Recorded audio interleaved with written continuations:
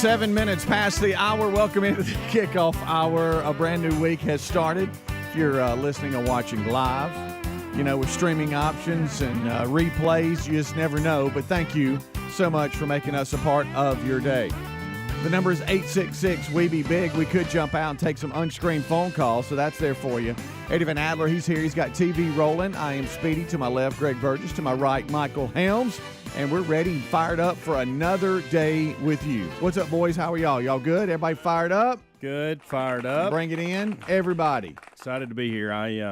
So was it Friday we talked about that app Wordle? You remember that? Yeah, about this that game. Okay. Yeah. So it's not an app. It's a link you go to on your website. And I spent 20 minutes this morning in my office trying to guess a stupid word. And I got locked in on it, and it only allows you to do it once. Been in there doing that. I don't feel like my brain's refreshed. It's supposed to get you going. Is that what we're claiming? And so I only got 3 of the letters right in the right spots. I had 2 remaining. I don't know what the word. Don't tell you what the word was. So now I got to think about that all day. Buddy, I'm sorry. Good night. But I get to try again tomorrow. To warn you. Get to try again tomorrow. What? It gives you one shot. One shot at it, and that's it. And it doesn't even tell you what the answer is. Come on. Well, what's so good about? I knew what a word. Well, meant. I'll tell you this: it's got me intrigued because now I'm mad at it, and it may take me like a year to finally guess one. Well, my goodness. I was But just going now to ask you how your birthday Now weekend I was. understand the concept, and I'll be ready to go tomorrow. Okay. So if y'all want to come in there That's tomorrow with bizarre. me and see if all 3 of us together can get it, I'd Well, like hey, to. we I'd can like. try that. I'd like us to try to do Just that. Heads are scream. better than one. Just scream, hey, guys. If Hey, y'all guys. ever hear me scream Wordle, that means it's on. Oh, is that it? You're That's just going on. to scream that? Wordle. Okay. And we'd come running. There you go. What You did had you- a big weekend. Did you take advantage of your birthday weekend? Not really. It was. You didn't use it to get out. I know how doing you're stuff? brilliant with stuff like this. No, Yeah, I yeah. didn't. It's so hard to tell the girls no. Like, it's easy to tell Braden no. You know what I mean? Okay. But it's so hard to tell the girls no. I get that. And Maddie, I don't know what her deal was. Saturday, first of all, Friday night, there was a party at our house, it seems like. Oh. Caroline had somebody spend the night. Maddie had somebody spend the night. Braden went to a buddy's house, but then he eventually came home. And, of course, I ate way too much of that Edgar's birthday cake. It was so delicious. Yeah. And we finally finished. We finished it up yesterday. You're kidding me. Matter of fact, I went in the kitchen last night and was a little disappointed because I went in. I'm like, hey, where's the cake? That's a big cake. It was. Hey, it's no longer. Wow. I know that. Wow. Yeah. Wordle that. And so I know what no longer means. yeah. Saturday morning, I got up and went and played tennis with some buddies. So that was a Okay. good Helmsy time. All right. But then I came home and I start hearing rumblings with Caroline and Maddie about Maddie wanting to move into the room that's currently the office. Yeah, you guys move around. It's like it's ridiculous. crazy. It's ridiculous. I don't get that. And I It's would like about every quarter they move rooms. Yeah. and so I I said don't like redecorating. Yeah. I said I don't know about that. Caroline loves like to design and create speak. things and all that. And so I was like, I don't know about that. We'll talk about that later. I thought it might go away. Well, then I started getting pressure Saturday night. And I'm like, guys, it's Saturday night. We're not doing this Saturday night. They're drawing plans like the dresser go here, the bookcase go here, this here. We'll even make that other room your nice office. And I'm like, first of all, I don't necessarily need an office. And that's kind of y'all, but I don't really want to deal with this. Like, why are we moving? Well, give me a reason why. Well, that closet's bigger in there, and she was given some good selling points.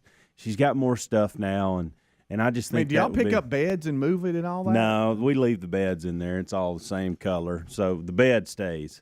Well, that helps. Yeah, tremendously. Yeah, headboards. Yeah. And so probably wouldn't have done it if that was in play. Yeah, I to was be about to honest, say I that. would have shut it down if that would have. So been. we're just moving personal items. Yeah, and that's making all- that's all okay. it is. All right, that's a little better. And I thought we were so- like dragging furniture down the hall. Or No. something. Now there was a dresser and that needed to be put in the garage to give away anyway. That was not being used.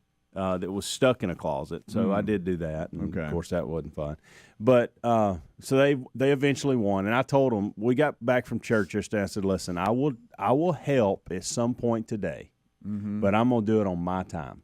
So I don't want to hear when we doing it. But my time was going to be like in the next few minutes. Right.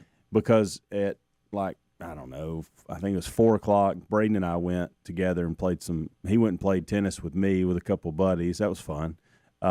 It's always fun when you get your son out and you do the thing you love and he loves. It was good afternoon for us for a couple hours. And it was a good day for it. Yeah. Well, we were indoors. Oh, okay. But nonetheless, I moved a bunch of furniture and got that done. Okay. So that was and so Maddie was happy. She was so excited last night. And it's a bigger room and it's a bigger closet and she was excited. But I can't say no to the girls. I just can't.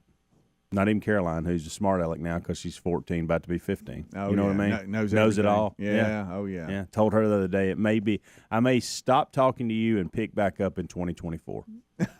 Oh, you picked 2024. Yeah. All right. I need a year and a half with you not, mouthing off and knowing it all. So I'm kidding, of course. So you spent your birthday weekend moving rooms. That's good. Yeah. That's all right. You know what? I did get some tennis Daddy in. duty calls. Got some tennis in, and that was fun. So, but outside of that, it was kind of a typical weekend with a bunch of dishes and laundry and moving some kids in the birthday room. Didn't make any difference. No, it's just another day. You get out, when I've tried to preach this forever. Yeah. Once you become an adult, it's no different than any other. And day. I enjoyed I didn't really want it to change. I didn't, right. I don't like going. Amanda's like, can we do something for your dinner? I'm like, I'd just rather stay here. Let's just hang out. Right. Yeah. So, you know what Daddy wants? No drama. And that's just it. an easy weekend. That's it. That's what Daddy wants. How about you, Gregory? Did you just have a relaxing? Went to the grandkids. Oh boy! Did we finally have a birthday party? No. Oh, dadgummit. We got one this week coming as Paces. Okay. So we may. I know that's been pushed back. Yeah. Right? Yeah. No, we've pushed. Ellis has got bumped twice because of COVID. Okay, so we haven't had. You need to tell everybody. Not official. Do not take tests this week. Don't ask. Don't tell. Let's party it up. Yeah. Well, we went and seen Ellis and Mary. Well, good. Played hard. Well, good. We were tired. They got a lot of energy. But it's fun. We had a good time. Well, good. I'm glad you got to spend time with Well, him. I'm going to tell you this one, Calvin Wilburn. You had quite a weekend, too, and we got to get to the bottom of that. I did. Had a great weekend. And I've done do y'all ever do self-studies on, Oh, all the time. Okay. I'm daily looking at myself. I've discovered something I'm doing at work, and when I interact with other people in the building, and it's not. It doesn't make me look very good. Okay. Oh, all right. Bubba. No. Guys, bean dips. What am I? Am I at the Mexican restaurant that's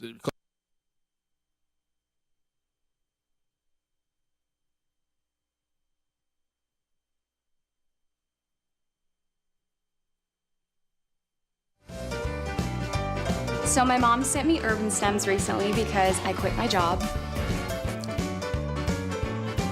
close to my house? The only one that I would then I don't want it. I would plate I can't stand it. If somebody brings that to the Super Bowl, I literally would go out and I think I'd knife their tires. and I would take the vegetable plate and I'd just dump it out in the yard. and just let it lay. throw it like a frisbee. How about this? Not only can you, and they said, well, now I thought you wanted to leave. No, I want you to stay here and can't go anywhere.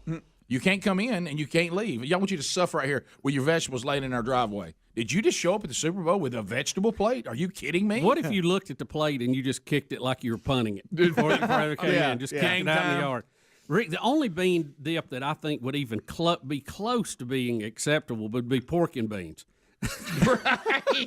Be great if it had meat in it. Oh, my gosh. They don't even want us to deep fry the wings. Yep. Come on, man. Greg, are you all right? Are they allowing wings? They are, but they don't want us to deep fry them. What are they when you do And them? they don't want you to use a buttery sauce And on no, them. and no sauce on them. Oh, well, I bet that'd be good. They Good do, and dry. Rick. They got some kind of sauce Some here, but it's not like a garlic powder and sea salt. Yeah, and onion powder on a bunch of baked wings. Guys, look. Really, some of this just don't even have a party. If that's what it's about. Hey, How about this? Call the game off. Yeah. Hey, They go out in the yard and eat with a rabbit somewhere. guys, You know, guys, guys, it's the Super Bowl. It's one day. That's my point. Okay, I it's promise one you, day. Monday I won't eat all that. It's one day. I think we should say the Super Bowl. Can we have something that y'all will leave alone? Is there anything No. that the weird people in our country will leave alone? No. Can you please leave the Super Bowl alone? You're ruining everything else. Can you at least you let us have the Super Bowl, please? They have to tear down everything that we have that makes America great. And you know who's Every you know single who's thing. behind every bit of this? Soccer people. Every bit. Yeah, of they're it. jealous of Everyone. Super Bowl. It's these soccer people again. You know, these are. Well, I'll tell you what. If I had to eat that all the time, I'd want to fight too. It was a soccer mom was the first one to show up with some stupid plastic bag with a few pieces of apple in it. Hey, let them have their apples. That's who did it. That's the first person. You think anybody ever did that? Little League baseball or Little League football? That never happened. Goodness. Little League basketball, orange slices. Are you kidding me? When that was soccer brought that into our whole world. Then the rest of the sports felt bad and thought they had to do it. There's always that person that makes everybody feel bad about what was going on. And I guess I'm going to get orange slices. Just leave the Super Bowl alone. Tell you what I gave my kids when they won a game: French fries. Oh yeah. Hey, And you know we what? had a pizza party. You know what that made them want to do? Go back and win again next We week. called them victory fries. Yeah. You take 2 fries, make a V with it. Victory fry. That's a true story. All right, we'll be back. All right, so I'm going to take this healthier options for Super Bowl. I'll tell you what I'm going to do with that. Oh, you're going to throw it in the. Okay. It's the Super Bowl. Man. Throw it away. See if you can make It's it. the Super Bowl. There we go. I mean, we don't have to do that.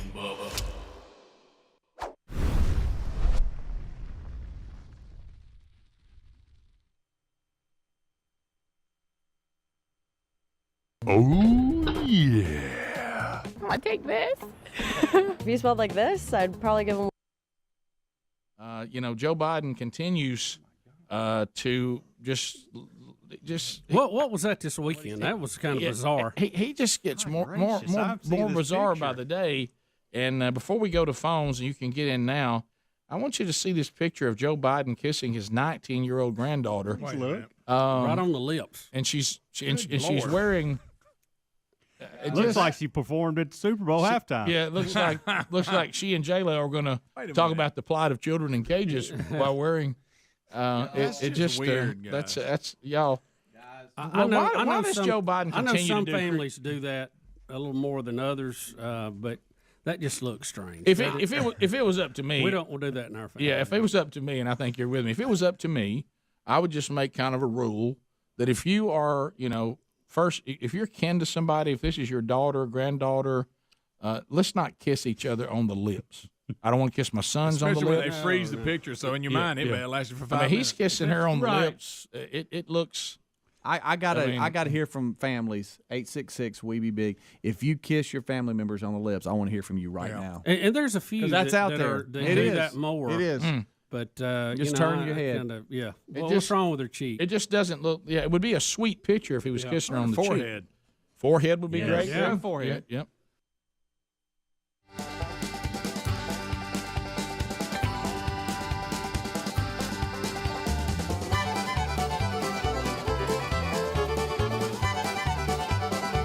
It's past the hour. Thank you so much for tuning in to the Rick and Bubba Show. The number 866 We Be Big. Good time, gang. All here. Eddie Van Adler's got TV. I am Speedy. There's Greg. There's Helmsy. And we are fired up to have you with us. All right. So, just real quick, let me get this out of the way. I've had a self-study going on, and I realized maybe Thursday that I was doing it, and I don't know why.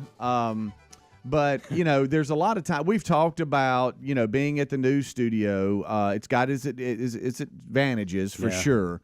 But it's also some adjustments that we're having to make. And it's stuff that everybody might roll their eyes at, but to us it's a big deal. Yeah. Like, bathroom situation. We're adjusting to where the new break room is and how we get coffee. And, we're making adjustments. But the biggest one, that at least I can tell, because we've kind of dialed in the breakfast deal, but the biggest one is the bathroom situation here. I don't like it. Now this is when you walk in and there's about 4 or 5 urinals and there's about 6, stalls where you can go in and, and use the bathroom, where we used to have for, almost 14 years, single bathrooms. So we could just go in, use the bathroom, be right back in the studio because it was just on the other side of the wall. Yeah. Now we got to walk around. So there's more interaction, I guess is what I'm saying, with other people outside the show than there's ever been. We've had golden ticket seats and all that. I'm not talking about that. I'm just talking about walking the halls, going to the bathroom. Now you're interacting with people.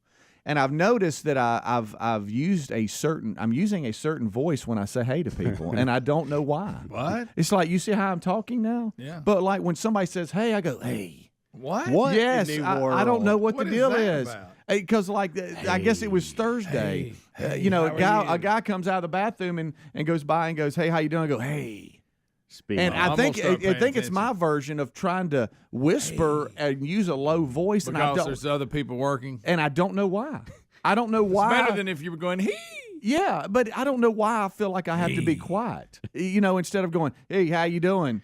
I'm 'cause going. you've I'm never going. been quiet greeting people. It's like the guy the other day. Of course, he had a mask on, and I walked by That's him, why you and did I it. think that's what I think he said. Hey, I'm not sure, but he kind of nodded like that. Went hey, and I'm like, what? Who am I, Batman? That may What be kind it. of reaction are you getting?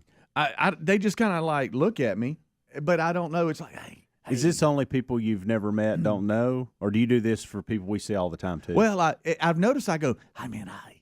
what? Yeah, I'm like, What are you? I don't know why, but I caught myself doing it Thursday, Gracious. and I went, I Okay, haven't said, Satchmo. I haven't said after I passed him. I'm like, what am I doing? Just use your grown up voice. What am I hunting? Are we in the shooting house? Hey, I'm whispering. Yeah. Hey, keep it down. What? Hey. And it's not like I'm in their office.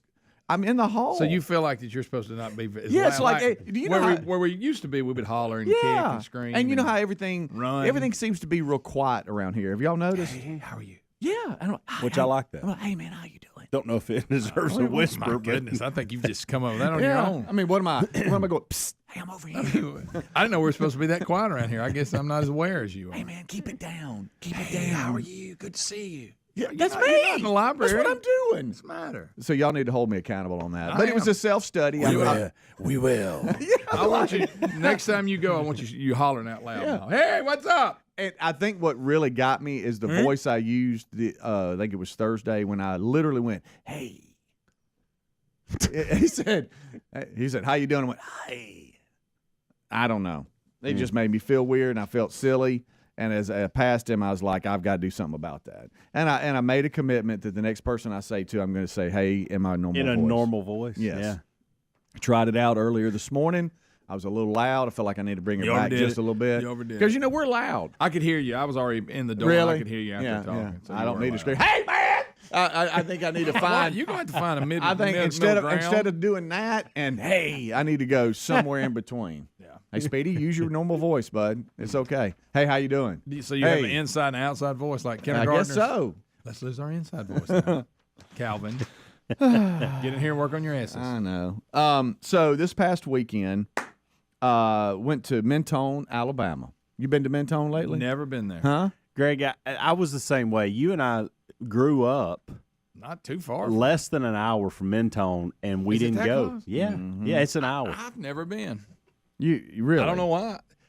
I've never. I don't explore that part of the state very much. I know- It's well, a we didn't beautiful either. part. I know. Oh, you kidding me? But I don't go north of Gadsden much. Yeah. How'd it go?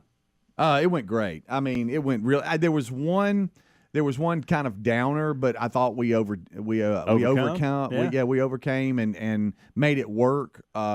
So luckily, I had some coaching advice from you that we'll talk about. But here was the plan. The plan was, and Terry and I sadly need to do this. I mean, I feel like I've dropped the ball. We need to do more of this. Just the two of us getting away. We were the same way. That's why we went a few months ago. Yeah. We realized we needed to do this. Even though we spend a lot of time together and we spend a lot of times, a lot of time just kind of hanging out and we spend, you know what I'm saying? We spend time together. Yeah. We also get involved with just the schedule of having three boys and it's insane. And you look up and it's Friday again and you're like, we need to just kind of get away. Really mainly from the animals. I'm not talking about my kids. I'm talking about like the dogs. You know what I mean? Can we just Jack and Leah. I'm tired of hearing dogs whine and bark I got it. and just get away. Get away from it all. Yep. And it really lined up perfect.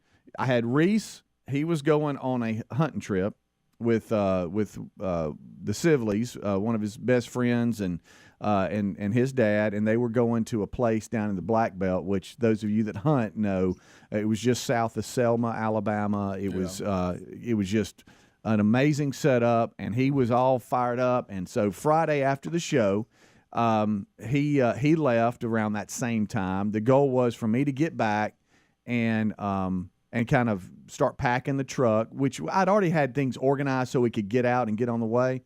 But you had told me the best thing to do would be stop in Fort Payne, Alabama, home of Alabama. Saw the museum and the fan club, and get groceries there. Yeah, and then get whatever you need, because once you get to the cabin in Mentone, you're there. Unless you want to really venture out and get back out, which you don't want to do. So that was the plan. And then it was to eat at Wildflower Cafe. Yep, which everybody knows about if you've ever been there. It's a really good place to eat. I didn't know that. So I'm telling Terry, all right, here's kind of how we're doing it, and here's how we're gonna here's how we're gonna schedule the weekend. And I said let's go to the grocery store, and then let's go to Wildflower Cafe, and then once we get back, and then once we get to the because we didn't want to get back out. That was us. It's like we got some steaks, wanted to grill out and just stay, because the whole point was, I told her, when we get back in the car, we need to be like bored and so relaxed that we just kind of. We're ready to get back home and get back to it. Yeah, that's the whole goal. That's it was the a plan. refresher. Even the boys said, hey, now what are y'all doing? We went, absolutely nothing. Yeah. We're going to build a fire. We're going to sit outside. A little cold for that. Yeah. And the cabin that we were at was just it was so cool. Yeah. It was cabin meets high tech. So it gave you the cabin feel, but it was a high tech. So we had all that planned. Well, then she says, hey, because I sent her over the menu earlier, and I said, hey, here's the menu for the Wildflower Cafe, kind of be looking at it. And then she looks at me about halfway there and goes, oh, my goodness, the Wildflower Cafe is closed today for some type of renovation. It might be open tomorrow. And I went, uh-oh, time to make an adjustment, Yeah. So I'll break that down for you. And I've got a challenge for the two of you to try something I purchased. We'll be right back.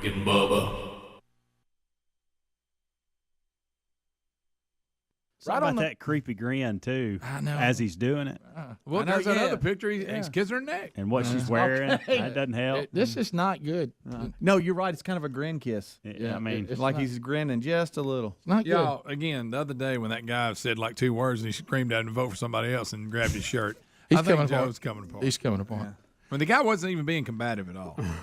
We continue. You need to vote for somebody You know what it is? He's been asked stuff like that so much. He's getting very defensive. and about he's lost his mind. it. Well, maybe a touch of that. Too. Gulf Shores, Sunny 105. Will is standing by. Will, 30 seconds. Go ahead.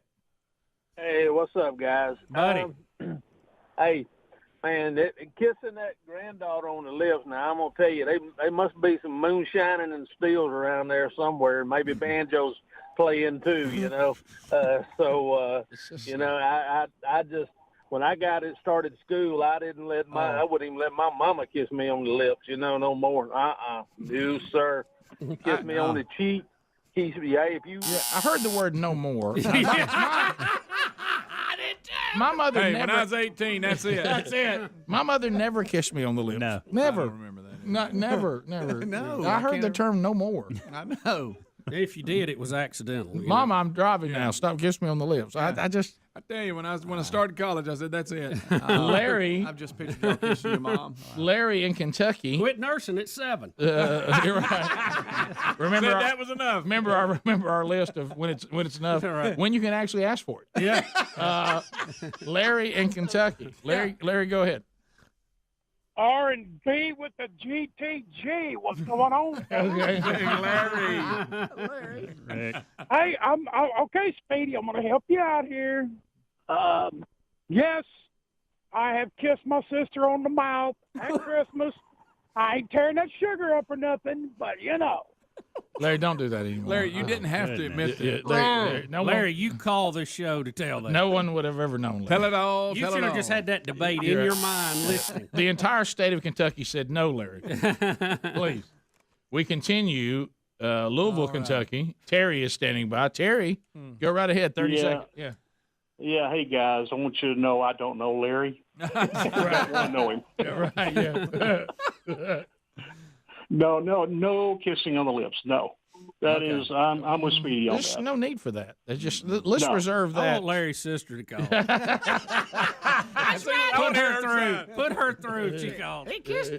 We want both sides of the story. Oh, my. Rick and Bubba.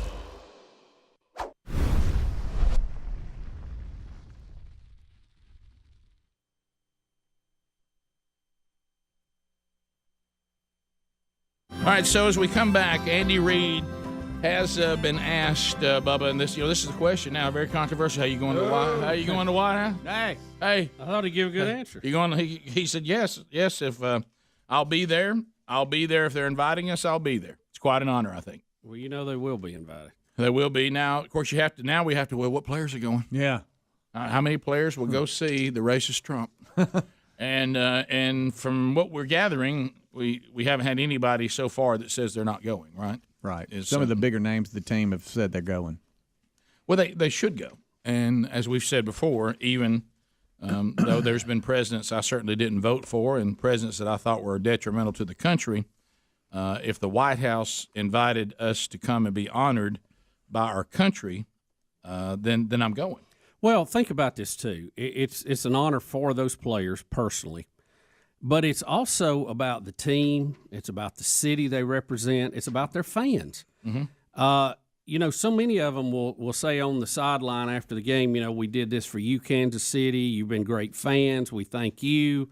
Well, it's also good for those fans to see you at the White House being honored. I mean, it's the same thing. They are being honored. Yeah, it honors the fans. So when you say you're not going to go, you take that away from your fans, too, as being recognized by the White House. It really is above the politics of the situation. It should be. That's why we love sports. And the Trump administration always lays out all this fast food for them. Yeah, isn't that funny? The new habit now, the new tradition is you go and you buy hamburgers at the fast food joint for them because I guess it was it Clemson that was there during the strike or one of the shutdowns when we didn't have the folks there to cook, so they just had to go out and get them fast food, and now that's the tradition. It's kind of funny, isn't it? So, Chief fans, Speedy, that includes you. Mm-hmm. Andy Reid says they're going. They're going. Yep. So, Speedy, you ought to go too.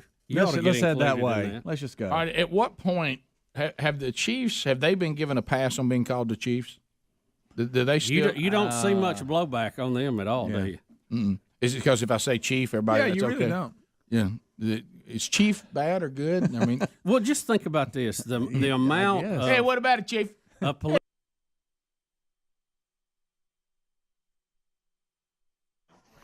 25 minutes until top of the hour. What's up? As we roll on, we got Eddie Van Adler here. I'm Speedy. There's Greg. There's Helmsy. We're the Good Time Gang, getting you fired up for another day. And here we go. Rick and Bubba join us in 30 minutes from now for the main shows. We start a brand new week together. So we're kind of updating this past weekend. Helmsy had a great birthday weekend with the family. Moved yet another daughter to another room as they play musical rooms in the house. Greg had a relaxing weekend with grandkids. And I was planning a romantic weekend with my beautiful wife, Terry, to Mentone, Alabama. And I, she didn't know that I had gotten the idea from you and Amanda. Okay.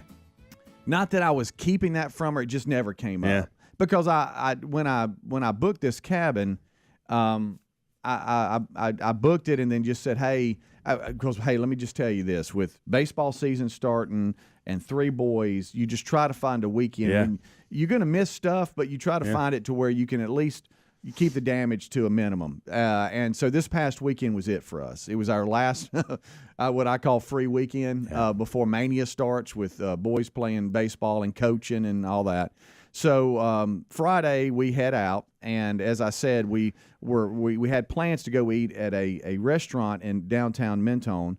For those of you around the country that's trying to think about where it is, it's just north of Fort Payne, Alabama, which is in the northeast section of the state of Alabama. It's absolutely gorgeous. It is. Okay? Yeah. Especially this time of year. I love it because the leaves are gone. Yep. You got hardwood mountains. It's just for days, Greg. It's just gorgeous. View? How about that view you had? It really is something else. Like I say, I've never. Me and Lisa need to go there. Yeah. So I've never even. And you're right. It's just right up the road. It's right up the road, and y'all hold your jokes. We usually go to it's Kaintuck Mountain. but it's very affordable. Yeah. It's not like, and you're not getting a hotel room. You're getting like a cabin. Yeah. And this cabin had a loft in it.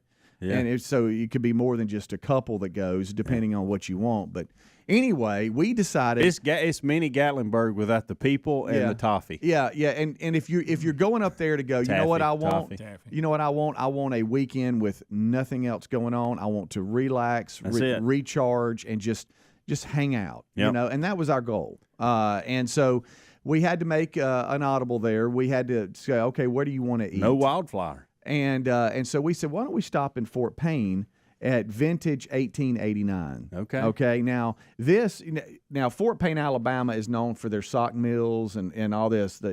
Hosiery mills. That's a big deal in Fort Payne. That's the history. It's big business there. Yeah, the history in that town is something else. And so what they've done is they actually they took an old mill. And made a restaurant out of it. Okay. And so, on one side there's a restaurant, and on the other side there's like an antique store and all this kind of stuff. You hated that. It's really cool. Now Terry loves it, but I don't. You were like, wow. It's really cool. It's one of Northeast Alabama's oldest dining experiences. So Vintage 1889. Yeah, and commercial. It's got the front. When you walk in, it's got a fire truck, the front of a fire truck, just to the right of the door. So you walk in, and it's just really cool. It's really neat. A lot of history there and pictures. Look at that and all one over this. there. Is food good?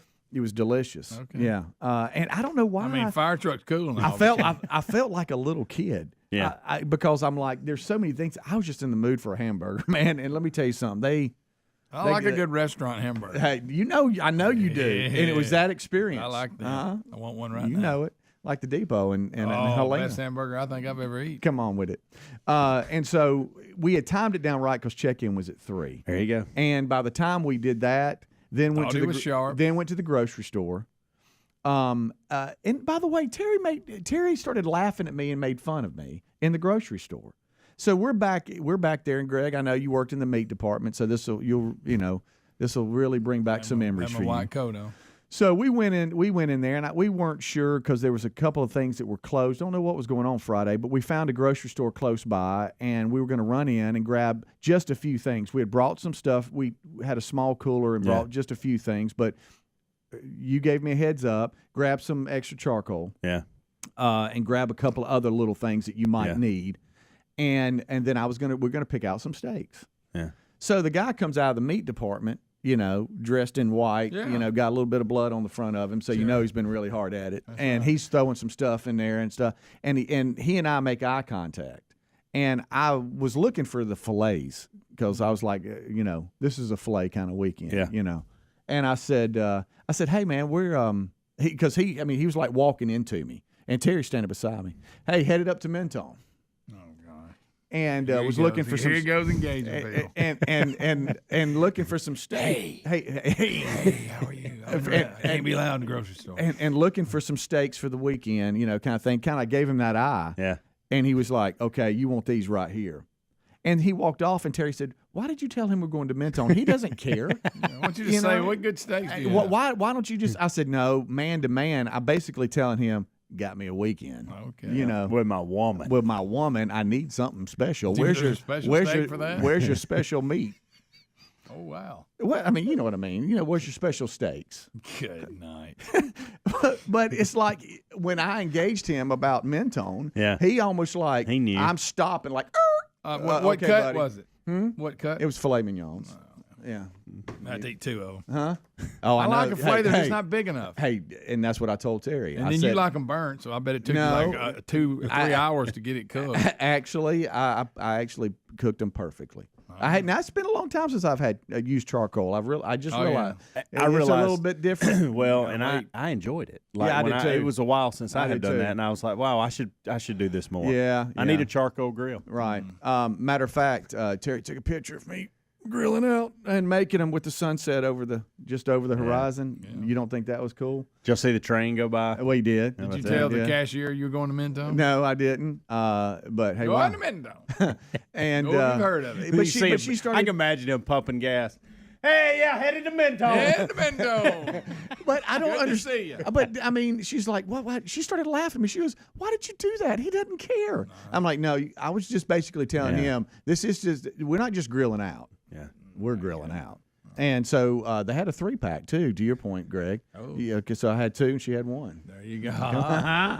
So we get there and we're set up, and thanks to you, Helmsy, we kind of knew exactly what we were walking into, and the problem was it was cold, but it was almost too cold. Yeah. Because it was like 20, I guess 21. Wind chill, it says feels like 14. That wind up there gets you. Which, if it feels like 14, I wish they would just say that's the temperature. Well, it is. Because that's what it is. That's if that's never what made you're sense feeling. to me. Pull your shirt off, that's what you're going to get. And the wind up there, that's a wasted number when you look at the forecast. It really is. I mean, if you see 21 with 12-mile-per-hour winds, means nothing up on the mountain. You just add 10 to 15 to that. It's 25-mile-hour gust or something. That's the way it is on the mountain. Yeah, so we built a fire, but it was almost too cold to be out enjoy there. That. So we were, we kind of you had those gas logs indoors though. Yeah.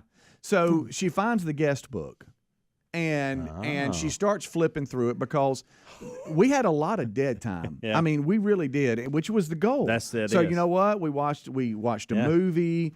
We got magazines sitting around there. We're just kind of hanging out. We're talking about the year and what we got ahead of us. And she says, "Oh, look, here's the guest book." Well, so that's funny. This is how she finds out. Isn't it? So I go out and I'm starting to, I'm piddling with the fire again. I'm coming in every now and then. For some reason, I felt like I was life below zero in Alaska, like I lived out there. Sure. So I'd go out there and she even asked me, "Why are you keeping the fire going out there? Nobody's out there." And I said, something about a man and fire. We have to do. Yeah, that. and I said, I said, do you smell that? I said, that's a fire. Does it not make you feel even more mountain-like? She said, "Well, I guess so." And really, what she didn't realize, I was out there looking for deer too, because deer were running everywhere. Oh yeah, sure. And so she comes back and she opens the door and she goes, "Hey, did you know that Michael and Amanda stayed here?" It's funny. And I said, "Yeah, I do." And I said, I got that. I don't remember when. Ooh, copycat. It was December. And I said, "Really? Are they in the book?" And she said, "They are. They're in here." Amanda wrote some really nice things in here. And I just saw that when I was reading, everybody's experience here, because I guess that was part of it. You go by and everybody writes a little something on the page about. Do your wives, when you stay anywhere and they have a guest book, my wife has to sign it. She has to write a paragraph about our stay. Yeah, which I think that's what they want you to do, or otherwise it wouldn't be there. Yeah. But I don't take the time. I'm like, just that's your world, baby. Right. And she does write sweet things. And it's not that I was keeping it from her; it just never really came up. You were keeping. And she kind of looked at me like, "Wow, I didn't know they stayed here." And then she it's didn't. Kind of like we go to lunch and you order whatever we order. Well, no, yeah, same thing. Well, I had a choice of a couple of different cabins, and you had said, "Look, Amanda did all kinds of research when we went on our trip, and there's all kind." Now, if you don't know, this was actually our third or her third pick. The first 2 that she wanted were reserved, and we couldn't get. And there was a couple of different choices, and they were open for our weekend. But it just looked like this one had a loft, and it was like it was nice. Yeah, it was very rustic type cabin, but yet a lot of technology. All upgrades. the technology upgrades. It kind of brought you the cabin feel, but with technology. I agree. And so we went with this one and had an absolute blast. We had such a good time, and left Sunday recharged and ready for what's in front of us. But it was just a good weekend. And on the way out, I told her, I said, "Honey, I need to take you hunting with me." She saw every deer that was moving. Really? Oh yeah, there's another deer. Eagle look eye. at right there. Eagle eye. Hey, is that a buck right there? And so I started thinking, I can't shoot a buck, No, probably not. Yeah. Rick and Bubba, Rick and Bubba. Correctness has been thrown at the Redskins. Mm-hmm. Are or any of these other places. I mean, the Seminoles, of course, they cut a deal. They made their own deal to get everybody to be cool with it down there. So, by the way, don't forget, if I can be bought not to care, I didn't care. Yeah, the Illini, they're there. Now the Sioux, remember they made them change. Was it South Dakota? Yeah, the Fighting Sioux. Really? Yeah, they couldn't handle it. West Georgia. Or was it that was South real quick Dakota? They're the Jackrabbits, aren't they? It may be. But it was one of those groups. I know what you're talking about. You pulled that out of nowhere. You did. I'm very proud of you. I remember them playing Jack State in basketball. Sure. That's the only reason. Maybe the Sioux was North Dakota. You got North Dakota, you got North Dakota State. I think it was North Dakota was the Sioux. The Fighting Sioux. Really? I don't know. I may have made every bit of that. You're all over the road. You pointed at people. So somebody was the Fighting Sioux. Right. I'll tell you that, and they changed it to something else. Right. That I know. I tell you what, the old Redskins have dug in, haven't they? Yeah. They have. And they probably got hit the hardest. Yeah, I think so. I think so. But as you said, the Chiefs have pretty much had a walk. Has anybody on been that. upset with the Chiefs ever? I mean, they do. Not that I they know do of. the Arrowhead Stadium. Tomahawk chop. Yeah. I mean, they did do you the hear chop and all that. Yeah. Oh, yeah. That was pretty cool during pregame. One of my favorite things in sports. Yeah. Listen, I've heard it live several times. It is very eerie. Yeah, it is. It's very eerie. Do you remember when you started it, Rick, when your electrician didn't show up and you were going to the Braves game? I loved it. And from there on, now we get in every now and then those little chants. I love it. I love chant talking. I'm surprised by all the chant teams, their commitment to it. Yeah. They'll stick with it for a long period of time. Yeah. Because I'm pretty much a couple of round chant guy, then I got to move on. But I mean, it's just shocking to me how they keep it going. I mean, I tell you what, it really cuts down on the number of cheers the cheerleaders have to learn. You know, does Florida State, like when their team's really bad, do they still have the commitment? Oh yeah, they're still doing it. But do they do it as long as they used to back then? I don't think so. Rick, they do. There's just not as many people there. To see. Right. Yeah. If your team's it's not as loud as it was. Chants lose their fervor if your team's Look, the Braves. It sounds much better in September than it does. In June. Sure. Yeah. You know. And I was just about to bring them up because whenever you hear it and you, I mean, there's just a certain feeling. It's like, okay, something's about to change here. Fire you up. I mean, the chant's taking over and I know somebody's about to choke. Yep. Well, I mean, that's typical white people talk. Yeah, that's true.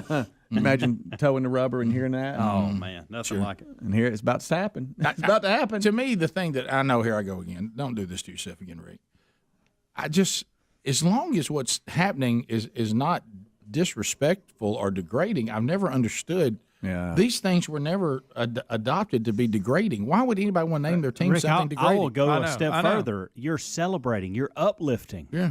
None of these things are horrible. They're awesome. You're transferring your identity to them. You want to be them. You've said we're together. We're going to be them. Yes, it's honoring somebody. It is. Hey guys, what's a never got that. What's a mascot that we can come up with and make us look like that we're a force to be reckoned with? I tell you one thing's impressive is an Indian brave. Ooh, Braves. That's a good one. Yeah. And then somebody said, "How's that offensive?" I'll tell you what's intimidating when you see the big chief with his headdress on. Yeah. and he means business. Yeah. Let's be the Chiefs. And look at it this way. How you feel about an Arrowhead? Let's call the stadium. How many pro teams have you seen that call themselves the Cavalry? We don't have many. Mm-hmm. Think about that. Well, you'd probably get up. There'd be some pushback against you that the cavalry's evil because at one time they fought Indians. You can't. You got. But okay, we'll accept that. But now we're going to call ourselves the Indian side of it. I know. And that's bad. Cavalry's a good one. I like cavalry. Yeah, I mean, well, how can you not? You know, you got to look at this thing on both sides. What's the chances that Trump will do the chant while the Chiefs are at the White House? Very high. Oh yeah. Oh yeah. Very high. And if I know him like I think I do, may get it slightly wrong. Well, if I know him like I think I do, but he'll also say, "Hey, let's get this right. Somebody let Elizabeth Warren come lead us." Yeah. Oh. If he will work Elizabeth Warren into it. Somehow Elizabeth Warren is going to be worked into. He will say, I love Kansas City. He said, we got somebody else that loves Kansas City, Elizabeth Warren. Yeah. We're going to do that chant. Elizabeth Warren, you come help us. You probably know this better than the rest of us. Pocahontas, come lead us. So anyway, but he brought that up again. Look, see that right there. What's offensive about that? Yeah, we're getting a lot of calls on the Chiefs getting a pass. So yeah, well, that's real. So here's the answer. Jim thinks he knows it. Go ahead. Hey, bud, how y'all doing? Good. We're great. Good. Jim. How about you? Welcome. The reason they're getting a pass on it is because there's not actually a tribe's name in it. Well, what about Braves? There's no tribe name in Braves, and they get flack. Well, back in the day, though. Pass the gravy, please. Ooh, it brings me to my knees. Okay, it's 8 minutes until top of the hour. We thank you so much for tuning in. Did you know that we're 1 week away from Valentine's Day? I mean, this is all I know that I had my little romantic What ideas getaway. Helms give you on that? Huh? Well, he mentioned Helms what you need to do on Valentine's Day. He actually mentioned 1-800-Flowers. Okay. 1-800-Flowers is where you need to go if you are thinking about Valentine's Day and you're like, oh no, what am I going to do? Well, join us and let 1-800-Flowers.com take care of what you need to make that special someone feel special. Valentine's Day being a week away, don't like freak out and go, oh no, what am I going to do? Look, contact them today. Lock in your order. Right now, you get 24 assorted roses for just $39.99, or you can upgrade to 24 red roses for $10 more. That's a great deal, folks. Red. So right now, take that romance to another level, as Greg's going to do for Lisa, and get Valentine's Day started off in the right direction. That's right. Wow her with 24 assorted roses for just $39.99, or upgrade to 24 red roses for only $10 more. You want to go to 1-800-Flowers.com, use promo code Bubba to unlock those savings in the radio icon there. Just click and make sure you use promo code Bubba there. Or you can find a link at rickandbubba.com under the sponsors button. So I hope all of you are doing well today. So I've just updated a little weekend that I had in Mentone with Terry, a little getaway. We did go to town one afternoon, just very quickly. We were going to hike to DeSoto Falls. Yeah. It was, you got beautiful. your different hikes. Some of it was closed because of icing, and then they were doing some construction and all this kind of stuff. But we did go into town and go by the Mentone Market. Yeah. It was a cool little shop, and there's all kind of little vintage, accessory shops and antiques and all this kind of stuff. And I bought something in there that Terry said, you know what, this would be great. And this is, I thought I bought this for a challenge for you guys. It's, have you ever heard of bee pollen pellets? I have. I have not. Pellets. I've heard of bee pollen. It's 100% raw dietary supplement. It's packed with B vitamins, minerals, amino acids, and protein. Where do you put it? You put it like in. Is it like bees? You're talking about flying bee. Is that where it comes from? It's sisterbees.com is where I guess they ordered it from. A bee. Yes, it is. It's bee pollen.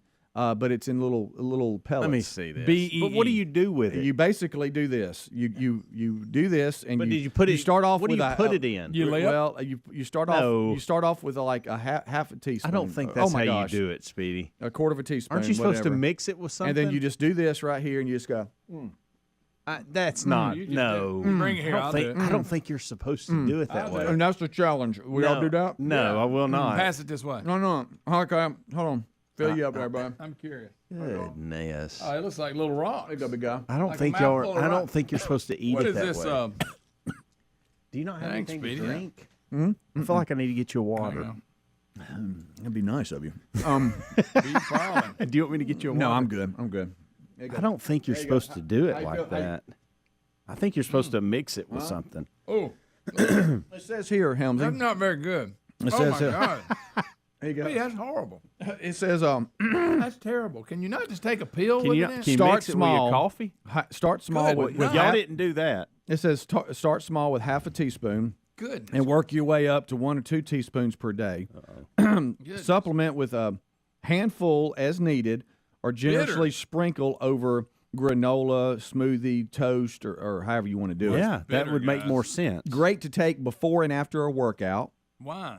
Because of, I guess, all the B vitamins. By the way, I hope y'all don't have Tastes some like kind a of bee. allergic reaction, because that can happen. Here you go. Your No, turn. I'm not. I'm I'll not go getting into for it, that. man. Go for it. No, after what I'm reading here, Don't be there is scared. no What do you way. mean? I certainly don't want to have redness and shortness of breath and yeah, hives. you'll- Y'all know Yeah, how let I him do it. am Let with him do my So basically, allergies. you're tapping out. Yes, I'm not. I never on. tapped in. I'm gonna say it's really bitter. It is. And y'all didn't do it right. You're supposed to mix it with No, something. it says you can You take don't a just- handful by yourself, by itself, or you can add like. You just sprinkle. did a tablespoonful. No, this is a half a teaspoon. I brought a half a teaspoon serving. Half a teaspoon serving right here. Measuring. I will deal. say this. I mean, it's not horrible, but it's pretty bad. It's not safe for children or pregnant women. Well, there you go. Well, y'all are acting like I'm not a women with child what or a y'all are pregnant watching. woman, so I feel okay about it. Yeah, y'all act like women with what you're watching. I hear y'all are watching Yeah, some I'm silly. embarrassed by this. What is I it? don't wanna What admit is it? Sweet Magnolias on Netflix. You know, we watched season season- 2's out. Yeah, dang it. So y'all are It's watching corny. this. It's corny Speedy, and stupid. And don't blame it on your wife. Speedy, I'm Do not. blame it. I don't even think Amanda cares or even watching it. Greg with me. blames Lisa for watching The Bachelor, so don't do it here. No, Lisa is watching this with me, and we watched season 1 together. But Yeah. I don't know, and it's so something I would not like, and I don't know why. I just Speedy, actually I'm not why- only I keep watching watching it. I'm enjoying it. That's what's bad about it. I'm embarrassed to say it, but I ran out of SEAL Team 6. I'm all caught up Boy, there. you've gone from one extreme to the or other. SEAL Team. I keep saying know- SEAL Team 6. If you've gone from SEAL Yes. Team to this, you have Yeah. took a turn. Yeah. By the way, and I do want to get this out, and I finished it. I maneuvered through it.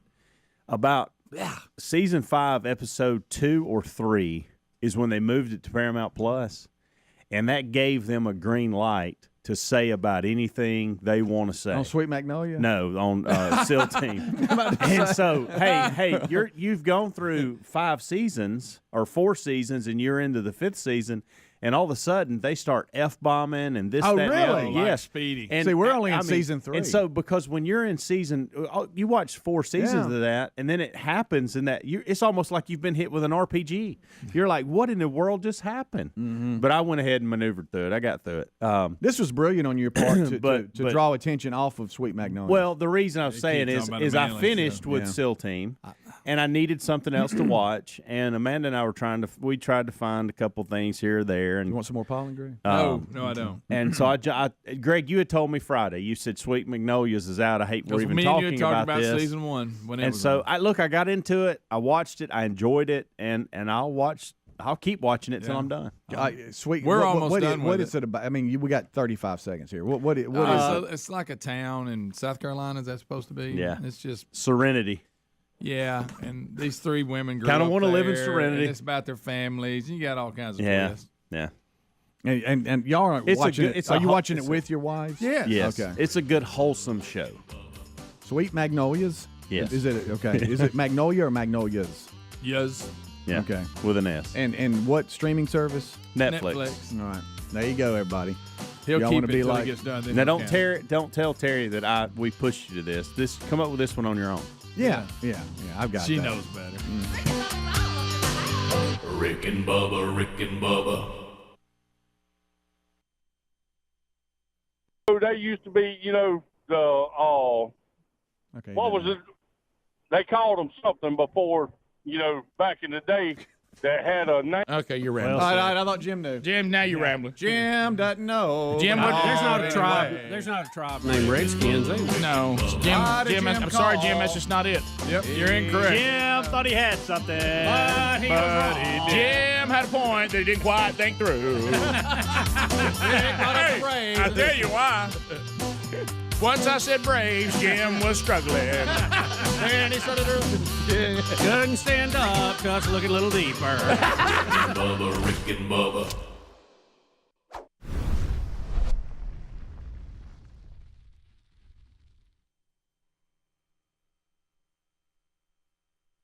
Donna in Tennessee. Donna, welcome to the Rick and Bubba Show. 30 seconds. Go ahead. Good morning, guys. Hey. I wanted you to know that the coronavirus, they've been saying that it's possibly coming from animals. But you guys covered a story 5 years ago I think is connected to this. Do you remember the story of the guy at the Wuhan Zoo who had to lick the baby monkeys behind because the peanut was stuck there? Wait a minute. Was that Wuhan? Yes. Oh, my. We were way out ahead of this. No wonder they got some kind of weird. That may have started the whole thing. We've actually got a golden ticket seat holder this morning that did missionary work in Wuhan. And You we were didn't talking leave. about it in the kitchen, and he said it doesn't surprise him at all. Oh, And he's wow. here? Yeah, right there. Hope he ain't been there wait recently. Wait a minute. He's here? Let's get our mask Wait a on. minute. Holy. Where's my mask? Here's our mask. I don't know where my mask went. How long ago were you there, sir? Yes, sir. Come on up. If you'd like. How long ago was it? 9 years. Okay. We're pretty. Well, maybe that's long enough. That's all right. Just stay seated. Yeah. Talk from there, sir. Yeah. Boy, I regret going Get near him the a chair. cake. Get him a chair outside the glass. Hey, he's been digging off in that cake too. I know. He loves strawberry. Let me tell you. He just certainly does. We continue. There's that man looking at monkey's butt. Guys, how much would you do that? Do you remember us discussing that story? Do you remember us discussing I that? play it every best. Would you do There's that? got to be a better way. Would you do that or run with the bulls? No. I think I'm running with the bulls. Absolutely. No doubt. I'm not licking a monkey's butt. That just ain't gonna happen. There's no scenario. I might get lucky and running with the bulls and not get hurt. Right. But if I'm committed to licking that butt's gonna get licked. There's no way around it. Well said, Greg. It just seems like that's your only role. That's what you said. How about you would this? do. I think I would be. If somebody had a gun to my head, I wouldn't do it. Yeah. I don't think I would either. I'm like, look, I know I'm redeemed. Fire away. Fire away, pal. You'd have You shooting me? You'd have to torture me. Right. Remember, you had to do it for like an hour, too. Hey, it wasn't like a lick and I'm done. Greg, you shooting me is nothing compared to me living after licking this monkey's butt and facing the people I know. I mean, Y'all, I can't believe there's no life after licking a monkey's butt in our group. We don't have an automated something to do this. I mean, that's it. Hey. You know what I say to the monkey? I'm sorry you have a problem with peanuts. You'll just have to work through it.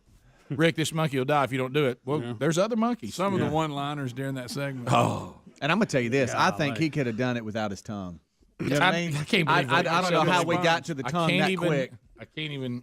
I mean, find something else. Oh, man. They don't have washcloths there or I something? mean, good gracious. Get a leaf. My goodness. That man's committed. But the man's an idiot. Hey, what he is, he's a little sicko. He's got a little something about him. Greg. Oh, yeah. It's probably talking to the little monkey. Yeah, he got a little monkey thing.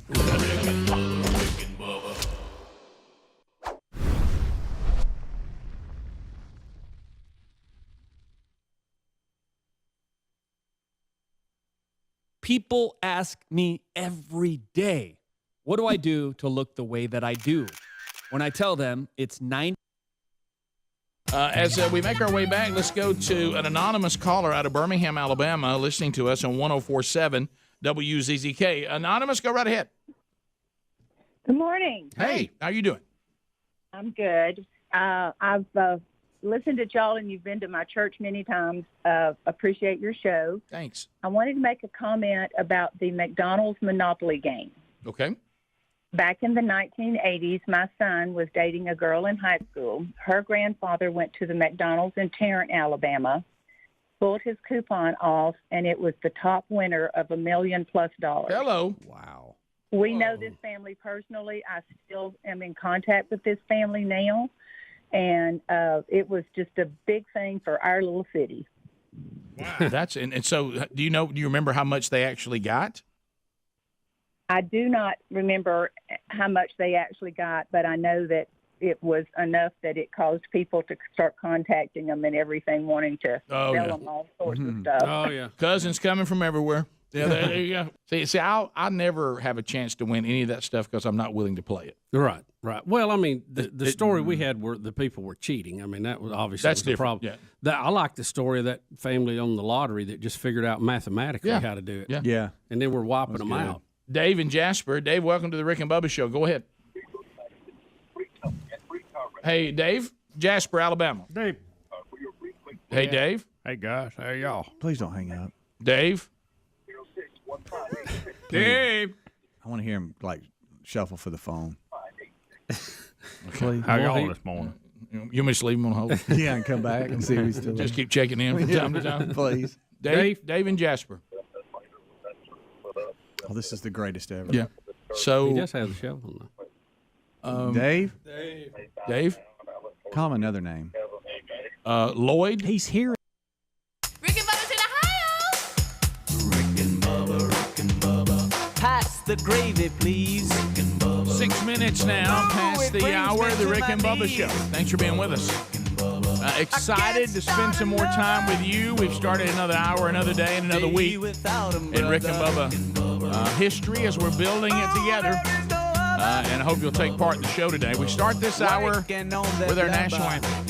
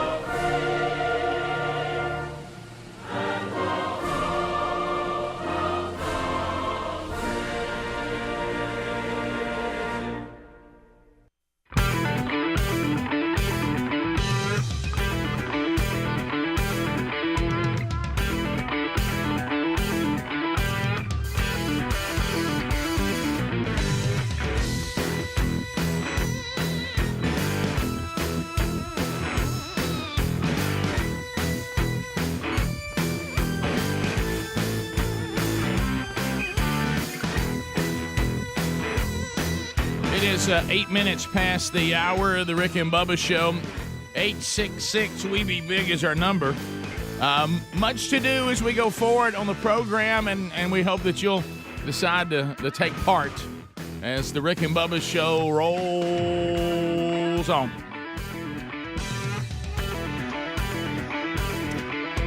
Speedy, the real Greg Burgess, Helmsy, Eddie Van Adler, Team Rick and Bubba. They've already given you a kickoff hour along the Rick and Bubba Radio Network. On our streaming app there at TuneIn. You go to TuneIn, get a 24/7 Rick and Bubba channel, including the live show each and every day, our podcast archives, listening to the show in its entirety on your time, our YouTube option, whether you're watching us right now live or you're watching us via the archive choice that is available to you there too. All the Rick and Bubba content can be found by going to rickandbubba.com and listen to it or watch it live or watch it and listen to it on your time, whichever you prefer. So, let's bring him in here, the other half of the two sexiest fat men alive, and get this hour started. Most of you know him best as the silver-tongued one, the man with a golden voice, professional lunch eater's man of the year, the inventor of pizza in a cup, Shakespeare's worst nightmare, and the master of the King's English. Ladies and gentlemen, put your hands together for Bill Bubba Bussey!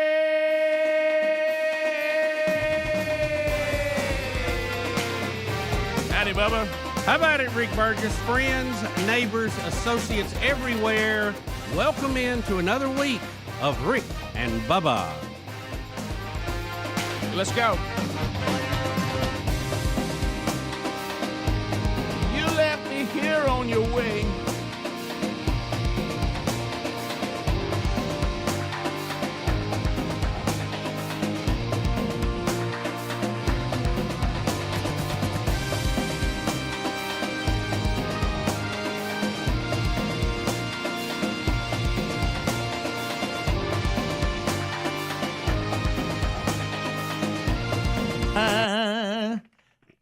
It's not a good sign. You don't want to see it. You don't want to see that mist from the smoke of a distant fire.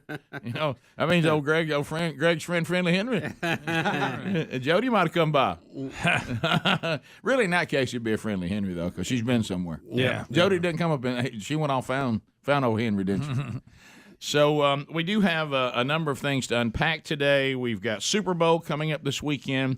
Wheel of Meat is back in play again this week. Stories from the weekend. I'm like you, Bubba. Apparently, the Team Rick and Bubba, which is a good thing, I guess, had a relatively quiet weekend. At one point I thought, well, my phone is broke. I'm going to have to make time Monday to go get one. I wasn't getting any texts from anybody. No comments about something on TV. It was kind of strange. Well, and I had something that I was holding for today, and I will say this, and I hate to say this, but I mean, there's nothing I could do. I really, really, really let the show down. If I had made a different decision, I made the right decision based on what we're going through right now at the house with Sherry recovering from shoulder surgery, and Nurse Rick. That should be a horror film, not a romantic comedy. I'll tell you that. But anyway, so I'm getting better, but because you have to alter what you would normally do when you have somebody injured, especially one the top two, mom and dad, husband and wife. But boys, if I had just followed the normal routine, I would have a solid gold story today. Really? And it's still funny because I heard it secondhand, but I would have been there as a firsthand witness, and I missed it, and it makes me sick. Because unlike the Team Rick and Bubba text, I got a text from one of the other groups, and when I saw what was in that text, well, no, I take that back. I was actually told at church, and then I asked that text, "Can you confirm this happened?" And I got back, yes, I can. And then one of it, this is over in the Garnett Henson bunch, which you've heard stories from that group. The quote back, we reenacted it this morning at Sunday school. And I said, well, reenacted it. Huh? Oh yes. And what? Oh yeah, it's.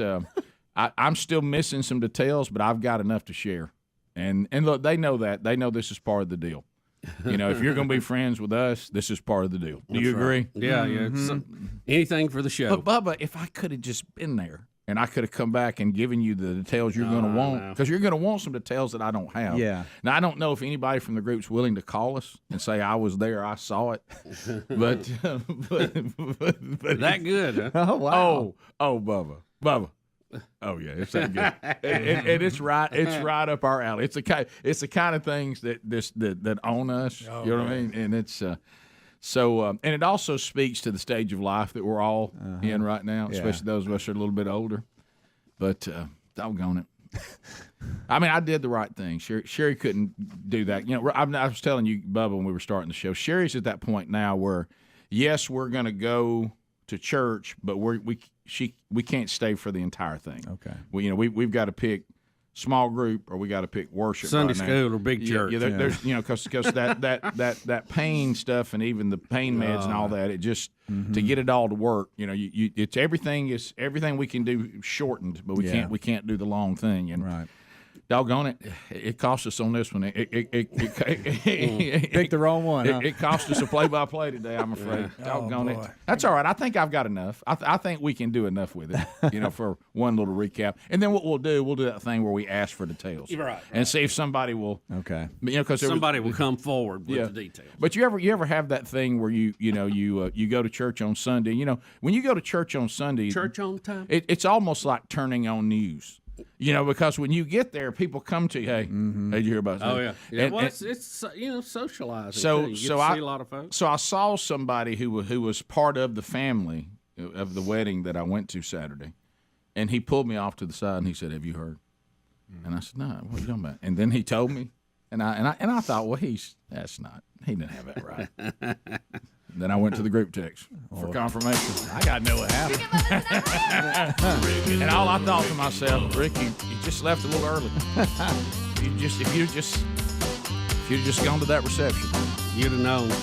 Wow. A lot going on this week too. Oh yeah. You looked at the calendar? Sure. You heard me mention Super Bowl, didn't you? That's right. Valentine's, all that stuff. That's it. When's that? It's a Monday. It's a Monday. That's a week from today. I mean, y'all don't do that. Rick and Bubba. Hearing that. He's hearing Hey Dave. But he's not listening to What in the world? That is the guy, isn't it? I hope he's okay. Yeah. Dave? You think Dave's falling asleep? I don't know. I hope he's all right. I hope Dave's okay. I do too. We got to put him on hold and come back to him a little bit later. I mean, this is the guy we just talked to. We are. Boys, I think Dave's asleep. Okay. Whistle to him. Okay. All right. So, what would be names that sound like Dave? There's not many. See, just go with any D name. Daniel. Hey, you. Daniel, Daryl. If your phone number ends in 59, but I want you to do it as Gary, not as Rick. Listen. Mac. Okay. Mac. Mac. Wait. If your phone number ends in 59. Well, this guy's a little behind. That's quite a delay. Because we're still talking to that dude. That's weird. Okay, now I'm worried about Dave. Hey. I'm worried about the delay. Hey, Dave. Write his number down. Hey, Dave. He's probably listening on TuneIn. Hey, Dave. Are you calling from Lake Mitchell? Rick, don't you hang up on him. Hey, Dave. I wish I would get on with it. This thing is so long, the delay. Oh, goodness. Yeah, I mean, because I can't believe in it. a Has to minute, be online for that delay. in a minute we'd be talking to him if we right. So in the You want me to call his cell phone from mine? Then he's got my number. Then he's I got don't your care. number. I wouldn't do that. I don't care. I'll go ahead. Me too. And see if it beeps through. right. The See if you can I hear do it. want to see if I can hear the beat, but it's so far behind it. We'll be in the kitchen eating again. No, you're right. Oh, I Dave. heard a move. Well, David. what he's listening to is behind, not his call. No, we lost Hello? him. Dave. We lost him. Dave. Hello. Dave hung up. I hope Dave's okay. Coach. I'm worried about Dave. Billy. So I mean, he'd been on hold a while, so I thought maybe he went to sleep or something. I bet he did. In a minute, if he'll keep listening, he's going to hear us trying to talk to him. I know it because it'll catch up in about an hour. Thank you, Speedy, for doing this. Okay, I think we have his number. We're going to call him back. Here we go. We're going to call him back. I'm hurting on time a little bit. Hey, I mean, All right. That's good.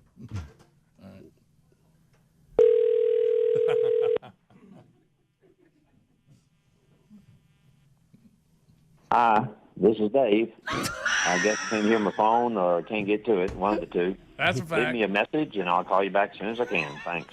Goodbye. At the tone, please record your message. Be dipping Dan and when Gary. you have finished recording, you may hang up or press 1 for more options. Hey, Dave. Dave, it's Rick and Bubba. Right. Hey, Dave, it's Rick and Bubba. We're trying to call you back. Dave, you were on hold, and we kept trying to talk to you, and you wouldn't talk to us, so we're calling you back. Are you okay? Dave, are you asleep? Wake up. We're worried about you. Dave, you wouldn't talk to us.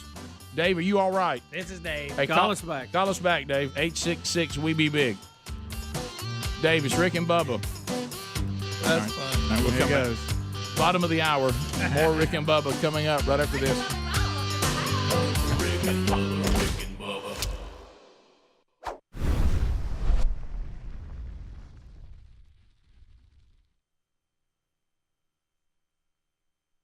People ask me every day, what do I do to look the way that I do? When I tell We continue. Wow, this guy. Let's go to. Do you remember the guy Tyler that he and his wife got into it? Oh, yeah. Yes. About the show. Do you remember that? Yeah, guy? they were both calling. Didn't they get divorced? Yeah. Tyler. I remember you were. It had something to do with. She would want to talk to him in the morning or something. He just wanted to listen to the show. She kept interrupting the show. Yeah. Right. Yeah. You didn't want to. She wanted to talk to you, and you were listening to the show in the morning or something. Yeah. She just nagged you. Yeah. So Tyler, you said you had an update. Yeah. What's going on, Biggins? Hey, man. So I started out and I took kind of Greg's advice at first, and I kind of mentioned to her one time she'd cook a lot more dinner if she'd shut that trap. Like he said that. How'd that go? How'd that go? I was too scared to eat the food after. That's the drawback. Yep. But it didn't go that well. But then after that, I started taking some of y'all's advice, and so in the mornings, I still leave and everything to listen to the show, but I just text her. Okay. So we just text her. All right. So, Now, I thought we had an update that y'all had kind of gone separate ways. Is that I'm thinking somebody else. We did. We got to the point where it's either we're going to have a boxing match or just get away from each other. So we did, and then of course she can't resist this, so she just come on back.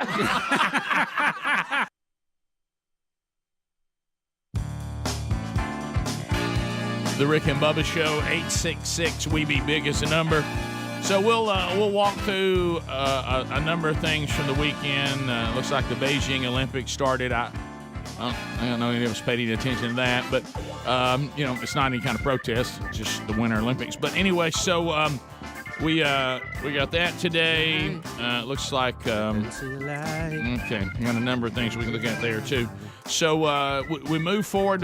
We got much to do today. I guess I'll just go ahead and tell y'all what I was told. Please. And then we can I guess really we can just throw it out there, and then whenever we start screening calls, or if y'all see anybody who says the phrase "I was there," right? I saw it. Yeah, we'll move through. So I have and boy, I tell you, I have a special place in my heart for those friends of mine that have multiple daughters. I mean, they're just a special place in my heart.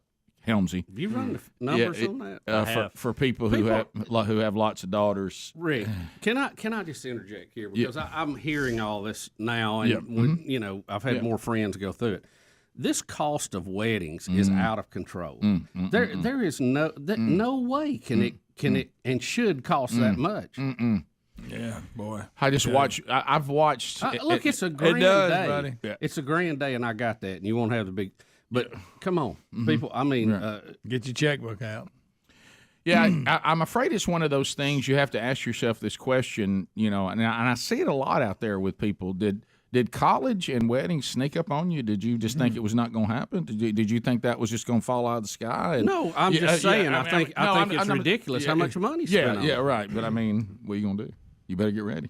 Well, I mean, you can be ready, but I don't see spending the kind of money that people honestly, spend more than a large number of Americans making a year on one day. I honestly think it's ridiculous. that I'm going to go to my two. Now, I know my wife's not going to go for this. Yeah, I know people have done this, and I've heard two different answers. But I'm thinking about going to my two when that time comes and saying, here's the deal.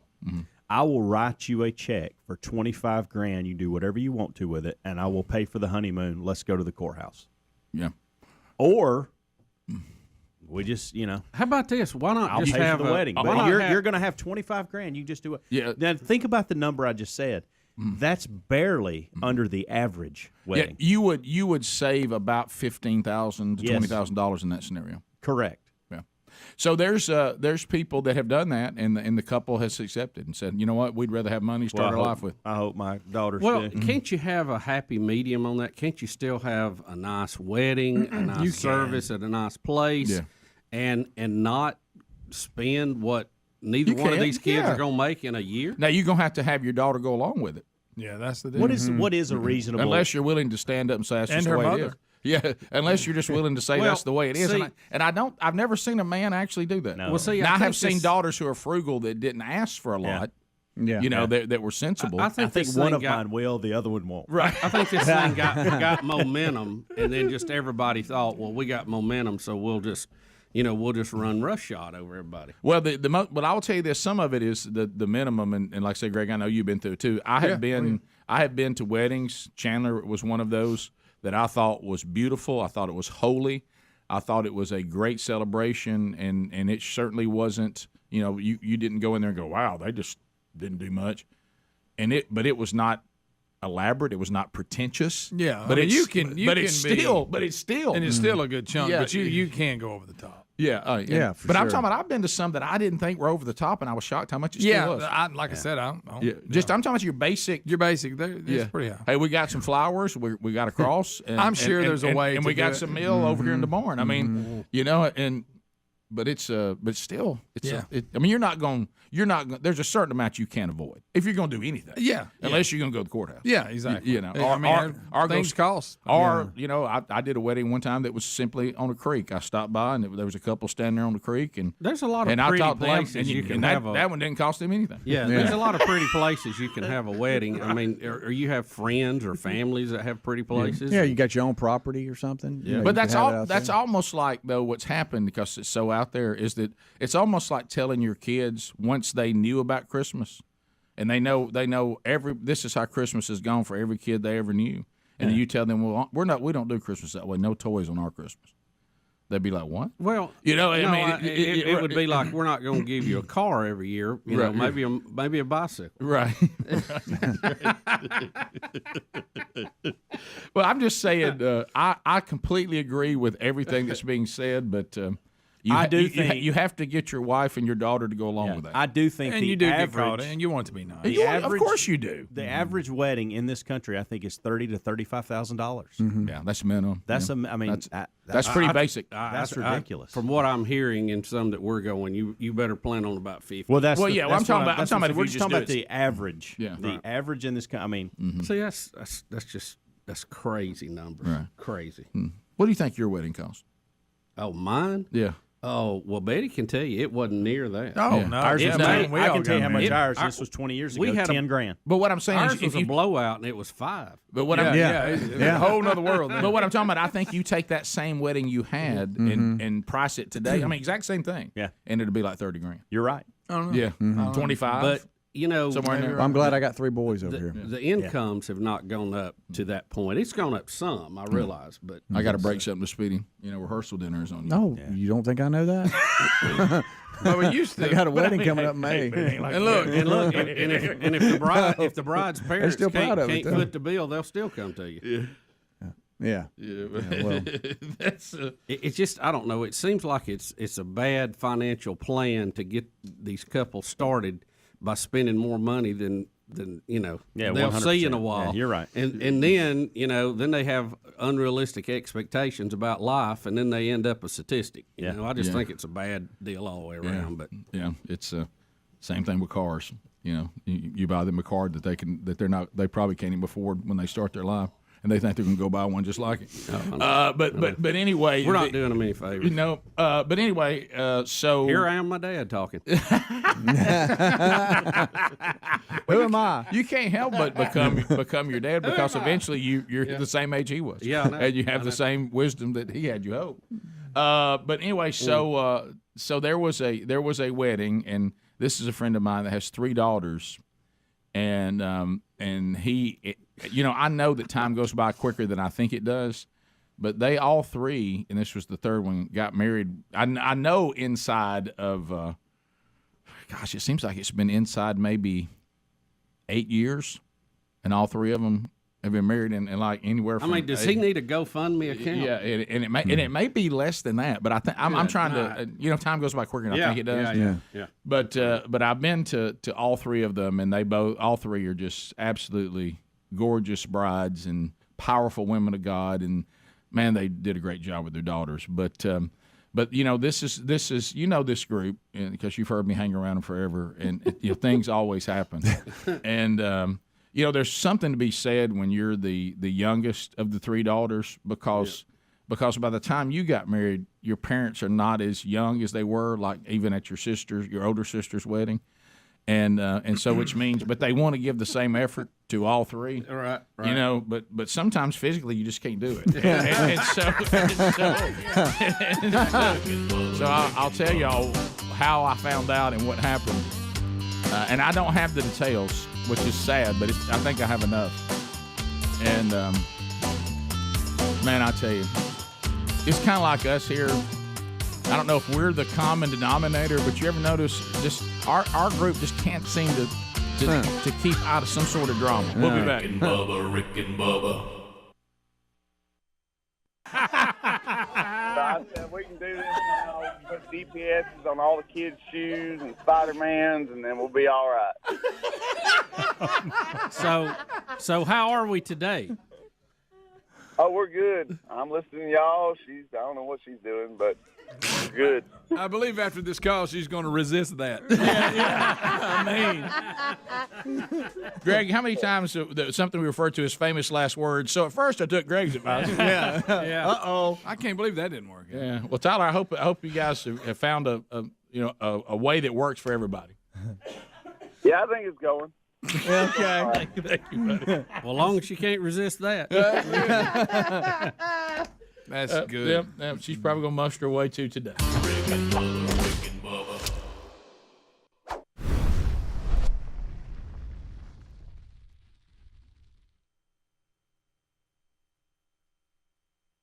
Drinking water before bed reverses diabetes in just 4 weeks. People are eliminating their type 2 diabetes and pre-diabetes by adding this one ingredient to their glass of water before bed. That's what Allison, a 49-year-old mother, was able to do using this new diabetes program that only 3% of people even know about. And John, a 62-year-old who was ready to lose his leg until he tried this method. If you suffer from type 2 diabetes or pre-diabetes, this discovery could save your life. A recent discovery from Newcastle University has been leaked about a 6-second method that attacks a deadly molecule that compels fat cells to explode in your blood while stiffening your arteries, which is responsible for type 2 diabetes.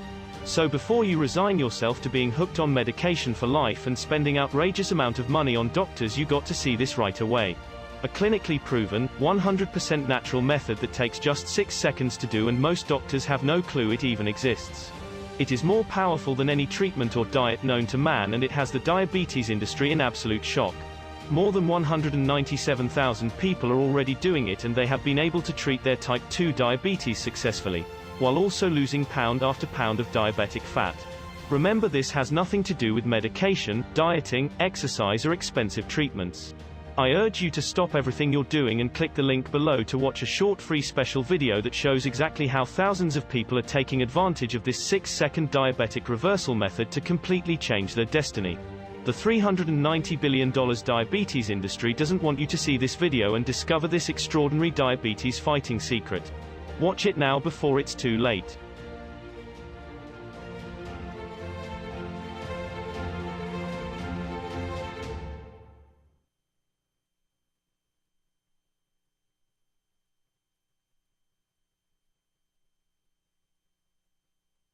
I cut out carbs, sugar. It was just not sustainable. Boom, I gained it back so fast. This time I feel like I've done it the healthy way. I've lost 30 pounds. Just do it. Just do it. You won't regret it. You're gonna see it too. You're gonna be like, dang, I look good. For a while, I just completely cut out carbs, and I realized that was a mistake. After I gave the carbs back, I dropped another 30 pounds. Everyone asked me, what have you done? Oh my gosh, you look so different. How did this happen overnight?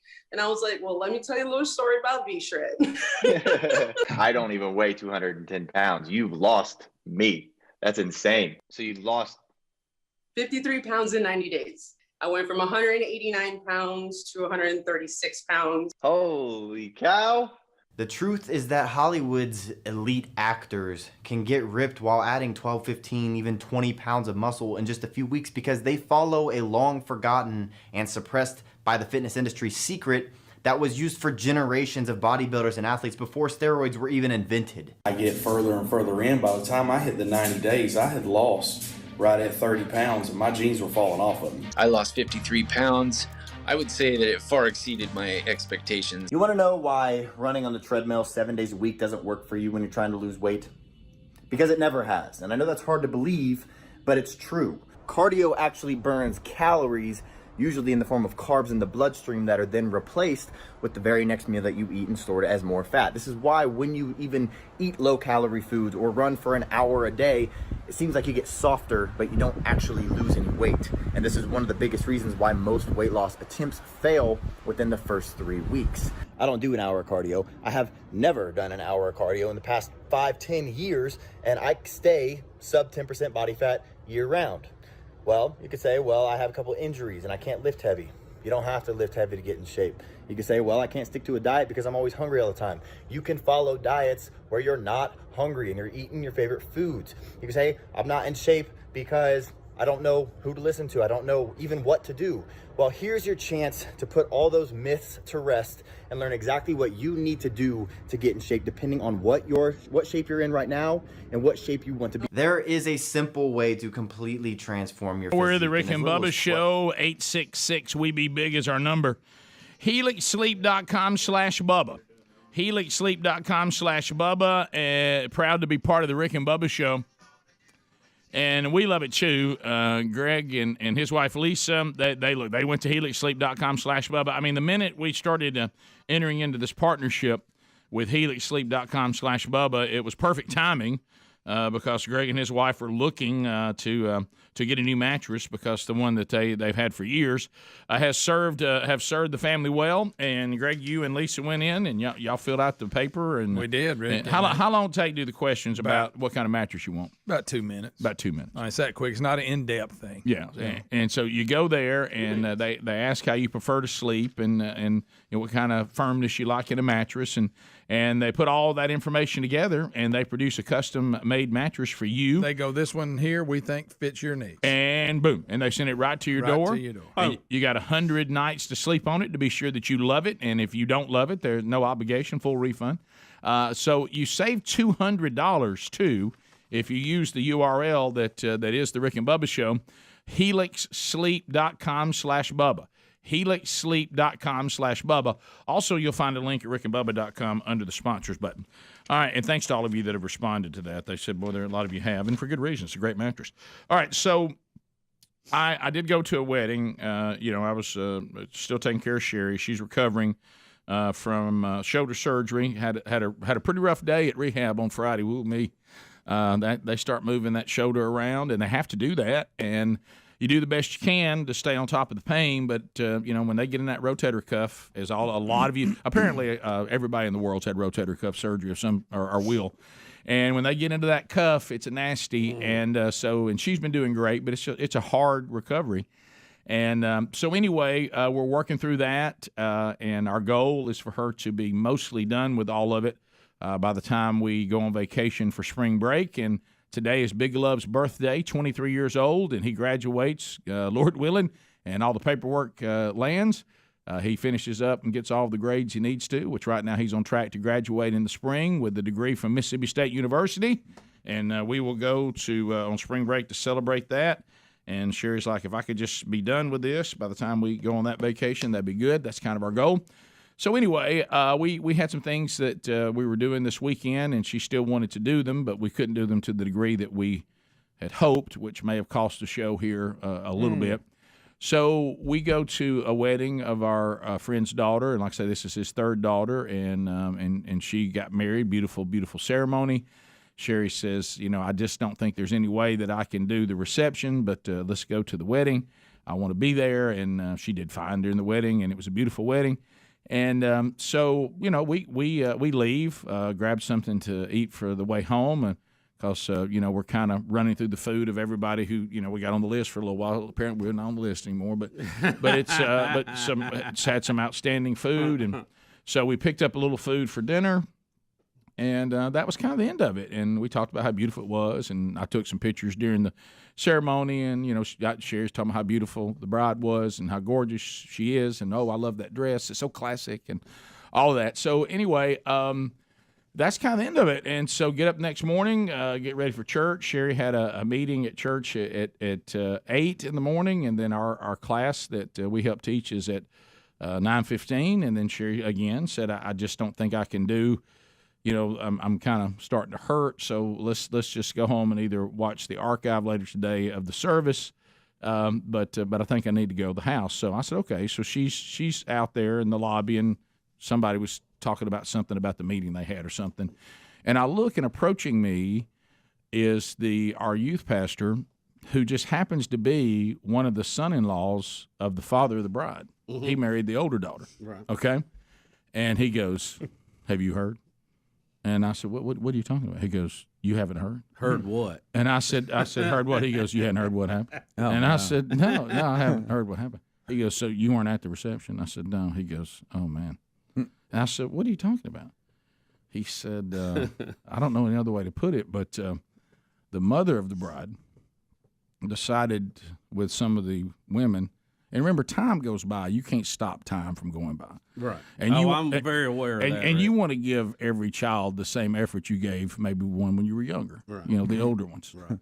And apparently, Mama decided to get down on the floor and get out there and dance. And, I mean, really, really, the ladies were going to say, let me show you youngsters how we can do it. Mm-hmm. And got injured so bad dancing, she had to be taken to the ER. Oh, really? And that she danced so hard that she injured. It's kind of hard to get injured. Are we talking about like torn ACL and stuff? No. Throw a hip out? No, more what you'd be shaking. And something came loose, and Rick and had to be taken to the ER. And so I immediately just start frantically texting, trying to get confirmation. And I'm sorry. and did she fall? Do y'all? I want to say like, hollering out, and I'm down, and everybody stops. See, this is the part I'm talking about. Right. If I should have been there. Yeah. If I was there, guys, right now, I'd give you the song that was playing. I tell you what I was seeing. Sherry's probably out there with them because I think all the moms hit the floor. Oh, wow. You know what I mean? And I would have been able to get you guys the greatest play-by-play the world has ever known, but I wasn't there. So all these things y'all want to know, all I can get back is, because that's a wedding memory. Yes, it is. Yeah, you know our group. And finally, because what I was told is I tried to ask the son-in-law, are we talking about a hip situation? Did something go bad? Yeah, we lower back here. What are we doing? He kept using the term hip. A hip out? I don't know if KC was playing and I was finna shake, dance. Right. I don't know what we saw one of the worst dance floor injuries. Oh, Bubba, I have ever seen. I still have nightmares about it, Rick. Man, that lady wasn't dancing, but still, she slipped on the dance floor, and you talking about her knee came out of socket? Oh, stop! Speedy. Part of the leg was going in the direction. Boy! And the screaming, you were going. Somebody knock her out. You know what I mean? Exactly. Exactly. I still have nightmares about it. Guys, when we're talking about, and it was a bad storm outside. But guys, oh man! Listen, when we're talking about the end of time. But guys, when we're talking about the mother of the bride gets up there and it's time, you want to get down. What you gonna do? See, she had reached that point with all the pressure of the wedding was over. Oh, yeah. Now I'm going to have a little fun. Yeah, and Sherry had commented, and I agree, she was in an absolutely beautiful dress. But I know those are hard to stretch in. But Yeah, I mean, you're right. do we get over to the side and lean up on a table and stretch a little bit before we get out there dancing? Look, and did she make it off the dance floor, or did these are things I don't know? Was it a slick floor incident, or was it just sounds like was it just a joint that couldn't hold up? Right, to the just a movement? bad angle. I need to know did she go down, or did she make her way over to the table Really and need lean to know on what it? song it was. Yeah, just kind of walk off it's and like, nobody knew. Like because sometimes you can get hurt so bad it takes your breath away. Okay, and you're just like, I'm gonna get over the table. I don't know if it was Like when I got hurt with pickleball. All right, listen to this. You knew you were hurt. And you go, oh my gosh. Do I need to call 911? You know how we say we're reading. Hey, you want it back in? Mm-mm. You know how we say we're reading actual letters from the listening audience? yes. Here are actual text, okay? Okay. Here's me frantic. I'm sorry, Here's man. me frantic at 11:31 Central Time a.m. yesterday. See, I'm not even out of church. Right. I'm frantically texting. After and know that the son-in-law's name is Carson, so you understand the text, okay? That came to me. We're gonna call him. Yeah, Carson. and I'm not talking about the one who just That's got not married. his real name. He married the older daughter. He was the one that told you something. Yeah. Right. I said, hey, I just saw this person at church. Is it true? Is it true that the mother of the bride danced so hard she threw her hip out? Is this true? Back from one of the members of the group that was there. We recreated it in our class this morning. I would describe it best as the mother of the bride broke her butt. And I said, what? Broke her butt? Then the father of the bride. She fall and hit, listen, you know how you hit your tailbone? Listen, the father of the bride then comes in to clarify, okay, the husband of the mom who went down. She tore her gluteus medius. Missed you guys at the party. It was a blast until muscle. That's better than the Maximus. Listen, it was a blast until the tear, and of course the after party ER visit. That's all right. So she was able to make it off the floor. Thank you all for being at the wedding. Oh my Oh.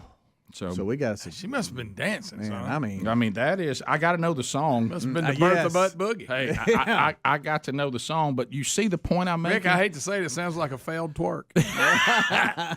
But you see my point. You see, you try to give the same effort to your younger children as you gave to the older children, and you just can't hold up. No, your body can't. You just can't. Can't Look, do this forever. you remember what it was like because yours were closer together, Greg. Yeah, I had the stagger trying to coach your older kids when you're young, things like that, and then coach the younger ones, and try to give the same exact effort. What is it? Where is it at? All right, there. Oh boy, Which one? there it is, right there. That's what was torn. Yeah, that's probably a KC and the Sunshine Band. Oh wow. Possibly Word Up. I will say that does come from a twist. Yeah, that's a twist right there. Yeah, we're really. Is that like a Bo Jackson injury? That's crossing over. Is that like a Bo Yeah, Jackson that's a injury? turn. I think you're right. Yeah, Rick. That's crossing over. That may have been the slide. So Yeah, that could be. that might have been That or the tush push. Could have been either one of those. All right. No, ma'am, we're sorry. So sorry. man. Top of the hour. We'll be right back. Rick and Bubba, Rick and Bubba.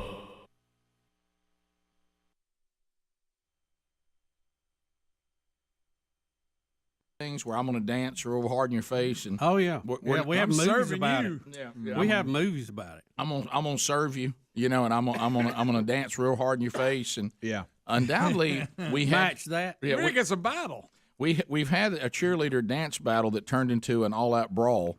Show enough battle. And if you want to have some fun with it, one of the cheerleading squads, the name of the high school, Trinity Catholic School. Yes, it's Trinity Catholic cheerleaders versus East St. Louis Flyers cheerleaders. The event happened in early February. Now it's hitting social media. It was at Alton High School on a Saturday, February the 1st. It was a kind of a dueling cheerleaders type deal where they were going at each other there mid-court, and they had now, because of this, have both canceled the season for the cheerleading squad. So they're done. East St. Louis High School was first. They canceled the entire season for the cheerleaders. Now Trinity Catholic High School has canceled the rest of their season for the cheerleaders. They've been served. And it's gonna start. The audio and video is gonna start with them doing like what I call a step-off cheerleading type deal, where one side waits for the other one to finish and then the other one responds. So I'm serving you, and then it turns into a fight. Yes, Right, it so does. they're all looking real. I mean, it's like one group versus the other. So they're got audio. Yeah. I'm gonna hit it real quick. There we go. All right, so here we go. So they're on two different ends of the court, and they're cheering toward each other. Right. Yeah. The cheerleaders on the right they've gone. Now this is the retaliation to it. This is the retaliation cheer. Yeah.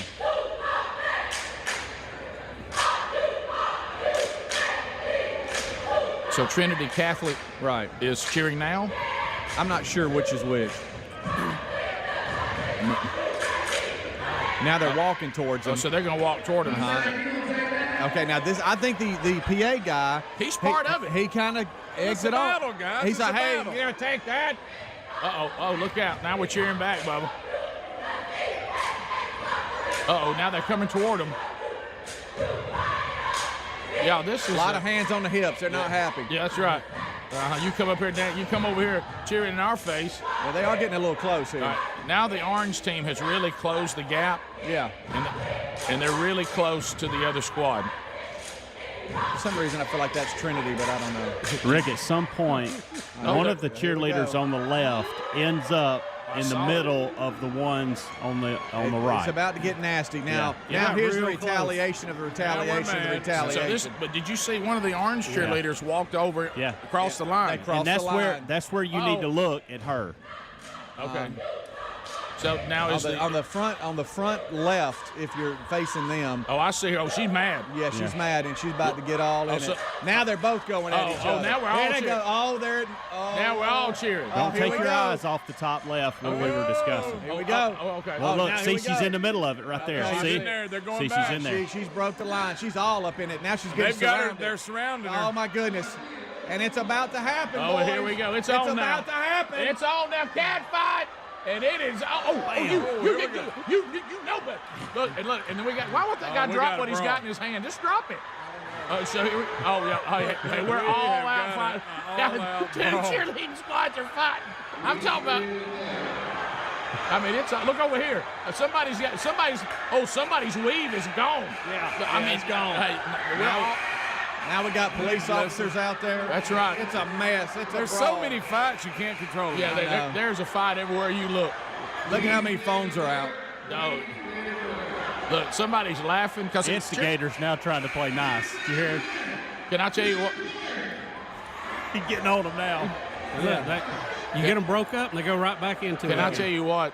To be there for something like that, what a gift! Oh, I'm telling you. I mean, it's sad, and it is not a good commentary on our current society. So you guys, you do realize that we just had two cheerleading squads get in an all-out fight, and one of them is Trinity Catholic. Yeah.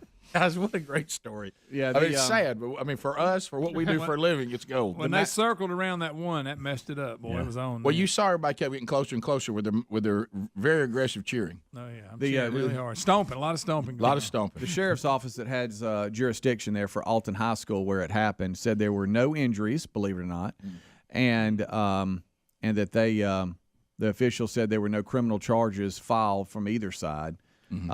They had to, separate the two teams as you just saw. But now, because of this fight, both squads have had to cancel the rest of their season. They're not going to be cheering anymore. Here's what that worked. Did you notice the first male who tries to do something has something in his left hand and he won't put it down? Yeah.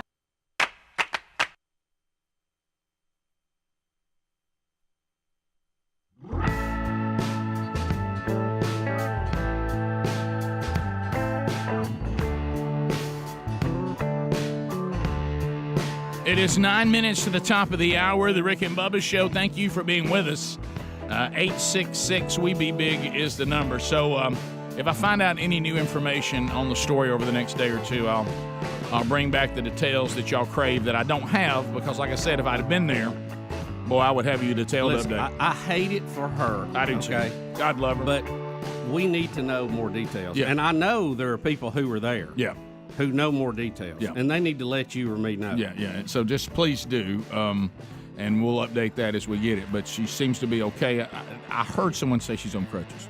So anyway, do we have a theme song? Yeah. So we threw a few out going into the break.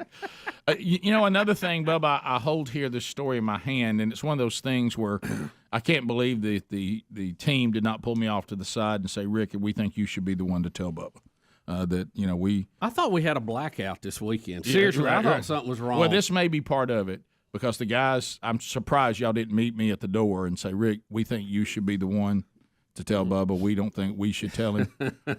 I'll read the headline. Are you ready? Yeah, go ahead. Spice Girls split again. Yeah. Wait a minute. As plans for the 2023 World Tour and an animated movie have now been shelved. And an animated movie. I didn't know that was in the works. Due to Jerry's busy schedule and COVID delay. Yeah, they've been trying to have this reunion for a while. They're all doing their Them thing. and the Motley Crue Stadium Tour. Yeah. Keeps getting kicked back. Kicked back. I'm so sorry, Bubba. Well, I'll probably be all right, Rick. Sorry. Probably. We pandemic's just that wreaking havoc. They kind of had their moment in time. Yeah, there, they were. and -1 on the. Yeah, Yes. one of them wasn't going to do it anyway. Yeah. Jerry, she's so busy, Rick. But they had their time. They made a lot of money, and good for them. Yeah. But I think they're having a hard time getting it all back together because they've all made so much money. They've all gone separate ways. Nobody's willing to get back together. Well, their first mistake is I think they were trying to open up in Australia, and you can't with COVID. You can't do that. No, they're not going. One of them, that Helms, you watch it too. That Formula One racing show. It's about Formula One. It follows them in the season. One of the team, the guy that's the head honcho of the Red Bull Racing, is married to him. One of them. Yeah. I think it was the one in the middle left there. Isn't that one he's married to? Yeah, I think he is. Jerry. I think so. Yeah. Oh, is that who that is? Bubba, it looks like It's one of the ones in the blue dress. Yeah, it's one of the middle ones. Correct. It looks like Jerry's messing everything up for you. No, it's the other one. Well, she was gone. I don't know which one that is. We were. I don't either. Who's married to? Is it Beckham? Who's? Oh yeah, she's the one that wasn't participating. She was the one that's not going to participate. She was out to begin with. Yeah, right? She wasn't going to be in the reunion. All right. I think I may have made that up. Yeah, But Jerry, I was watching Jerry that was Formula One gone, thing, and I thought that's one of the Spice Girls. Yeah. She was gone when we saw him in concert. Really? Yeah. That hurt. Did you just hear what you said? Yeah, he said it right there in the mic.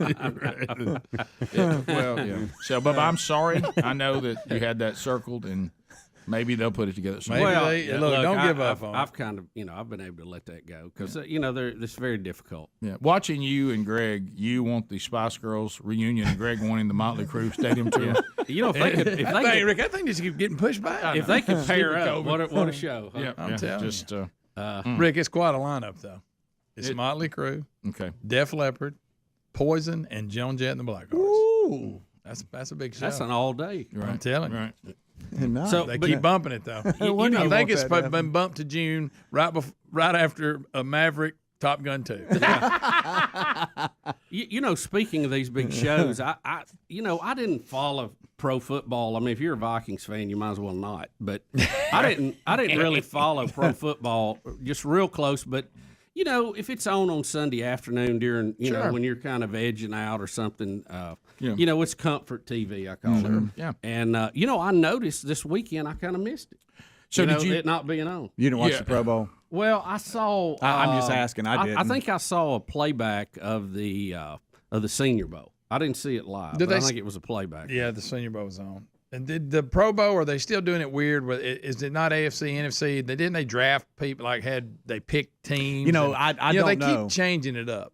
I thought it said the AFC won. But maybe they did. For a while there, they'd have like celebrity coaches and they would draft players. Well, the team there was a story today. The team that wins the Pro Bowl gets gets $80,000, which is more than per player. It's more than what the losing team in the Super Bowl gets, which is $75,000. But less what you can make playing for Texas A&M. That's right. That's right. So no, Rick, no, hey, no, sir. Pop down, Jimbo. It's not happening. Pop down. So, but Taking if your glasses on and off. If you're, the headline said that the story's a little misleading because every time you win in the playoffs, you get extra money. Yeah. So you've made more money to be the loser in the Super Bowl, but they're just talking about the Super Bowl game. Yeah. So, and yet, like you said, because of the contact nature of football, playing a exhibition game is very dangerous. It's the worst all-star game in pro sports. Listen, when I was a kid, and yeah. Greg's going to love this. I don't know if he remembers it or not. I remember the college all-stars playing one of the pro teams. They would. And I don't know if it was a Super Bowl champs. I think it was. The Didn't they play the runners-up. Steelers? I saw Gosh, them. I hope not. There was a time. You're right. And I was remember real college small. all-stars playing the Packers one time. I know they did. They used to play, and you can because we Googled it, I think, one time. But you're right because I can barely remember it. But it seems like they played the Steelers. And I may be wrong. Can you imagine the college players today that are coming out who won't even finish the season or a bowl game? Making a business decision. And I'm not. I know it's a different time, but can you imagine them volunteering to play in an all-star game against an NFL team? Which is it'd be hard to play the an NFL team, and if it was the reigning Super Bowl champion, surely that's not right. Yeah, maybe I was maybe wrong. they picked one. I may have made maybe, but they did play a pro team. That's a fact. Yeah, Jack. Yeah, it's shocking. And today, and look, a knee injury is never good. Okay, I'm not saying that, but they can fix knees today like never before. In the old days, you had that knee problem, you were done. Oh, if you tore ACL, you were just out. Yeah. You were lucky to walk. Yeah. And now, they come back and sometimes do better in some cases. Yeah. I think nowadays it'd be awful hard for the current college players of today to go play a pro team because it's kind of hard to beat a pro team with a pacifier in your mouth. Yeah, very hard. It's very hard. Good night. What about you? So I just did but I just kind of miss laying on the couch, flipping around, seeing 2 or 3 games. Oh, yeah. And, usually had Tom Brady beating somebody. Right. Won't see that again. Out there. Yep, never see that again. No, that's over. So I just did a quick Google here. So it said something about 1934 to 1976 between the NFL champions and a team of star college seniors from the previous year played. Yeah. It was also known as the College All-Star Football Classic. So it's mid-70s. That Can would you be imagine? us. Yeah, 76. I was 6th grade. Dude. Yeah, that's bicentennial. I remember it well. Wow. 866 We Be Big is our number. We'll be back more of the Rick and Bubba Show coming up. And we'll get some of your phone calls in, and we'll look at some of the other topics that are out there today. Thanks for being with us. Rick and Bubba, Rick and Bubba. I mean, it's like there's one dancing dude. One guy runs in this picture. You can tell that they see what's about to happen. Like they see it escalating. So one of them runs out to try to get in the way. Here we go. Oh, the one dancing over there? So he's got something in his hand that he never puts down. You think it's maybe a pretzel? It's like a towel or something. Yep. You see the white thing in his hand? See, he sees it. He sees it about to happen. Look, Here we go. He won't put his snacks down. Look, he's like getting in there, and he's still trying to hang on to him. Is that guy dancing up top? Look, top left. Say your eyes. It's coming up. Top left. Hey, right here. He's in all white. There's some other videos out that has bad language in it, but boy, they're getting after it. They're like, you go, girl. You can oscillate. You can oscillate on different cheerleaders and the fight they were in, and there's 100 different ones to watch. You're going to watch it over. What was he doing? They're like, you go, girl, and they're like, they just go fight, oh, and they're just screaming. Yeah, I love the PA guy that started it. It's now. What's he saying now? What are you doing? What are y'all doing? Let's see. Hold on. Speedy, back it up to right where they get into it. I want you to watch one. There's so much to see. Okay, look, there's one on the bottom. She's not the very bottom, but maybe second to the bottom on the orange team. Okay. And she is going to sprint. The one messing with her hair right now? And get into it, and they're going to be – she's going to go across the screen and up to your left, like northeast. Okay. Watch this. Is that her in the back right there? No, watch this. See the one running right there? Yeah. Running. Look, yeah. Boom. See there. Oh, she knows it's on. She's been waiting on the green light. Yep. Please clear the floor. Oh, that's a good one right there. Look at that one right there, Bubba, that goes to the ground. Yep. Did you see that one? Back that up. See those two? Yeah, see her pull her down. She comes from back behind the goal. The one that's in the wide right there? Yeah, she comes from back behind the goal. Yeah, so if you're on the basketball team, you're behind in the locker room right now. Yeah. And you come out to play, and everybody's gone. Now watch these two who come from out of the screen right there. Oh, yeah. The police. I see a couple people trying to help, but they're having to hold their pants up. They don't have any hands to help. I know. This is the problem with having your pants about thigh down. Yeah. Yeah. You can't do much. You're kind of bound up a little. Well, that one right there goes aggressive, Bo. The one you're talking about, she goes full-blown attack. Look up top court here. Look, holding pants. Can't help. Yeah, that's difficult. Put a This belt policeman doesn't seem to do much here. It's all over. Right. It's just pandemonium. Link is in show notes for y'all to. That's hilarious. Once you get a hold of somebody's hair, you got something now. Oh, boy, do you. That's good stuff right there, my friend. Boy, but keep in mind, everybody involved are women. Right. And their cheerleaders. They're very aggressive. Including Trinity Catholic. So, do you think these same women, when they become moms one day, if they become moms, will they be the ones at school raising Cain about something? Oh, yeah. My baby wasn't treated right. Oh, buddy. Rick and Bubba.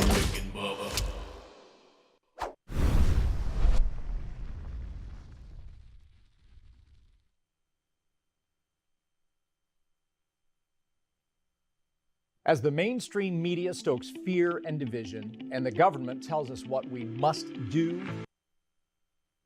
Jimmy is in Montgomery. Listen to us on I-92, WLWI. Jimmy, how are you today? Good morning, Biggins. Hey. Hey, real quick, I was hoping to pick your guys' brains. I've got a pretty good plan for Valentine's Day weekend right now, but I feel like I need one more idea to just dial it in perfect. Okay, all right. So I've got our two kids heading off to grandparents' house for the weekend. Okay. So we're gonna have the house to ourselves. So Good. I feel like that's a good start. Good, that's a great start. I've got back straps that'll go in some marinade Friday morning to be grilled Saturday evening. Like it. And I've got, of course, got a little Valentine's Day present on the way from Amazon right now. So I just feel like there's one more. I'm missing something. I think there's one more thing I need to just put it over the top. Let's see. Bubba, you want to weigh in on that? Say, you okay? How's your wine cupboard looking? And there it is. He's Baptist, Bubba. Hey, it stays in the back of the fridge, though. That's right? Yeah, that's right. Yeah. So I think what are your sides gonna be with the backstrap? I've got some asparagus to grill. I've got some other mixed vegetables that'll go on a couple of little skewers beside it. I watch too much Meat Eater, so sometimes I get too fancy. How long you been married? 8 years. Okay. Okay. Do you guys have a favorite song? Went there. Ooh. She certainly does. I could dial that in. Do you have a fireplace? Yeah. No, but Netflix has got that fireplace video that plays for like 4 hours. Put that on. Get that song she likes. Have that playing. You got any flowers for the table? I do. I got flowers covered. What about rose petals? Oh, no. I hadn't thought about rose petals. Yeah. Like that. Have those leading down the hall. You got some kind of sweetie pie honey bunch card that's got some kind of beautiful little something written to her about how much you love her? I'm starting. I got a rough draft working on that. It takes me a little while to get going. I got you. But I like this guy's effort. I mean, this is great. You're in great shape. I think I would. I would. Got the high karate ready to go? Yeah, I'd look.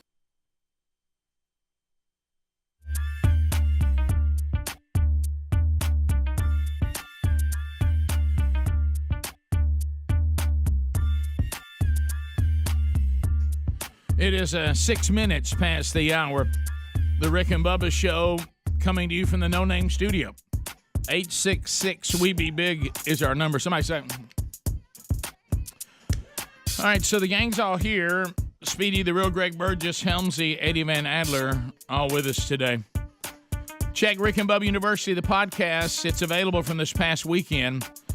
We talked to a member of the Counter Human Trafficking Joint Task Force from LanternRescue.com. Got a lot of emails already from that, and also some great information that you need to maybe grab if you have children that are playing around with a phone that has access to the internet with no limits on it. When we asked the person who was going by the name Mark, which is not his real name, and you wouldn't see him in our country, what's the way this happens the most, and he didn't even check up. He said telephones. That's how they get the kids, through the telephones.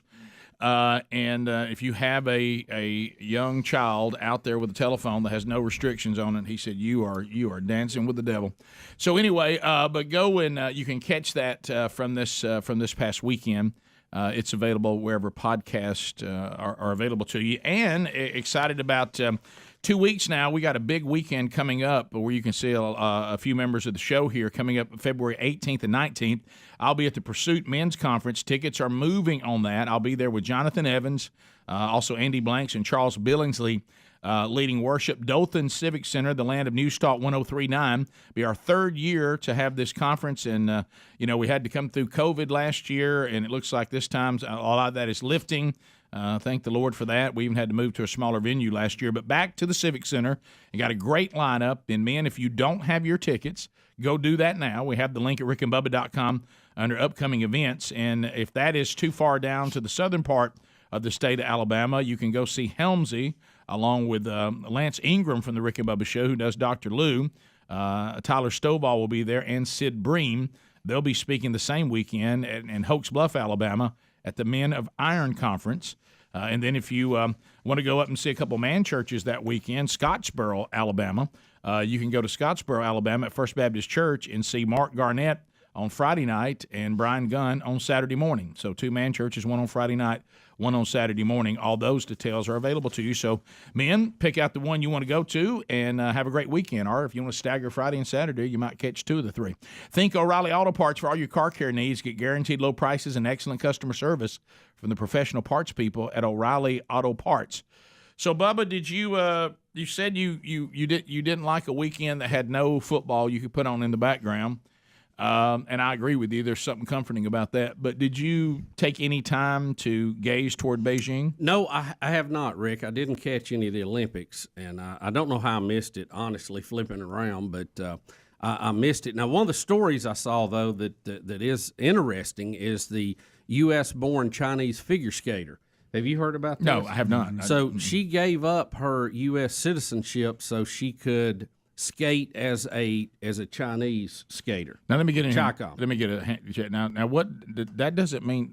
I'm not now have to go. Is she leaving the United States for communist China? Well, I don't know where she's living. How does that work? But it's all about your citizenship, who you can, what team you can be on. Because we have, we have a lot of athletes that play professionally in the U.S. and then they go back, for their own country where they're from. Yeah. But Rick, she didn't do very good. She fell down. She fell a couple of times, I think. Finished dead last, and now is being branded a disgrace by her countrymen for finishing dead last, and I think the Americans were kind of raising Cain too about, hey, you're leaving us to go be with the Chicoms, and then you finish dead last. So it's she's really kind of a woman without a country right now. Well, I know some people, rightfully so, are very upset by the treatment of human beings under an tyrannical communist country. Now there are some Americans who wish we would be more like them, while complaining about the way they treat people, which is very odd. That's you might want to think that through, maybe reason that out a little bit. But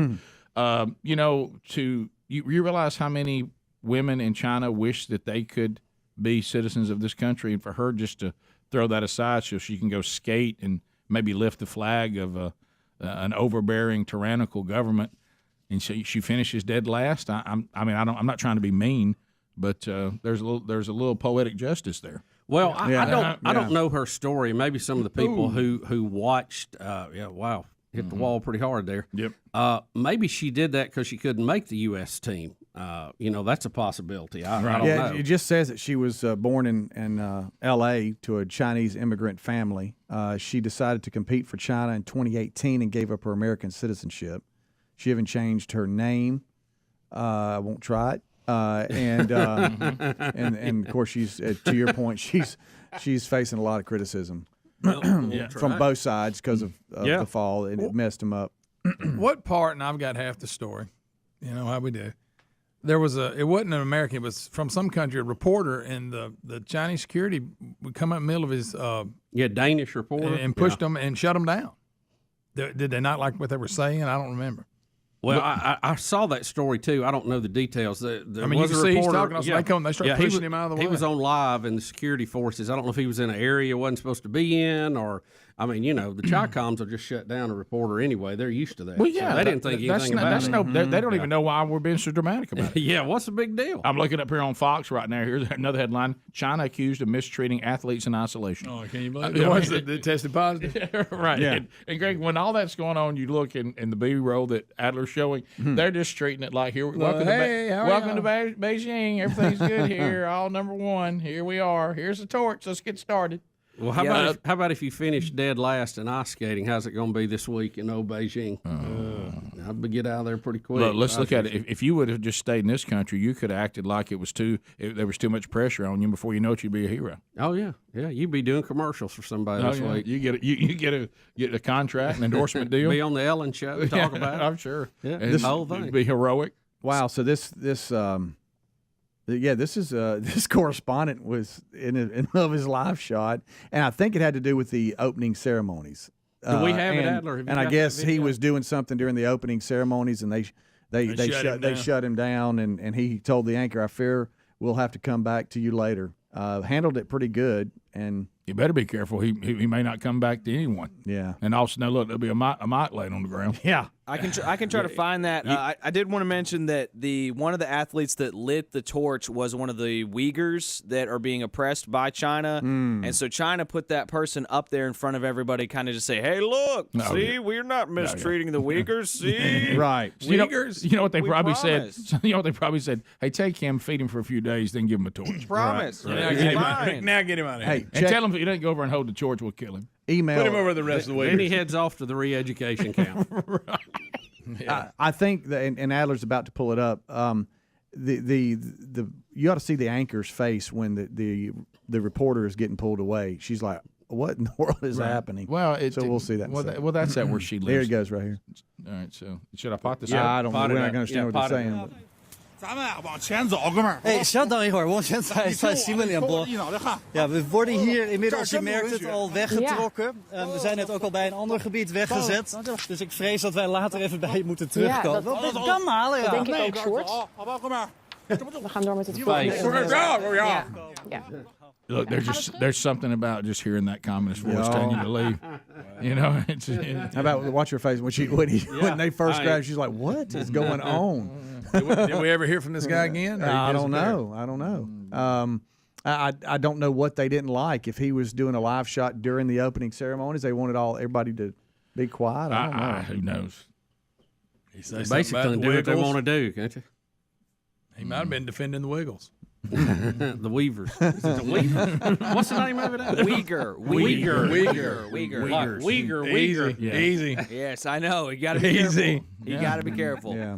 Right. But they did have some pretty sweet drone footage here, y'all. They're using drones to make TVs in the sky.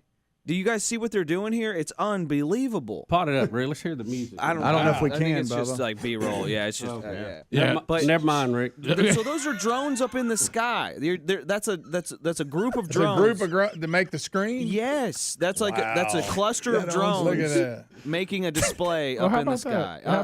I can't believe that. Yeah, that's amazing. We live in the future, you guys. We live in the future. The future is now. That'll be great, right till it invade your city with chemical weapons. You'll be watching and go, "What's that mean guy's face on there? What is this? What is he saying?" We'll come back. 16 minutes past the hour. 866 We Be Big is the number. More Rick and Bubba coming up. Rick and Bubba, Rick and Bubba.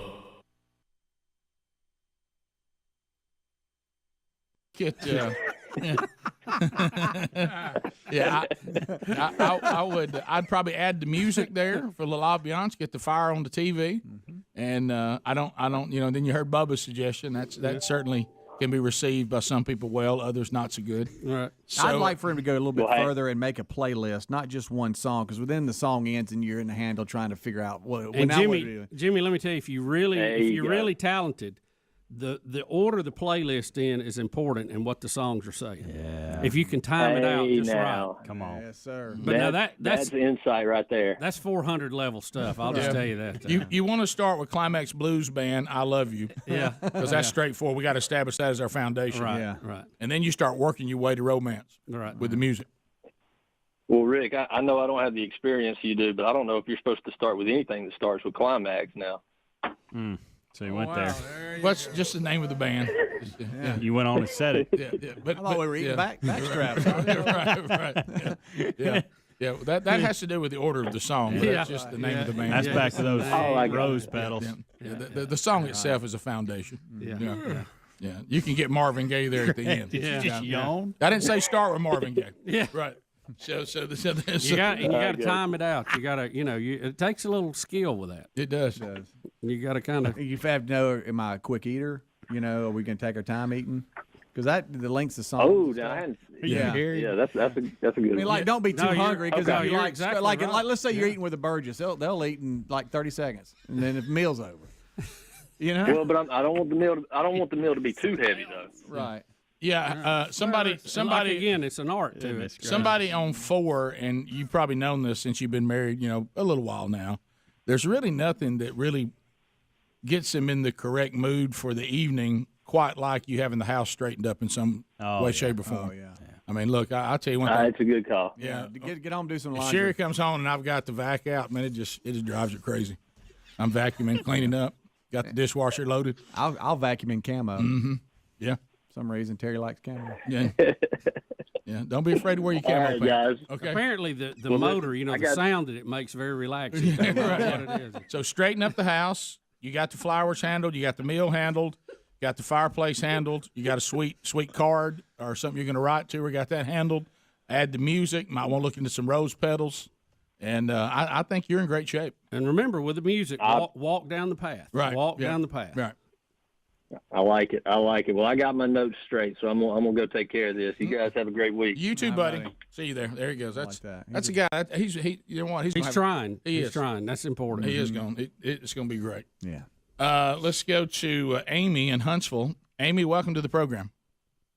Morning, guys. Hey, Amy. Listen, I used to work in a Hallmark card shop, and there was a guy who used to come in there, and he had the most ingenious Valentine's thing I've ever seen. Sure. He picked out 2 cards. Then, after he paid for 1 card, he sat down at the counter, borrowed our ink pen, and wrote the verse out of the second card into the card that he was giving his wife, like this was his own heartfelt sentiment. Oh, that's brilliant. That he had come up with these words, these deep, heartfelt words on his own. That is I always brilliant. thought it was genius. I worked there for years. He came every year on Valentine's Day. Did the same thing for birthday as well. Well, the only thing, the only, he could have just Googled it. He's playing. He's also playing the odds. You don't want her to see that card one day, that other card. I know. Right. But I like that. I like how he's thinking. I mean, that's brilliant. Mm-hmm. It really is. Let's go to Tony in Huntsville. Tony, 100.3 The River. Tony, go. Hey, guys. Long-time listener, first-time caller there. Thanks, man. The other gentleman that was trying to figure out what to do for his wife, there's a website that I got an email through, and I haven't done anything with this because I'm not married anymore, but it's called dose-roses.com, and they've got a galaxy enchanted rose that looks like out of Beauty and the Beast. It's a really nice iridescent rose on like a 24-karat gold stem, and it's in a big glass container. Yep, I've seen those. Okay. I've seen those. Yeah, might be something you might want to get her. It's one-of-a-kind deal. So, just some thoughts. That's not a bad idea. It's a gift that lasts forever. Mm-hmm. Anonymous out of Huntsville. This ought to be good. Let's do it right now. Wait a minute. Ron, there's Anonymous. I'm okay with it, yeah. All right. Anonymous, how are you? Yeah, they need my stuff. Hello. Hello. Anonymous, go ahead. Hello, Anonymous. Hey, yeah, Rick, I'm just, I'm the same age as you are, and I'm disabled, and I only get... Rick and Bubba's in Ohio!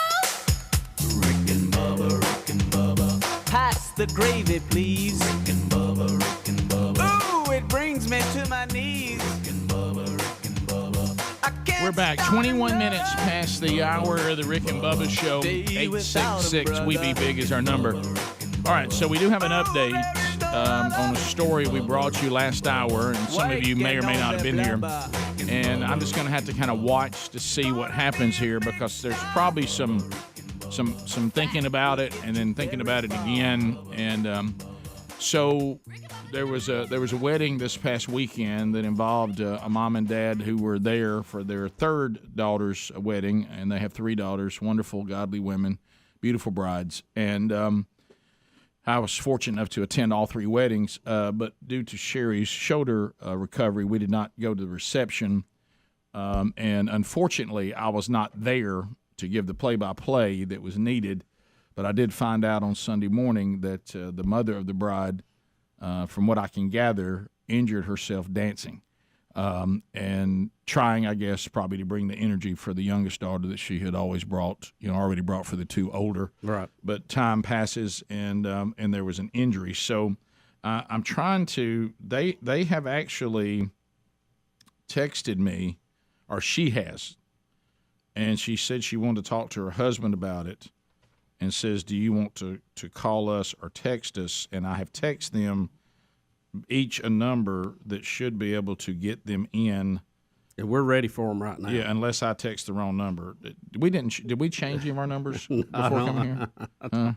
Come here, Speedy. Tell me if I text the right number. But they're not texting back like, hey, I can't. It's not working. Anything. Is that? Here we go. There they go. All right. There we go. There's one of them right there. Here we go. All right. So now we're going to change their name to protect the innocent.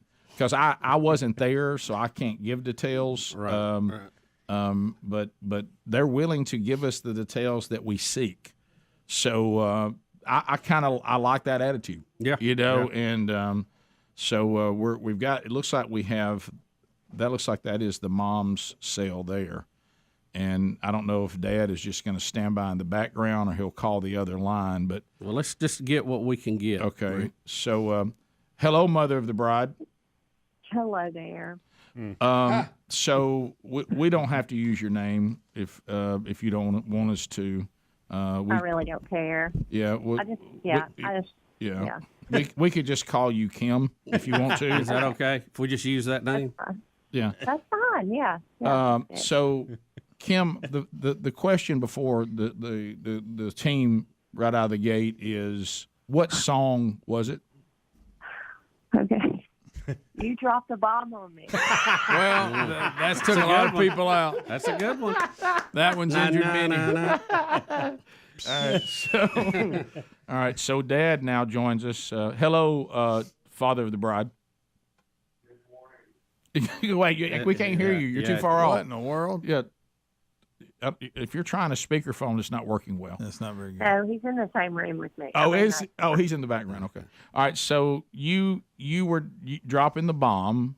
Was this some sort of synchronized dance, or were you soloing? Freestyling. You've been at these receptions where these ladies, we kind of all know this same little dance thanks to a dear friend. Yeah. With the name, let's just call her Laura. Right. And so she's got this dance from high school that she's taught all of us women friends. I think Sherry's been in on it as well. She has. Yeah, I know the dance you speak of. Oh, boy. Yeah, and so she's like, oh, my goodness, that's our song. And she comes grabbing at me and all these other women. And so she's out there in the middle of the dance floor, and I'm just kind of on the edge there because I'm ready. I'm tired. And so I'm just going through the motions. I'm not even really going all out, Rick. I've already been out there and been all out, so I'm like ready. I'm just kind of going through the motion. Right. Yeah. Yeah. So you're thinking that you're loose. You're just kind of paying service to what's going on. Yeah. I got you. Okay. Yeah. Gotcha. So that was it. That was the dance. Father of the bride. In other words, yeah. In other words, effort minus age equals disaster. Kim, we discussed earlier, do you think there was an attempt for you to bring the same energy that you did for your other 2 daughters, but as your husband just said, that time can be cruel? Well, I didn't think that, but that must be what happened. So, I was out there enjoying our time, enjoying our party we were throwing, but I guess that's what happened. I don't know. Should have stretched before she got on the dance. That's what I was thinking. Right. Ma'am, that we're calling Kim, right. What kind of surface was the floor, and can you describe the injury, how you actually got hurt? Tell us when you knew it was bad. Mm-hmm. Yeah, it was a true dance floor. If you've ever been to this venue, it's beautiful. Plug to the Florentine, downtown Birmingham, gorgeous. True dance floor. I had even, third wedding, third daughter here. I had even this time ordered me some bling bling tennis shoes. Oh, okay. In the past, I had not done this. I'd taken my shoes off, went around barefoot, had some flip flops the second wedding. This time, I ordered me some tennis shoes to dance in. A veteran. So, I mean, I was well prepared. It wasn't a matter of the shoes. And I was, what was your second question? I'm sorry about that. Well, I was just curious about the actual injury. Yeah, how did it happen? How did it happen? So we're doing the little, pop your hip twice to the right with the little, I'm hitchhiking on the side of the road, kind of thing. So you pop to the right twice, you pop to the left twice with your hip. And hey, I grew up dancing forever, so this is not a big move here. Yeah, this is kind of a standard move. Yeah. Yeah, exactly. Yeah. So, and I had done this already. You do it in a circle, like you do the same thing over and over and over every time you jump to each side. So we'd already been in a circle once. So now I'm on my second try. And I popped to the right that second time, and it popped. My hip popped. Oh, wow. I feel it. I feel it. And I'm like, I have never felt that in my life. That is the weirdest feeling. I could have gone to the floor, but I knew this is not about me. I don't like causing scenes. Right. I just kind of like, okay, that's not good. I kind of stood there for a minute, still trying to fit in and go through the motion. And playing hurt. You were playing hurt. It hurt so stinking bad. I wasn't putting any pressure on that side, on my right leg. Right. I was trying to do it all with one leg. And now you're kind of doing stanky leg a little bit. I am. And risking a possible injury to the other side due to the overweighting. What a commitment. What a Ma'am, that we're calling Kim, can you describe the pain? Was it a burning pain with sharpness or what? It popped, and then it just radiated, like just radiating pain. Just like I could feel my heartbeat in my hip. All right, hang on. Hang on. All right, because I know What a line. I know there's more, and we've got to. I mean, we've got to. We got to get to the hospital. We got to get to the. We got a hard break here. Please stand by. No pun intended. Mother of the bride is now trying to finish the dance injured, and for that we must applaud. Yeah. We will come back and we'll hear when I guess she gets the diagnosis. More Rick and Bubba next. Rick and Bubba, Rick and Bubba.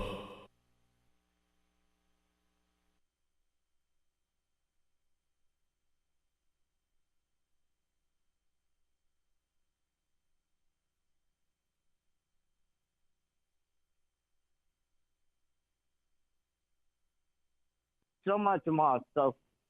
I need to find out what I can do for my wife for Valentine's, because our song is It's Your Love by Tim McGraw, and I proposed to her doing karaoke on one knee with that song.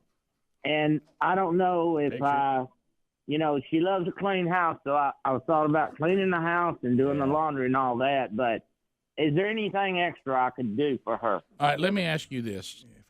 How long y'all been married? Yeah, when you say disabled, I'm going to have to uncomfortably ask some more specifics there. Thank you. Are you? Because some of the things I may tell you to do, you may not physically be able to do.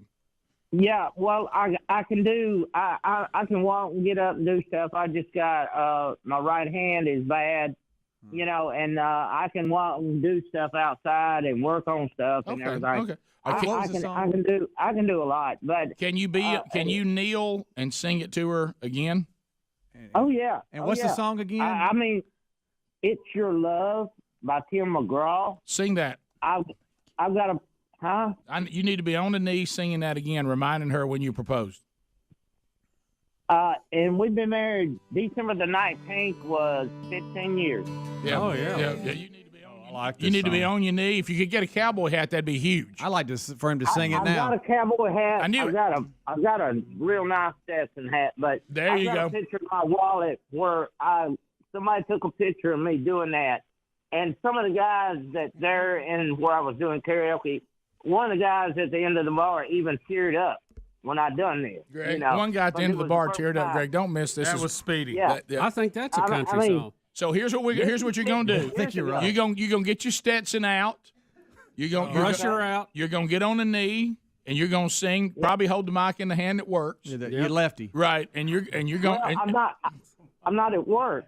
It'll be here at the house, and I don't have karaoke. But no, you can just sing it a cappella. You can just sing it a cappella. Sing it from your heart. Sing it a cappella, and then have on the table the picture that they took of you from the end of the bar, the guy who was tearing up.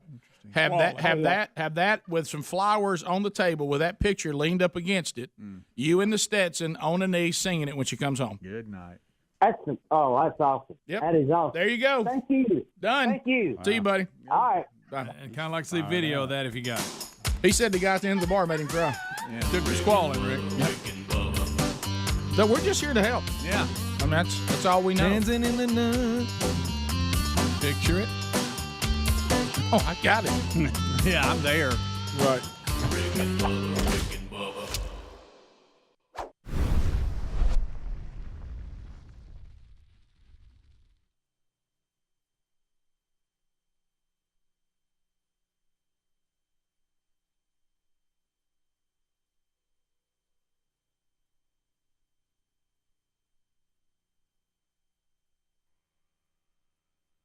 You know, my wife's like, what'd you do? After, 6 months of doing this, she's seeing all the changes that are happening. And she says, I want to do this. Yeah, I'm man. waiting for it. Yeah, she's lost like 30 pounds. You ever wondered what actors and actresses do when they have to get in shape really fast for a movie? Because I can promise you, it's not the same diet that you're following and the same training plan that you try. The truth is that Hollywood's elite actors can get...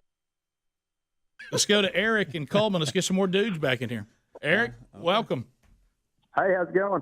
Good. All right, Eric, we're going to speed this up a little bit. Our call screeners are helping now. You're 29. Yep. Coach football and basketball, so it's a coach's life. Oh, absolutely. Yeah. So have you ever been married before? No, never. All right. So single guys, haven't found Mrs. Right yet. You're a coach. You take care of yourself? Oh, yeah, I try to.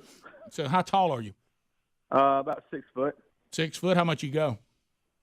I weighed this morning. I weighed about 215. I want to get down to about 190. No, you don't get carried away. I mean, 6 foot, 215. So you're pretty athletic. Yeah. I played football and basketball in high school. Play a little ball. Not as good as I used to be, but I'm all right. Well, just give it time. I've moved all the way off the defensive line to quarterback now. Yeah, sure. So the longer it's been, the better I was. That's right. Yep. So you take care of yourself. You play a little ball. You coach basketball and football. And what about? So we know that's a coach's salary. Yeah. What kind of celebrity or what celebrity do you most look like, Eric? Oh man. Well, I was thinking about this before I called in. Some of the guys that I played football with in high school said I look like Foster off Super Troopers. That's the guy that says meow when he pulls them over. Okay.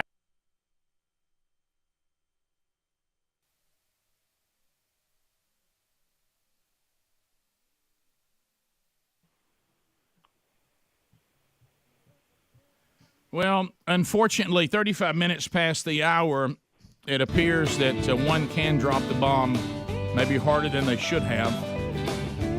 We are talking... Must have been a daisy cutter. Yeah, we're talking to a husband and a wife, a mother and father of the bride, a beautiful, beautiful wedding, gorgeous, gorgeous bride, God-honoring service, all went well, and then the reception. And I got word at the reception that the mother of the bride was injured while dancing.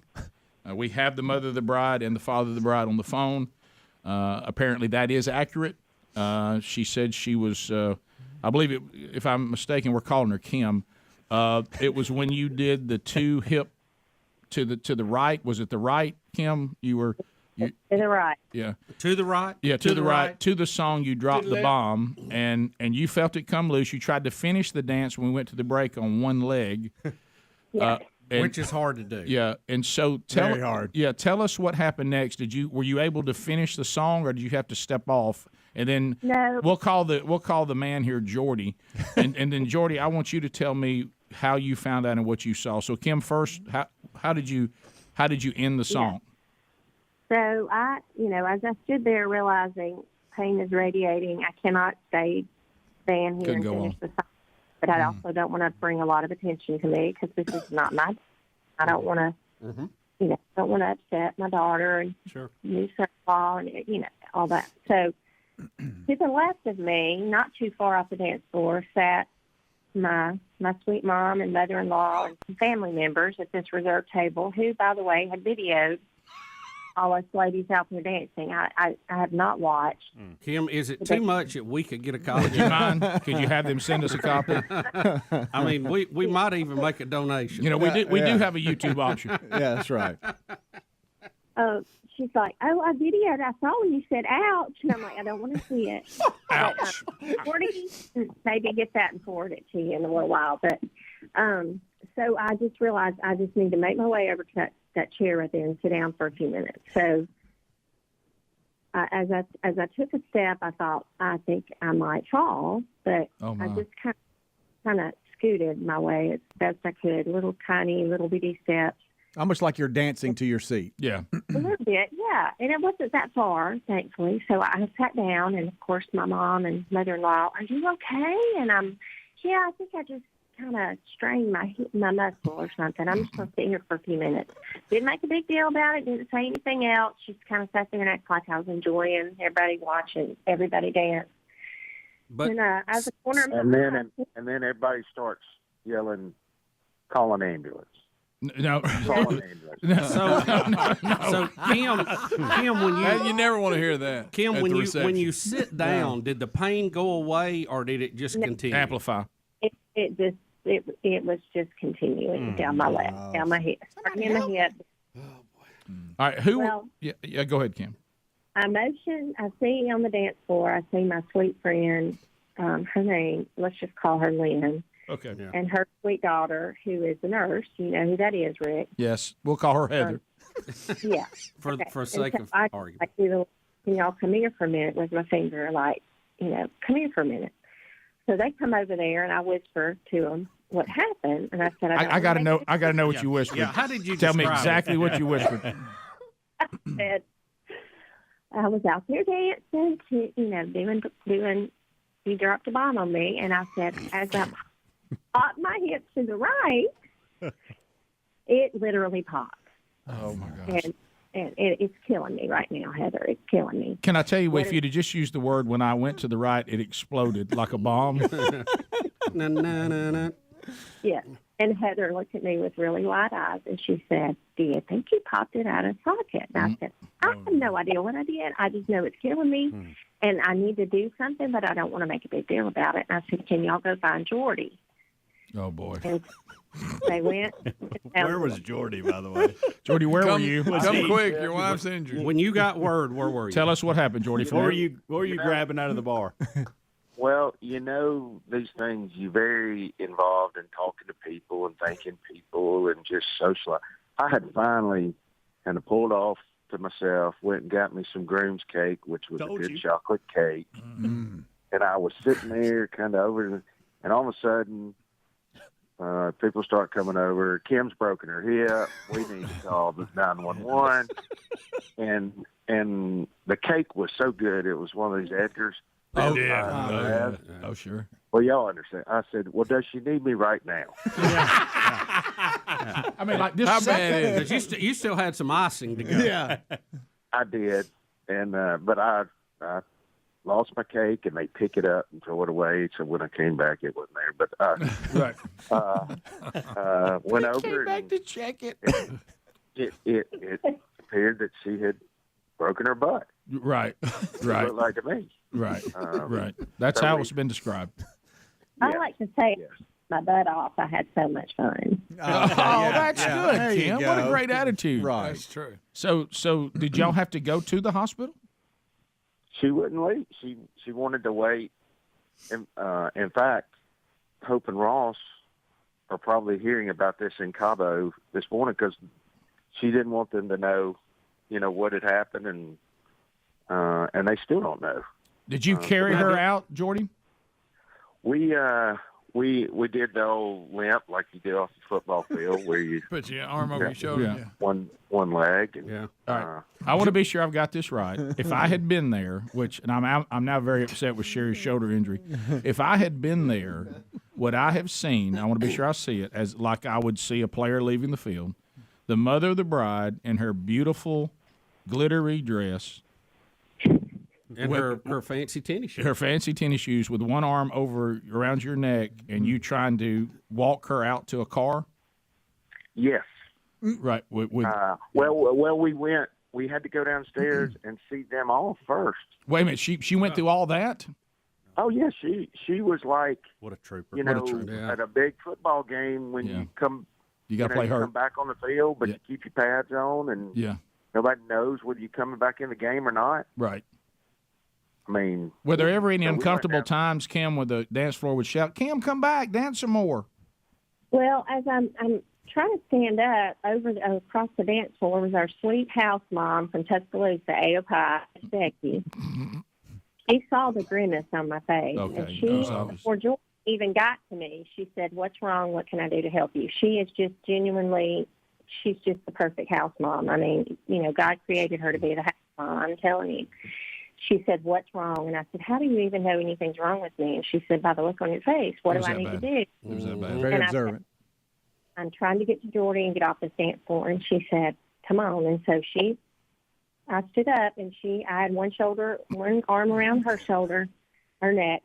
And by that time, Jordy was on the other side of me. And whereas we're walking off, then people out of the kitchen come. And I'm like, what in the world? So this big guy out of the kitchen at the quarantine, he's like, I got her, ma'am. So Miss Becky stepped out, and this other guy stepped in. So now I've got some big guy from the kitchen and Jordy. We're heading to the elevator. We get to the bottom floor, and the doors open up, and the guy that managed the quarantine, our main contact, and his staff are at the bottom, and the elevator opens. They're like, "Do we need to call 911?" And I'm like, "What is going on? How do all these people know?" Well, Mama's down. Yeah. And the building owner's thinking liability. Yeah, they're thinking, Honestly. did you slip on something somebody dropped? You know, and so you get through. I want to know from Jordy. Jordy, did you fear that this could be like a Bo Jackson type injury? Yeah, amen. Or could they be internal bleeding? I was thinking about Tua. Because I'm an Alabama guy. But when we got down there, the manager said the mom from the deal the previous week had popped her hip out, and they did have to call the ambulance. See what's happening? These DJs, these doggone DJs, don't they know that we're aging? And then Sweet Heather takes Kim into this office area that at the place we were, it's got like a 6-foot ceiling. It was like going into Hobbit land.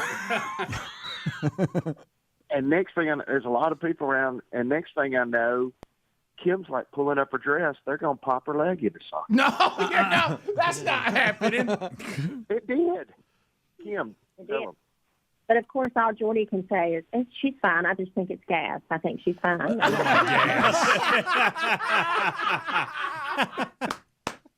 Well. And then he gets on the. I finally got my piece of cake, and Lynn looked at him and she said, "This is not about you. Just shut up. It is not about you." But Jordy, you went and got your piece of cake. Well, they threw it away. Well, she wanted to stay. Right. Yeah, I mean, what else could you do, Jordy? All right, so we're up against a break. Did y'all eventually get to the ER after the bride and groom had left? Fully dressed. Okay, all right, hang on. All right, we'll come back. All right, so okay. This is too good. This is good. All right, well, that way we don't have to listen to rumor and hearsay. Right. We're talking directly to the people that it happened to. That's it. And look, that mama's not leaving till her daughter and the new husband have left. She's going to play hurt. I didn't know people would try to pop her hip back in a low ceiling room, but we'll be back. Rick and Bubba, Rick and Bubba.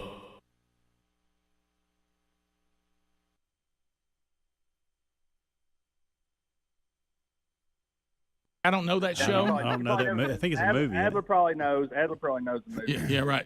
So what are you looking for? Because we don't want women to reach out to you today that really are wasting their time. What are some things that you would prefer?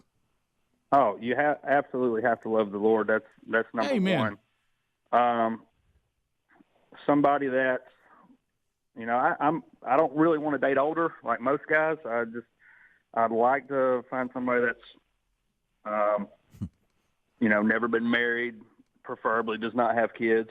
Do you want to have kids? Do you want to have kids of your own one day? Absolutely. Okay. Absolutely. Okay. All right. So you would, but you're open to, but you were saying preferably not married before and no children. But when you said when you said old, give us some kind of indication. Older. I'm not saying old. Older. What would be too old for you? 31, 32. Okay, so you're 29. My goodness, boy, the women in the audience are furious with you right now. All right, so am I the youngest one that's called in? Yeah, probably so. But that's all right. You're 29, so you. Hey, I'm in a group message with some guys, and they were talking about it. And I said, I'm pulling the trigger. I'm going to do it. I hear you. Hey, when I was dating Gwen, we were similar. So Gary checking in. All right, so Eric, do you have your own place? I assume you're not living with mom and daddy. Oh, absolutely not. Okay, so you make your own living, got your own place. You got any land? Got any acreage? No, but I'm in the market for a house right now. I'm in a rent house, but I'm definitely in the market. I'm on Realtor all the time, looking around trying to find a house to buy. What kind of car you got? I've got a truck. I got a Nissan Frontier. Mm-hmm. Would it bother you if a woman became your wife if she had her own credit card? That came out of both of your accounts. That's a great question. Yeah, it is. That's why we ask it. I guess I wouldn't have a problem with it, but we'd obviously have to be on the same page. Yeah, got to communicate. Yeah, Eric, do you like to talk about and solve problems with curtains? What do you mean by that? Trust us, you'll know. Yeah. Oh, sure, I guess. Are you a good listener? Yes. Okay. And don't try to solve the problem too quick, but you must feel the problem. Yeah. When you think a problem needs to be solved, do you try to solve it? Because I'd caution you on that. Yeah. All right. So okay. And if you were going out on a date, what do you like to do? Oh man, I don't like doing the traditional, going out to eat in a movie. Going out to eat's fine, but you don't get to talk in a movie. Right. A couple guys have been you saying don't really get to know anybody. You like to be outdoors. You like to go do stuff outdoors.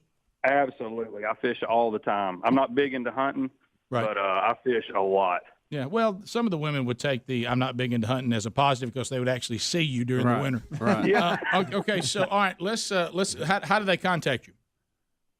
Okay. I'll give you my email. It doesn't have my last name on it. How about that? That's perfect. That's perfect. Okay.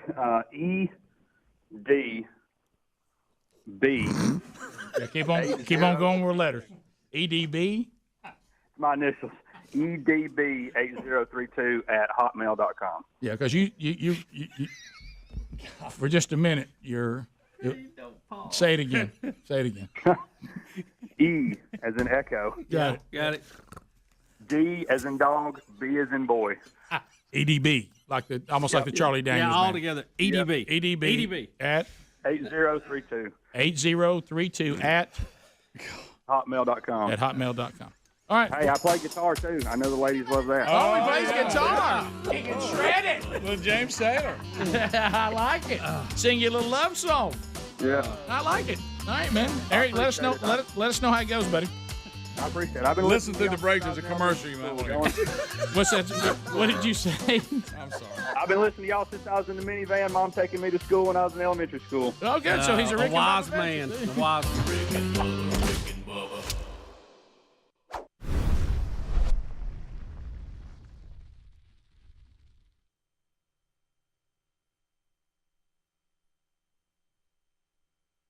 I'm Tim James. When you turn on your TV at night, do you even recognize the country you see? Anytime we're dealing with these earthers and tree huggers, it is just a wonderful experience. And, and these people are strange anyway, but what adds to that is Seattle is a strange place in general. And so if you go to Seattle, it's already odd. And then you get some tree huggers from Seattle.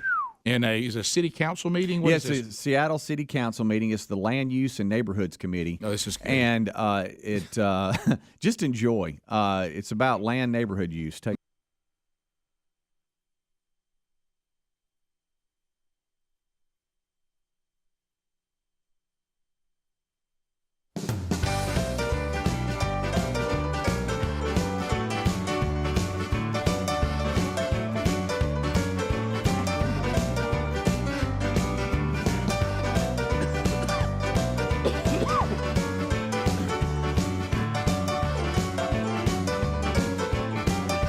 shake, shake.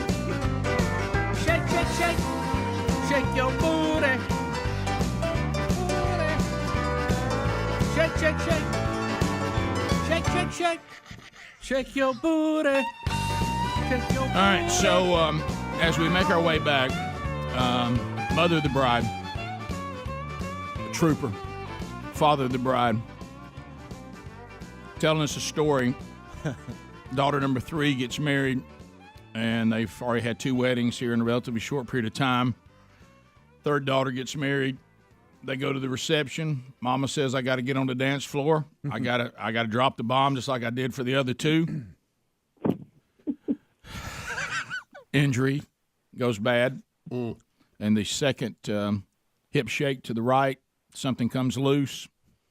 She's persevered through the reception. She doesn't want her daughter to know, doesn't want to ruin the evening. She's in severe pain. She's playing hurt. At one point, for some reason, they're taken into a small room where total strangers are trying to put her hip back in place. Don't you have to be qualified to do that? Right. And then father of the bride, we'll call him Jordy. He went back to check on the piece of cake he was eating when he heard about the injury, and unfortunately, they'd thrown it away. So, and now the mother of the bride, who we'll call Kim, some of her friends are screaming at Jordy, "It's not about you. It's not about the cake." Mm-hmm. So when cake must have been pretty good. Yeah, that's where we want a piece right That's now. where we left. That's where we left y'all. Here, let me get. I got an extra Jordy over here.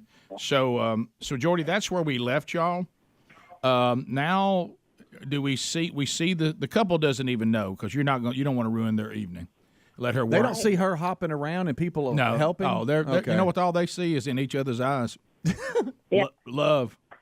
And they're surrounded by everybody on the dance floor, so they don't even know. Okay. All right. So now what happens now? We get them successfully off, right?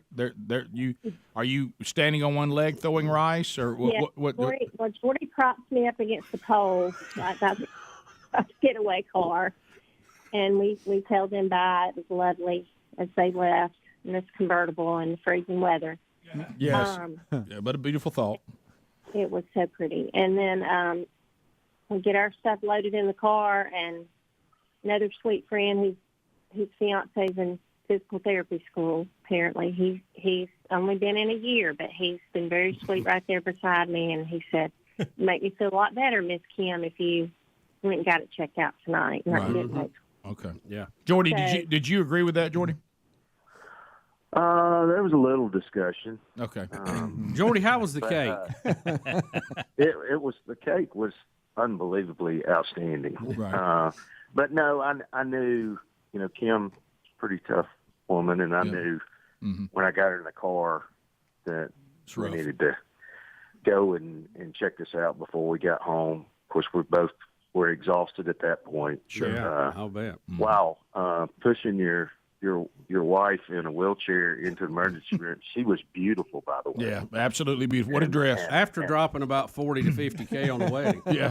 Yeah, and she, you talk about looks. I mean, you bring your wife in the emergency room in that kind of dress. Yeah. Mm-hmm. Yeah. Pretty much people think you've completely intoxicated and there's no telling what's happened. Well, it was a party dress, and Mama had been partying, no alcohol involved, but she's partied so hard she's hurt herself. Yeah. Yep. And everybody wants to know what happened. Not just what happened, but why are you so dressed up? Why do you have flowers on your lapel? And and where did that wedding cake come from that's on your dress? Kim, when you got there, what all did they check, and what was the final analysis of this? Tell us what the diagnosis was. Yeah. Jordy pushed me in a wheelchair. I was crying by the end. It was hurting so bad. I'm so sorry. God love you. They did take me back pretty quick. They did take me back immediately, thank goodness. And thank you, Lord. Yes, praise the Lord. They did a CT scan.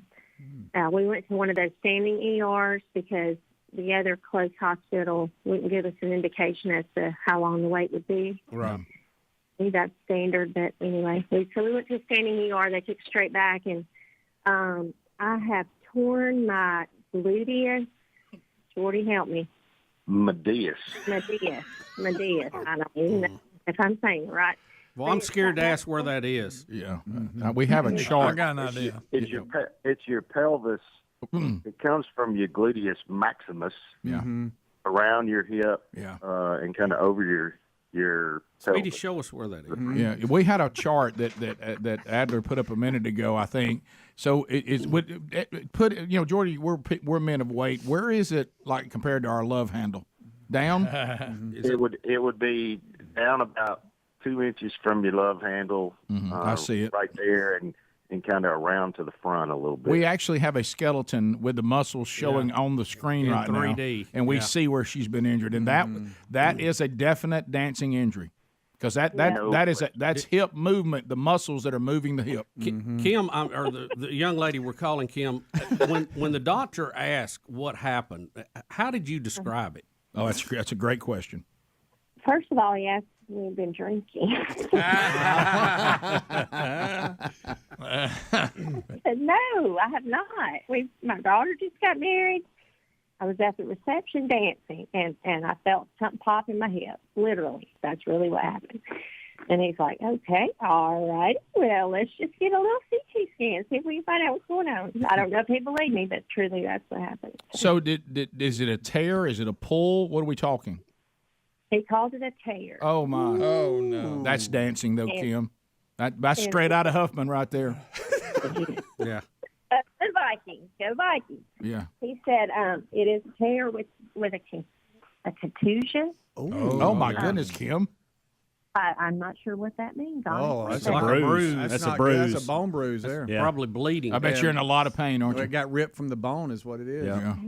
Oh, dear. He wants us to see an orthopedic this morning. You better. Yeah. It's on the clock, and I'm about to call. So maybe Lyle Kane can put you a plate with some screws in there, like he did for Tua, and get it better. That way, since Mark wanted since Jordy wanted the Tua comparison as opposed to the Bo Jackson. Yeah, that's right. Yeah. So, well, guys, Kim, I hope you have it's going to be a tough recovery, but you know what? When people say leave it on the field, you left it on the dance floor. You did. And I prayed to get some rest after this wedding, so this is God's way of just saying, hey, here you go. You can slow down. That's right. Well, hey, Rick. Yes. I think we can get Kim and Sherry together. Yeah. Kim could do all the motions with the arms since Sherry's shoulders out. Sherry could do all the walking.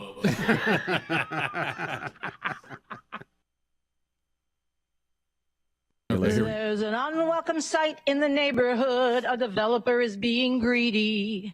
There's a hole in the sky where a tree once stood. Oh, my goodness. They got music. They're all singing. Such a lack of life and sound. All that's left is bare, muddy ground. A magnificent tree was murdered. The mighty dollar cut it down. There's a hole in the sky where the tree once was. Somebody's making money. Stand up. There's a hole in the sky where the tree once was. Somebody's making money. Laws protect exceptional trees, but the city grants exemptions to these. Instead, they reward the developer's greed. Is that her husband, and you think? sanction the murderer's He decided to wear his Seahawks deed. T-shirt. There's a hole in the sky where the He's tree singing. once was. He's in. Somebody's They got background making singers. money. There's a hole in the sky where the tree once was. at the passion. Somebody's making money. No more leaves shimmering with golden light. Wow. No gentle shedding of rains, nor tulip blossoms rustling in the wind. Now nothing remains but that hole in the sky where the tree Greg, she's once getting the was. crowd going. Somebody's making money. There's a hole in the sky where the tree once was. Somebody's making money. Don't miss Hat in the back. There's a hole in He's the moving his sky mouth. in He's the not singing. sky. Instead of a spreading canopy, there's a hole in the sky. Instead of a 90-year-old tree, there's a hole in the sky in the freelancing, sky. Well, this is good. That tree did not belong to you or me. There's a hole in the sky where the tree should be. Greg Face. Oh, You know, my I wondered goodness. where Annie Littard got off to. And, Bubba, she's moved up to y'all. Surely Oh, my she like goodness. runs the local, theater or something, right? Yeah. What about She had to sit down and write that. 10 people come to watch. Yeah. You know, I would have Yeah, to it packs it in. I would have to respectfully disagree if I bought There's a hole in the sky. I think that ought to be our logging update, don't y'all? Yeah, either that or this. Somebody's making money. Not these idiots. Not these idiots. Yeah, they're more disturbed than the lady singing. Deep in the woods of North Carolina, an extremist eco group called Earth First bewails. Okay, I didn't know this was North Carolina. I just learned that for the first time. It's sadder than I thought. Is that pot plants in front of them? Yes. Of all the old growth trees I've seen, and tell them that we love them and that we don't want them to die. Look at them comforting each other like a human being has died. Here, That's who do a waste care? of oxygen right there. So I want you to know that, trees, that we care. I think we are deeply hurting in America. not Bart I Simpson, think by the we way. are deeply craving answers. think it is. I Yeah. think that we've lost our identity I wish Bigfoot would as run we out. have evolved into That's coming up technology, next, into Bubba. Yeah. industrialized society. Bring me to this cathedral. Bring me to those guys. Bring me to this rock that has the most incredible life. A rock. A rock. That makes me feel alive. Greg? I've looked at clear cuts and burnt forest, and I've felt outraged, but I didn't scream and I didn't cry. Go ahead, let it out. Why do they all have And I that need same to. voice? I know. Let it out.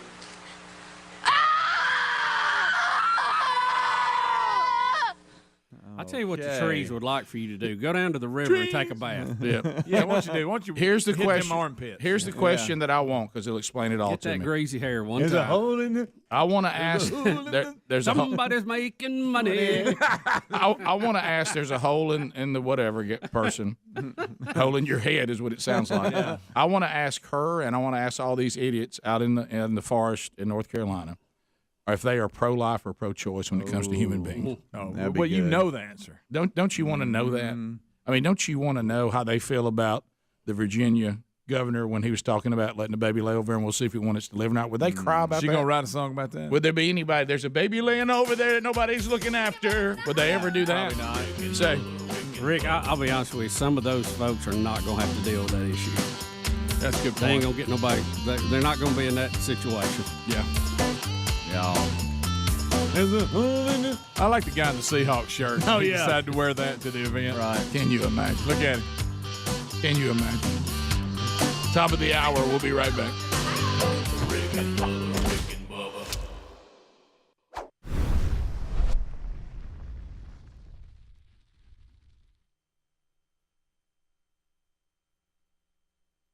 Wow, look at this. 94% of people believe company culture is important to an organization's. Katrina, welcome to the program. Give us an update on the person lad, and there's a timeout from Helmsy. Go ahead. Okay. Good morning, fellas. Hey, Katrina. So, I got an email from this guy named Daniel. Whoa. It was amazing. He was really nice in the beginning, but then he wanted to come and show me some Valentine fun, hot fun for Valentine. Easy, Oh, Katrina. Easy. Oh, my goodness. So did you have to shut that down? Mm-hmm. And I told him, I specified in my interview that I did only wanted to date 52 to 56. Yep. He was only 42. Uh-oh. Mm-mm.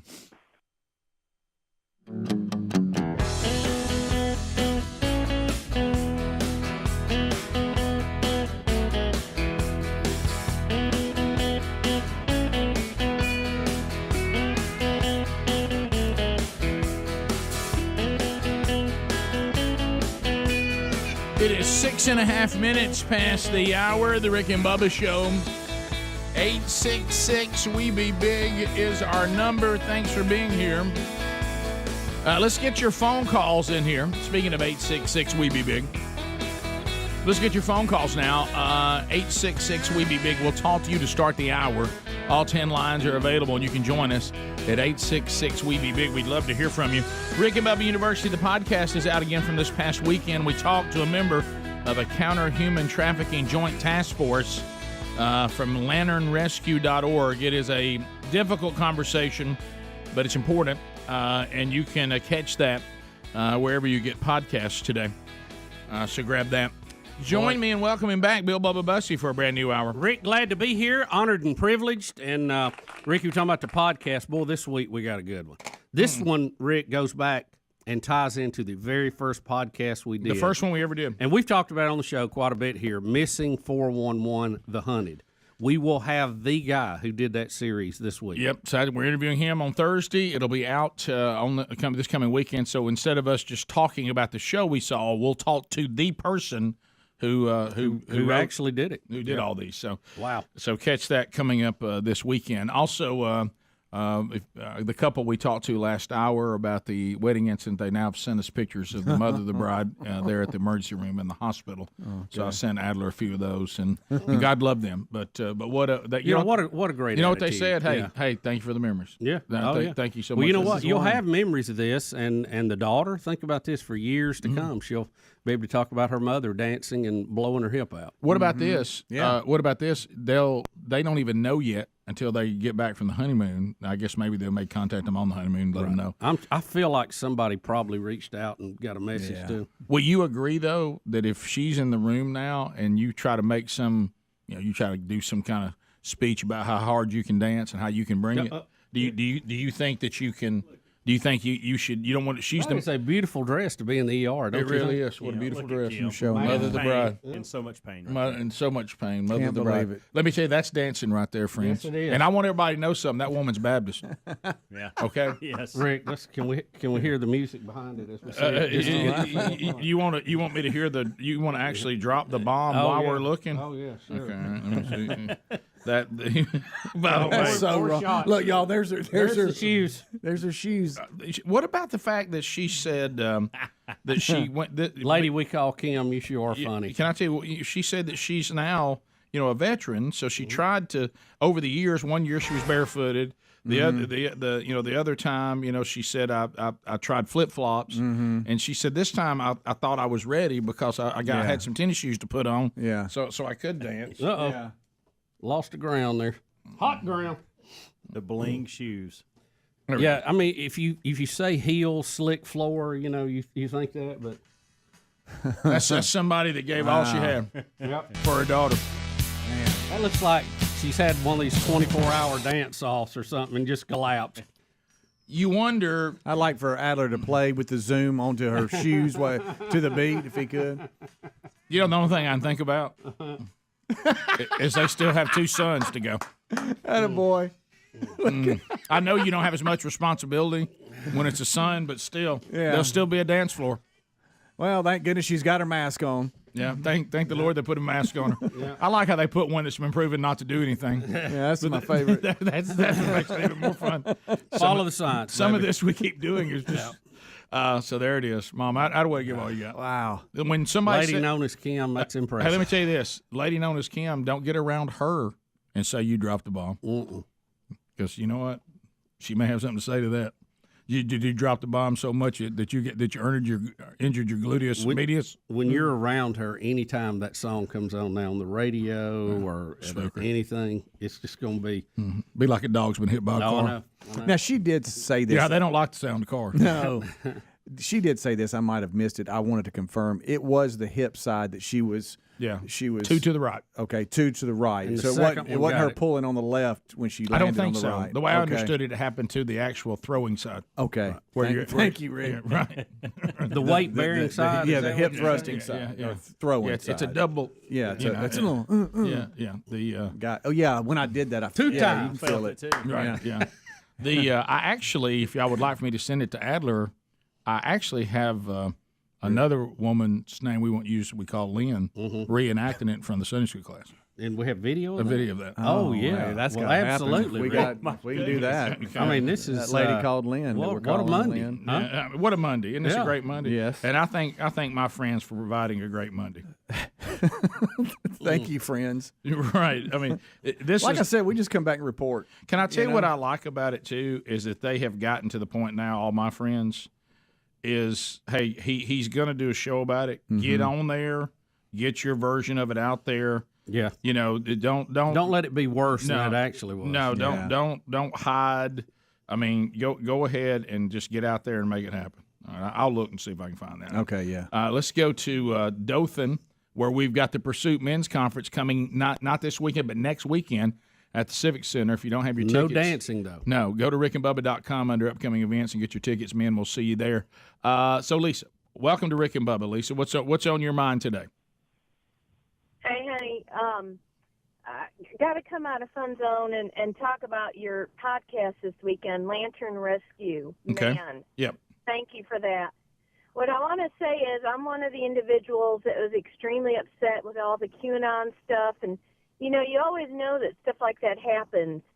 But then when it's in your face, it's just, okay, I can't turn a blind eye to this. But what can you do? So now, ever since you put up that podcast, first of all, I've gone ahead and signed up to be a monthly donor to them.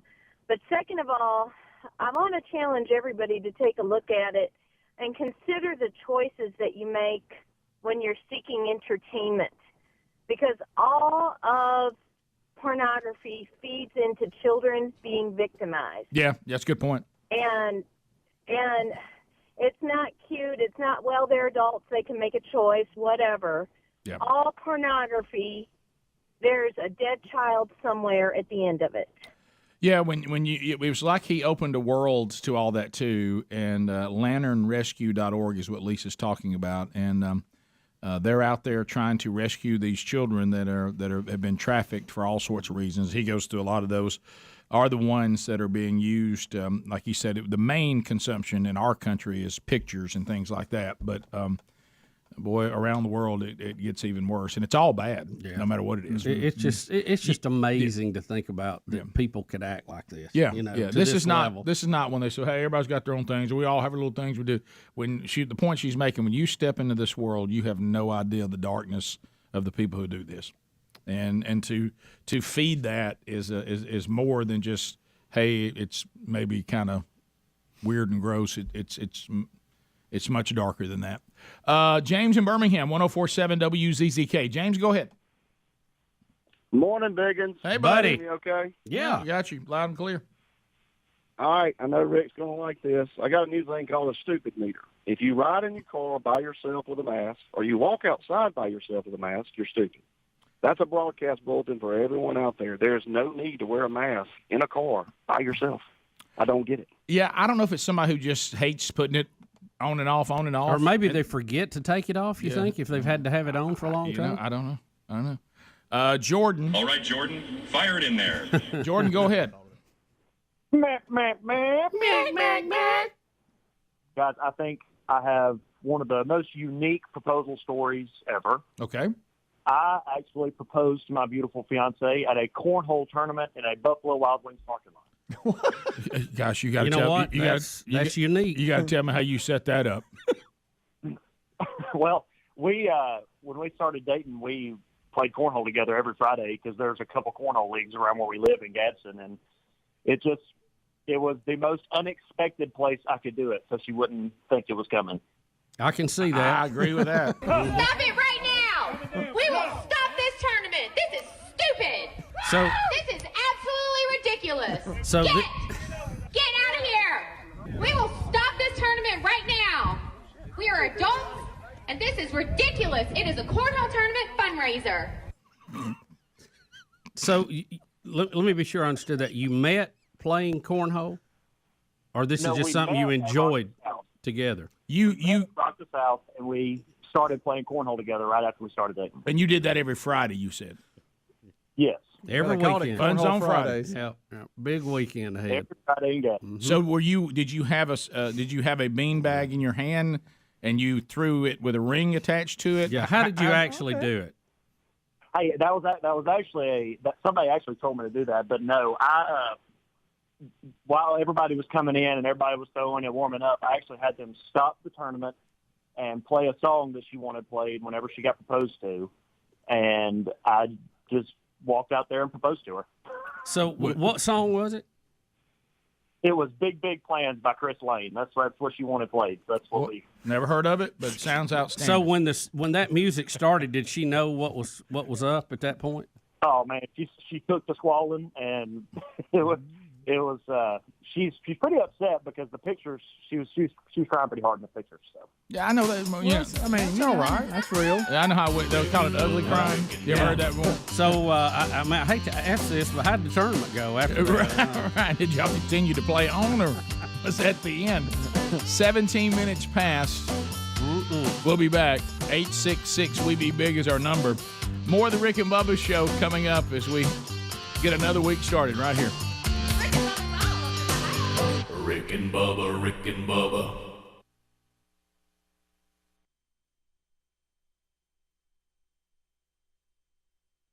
He was how old? 42. 42. No, 32. 32. You said on the air, I ain't got time for that. No. When we brought up 30-something, you said I got time to raise one. Look, you've already raised. You ain't got raised. Didn't raise the man. I know. I said I have to pick you up from the daycare. So he said, "Can we still go to dinner?" And I'm like, "Well, I guess." My two coworkers that turned me on to your program, they were all saying, "Just go eat with him. He's not going to bother you. Go eat with him." And I'm like, "Okay, so yeah, we can go to dinner." Then I get another email from him, and he said, "Can I show you some hot fun?" I said, "Some hot fun?" I said, "What do you want to do besides go to dinner?" And then all of a sudden, this picture, he said, "Oh my goodness." I had to go to church and repent for looking at that picture.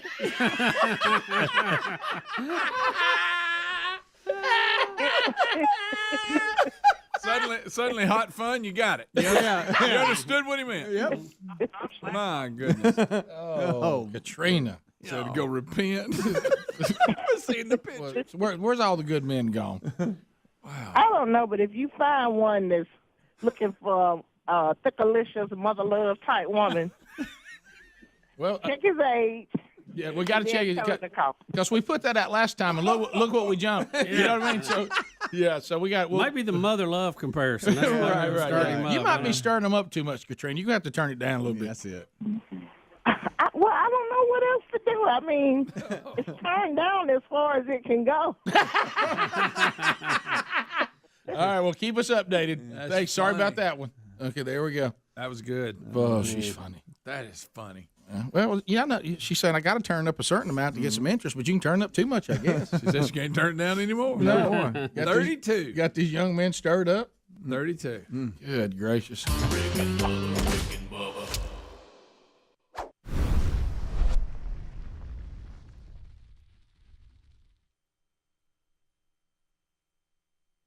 Try this 6-second method tonight to reverse type 2 diabetes. Most people continue to take blood sugar medication.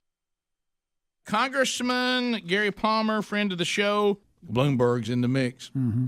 So, you know, the guy's worth over $60 billion. $60 billion. He could spend a tenth of his net worth and spend $6 billion to buy the presidency. And one of the things that really concerns me, guys, is that we may be on the verge of having a mega wealthy ruling class, an elite ruling class. And I'm at a point where I'm thinking that we might ought to put a limit on what individuals can spend in a political campaign. And you take President Trump, people say, well, he's a multi-billionaire, but I don't think President Trump put his own money in. He spent a fraction of what Hillary Clinton spent. What he did was he went out to the people with these rallies, and he got on Twitter, and he bypassed everything that everyone has ever understood about a traditional campaign. He reinvented grassroots campaigns. Yeah, no doubt. But I think it's a problem that you can have a guy that has that kind of money, and I just think that, you know, we do not want to lose our ability to choose the people who govern us, even though we've made some pretty bad choices. Well, yeah, you're already right. Yeah, no doubt. Well, thank you. It's always fun when you stop by. And anytime you're in the neighborhood, holler at us.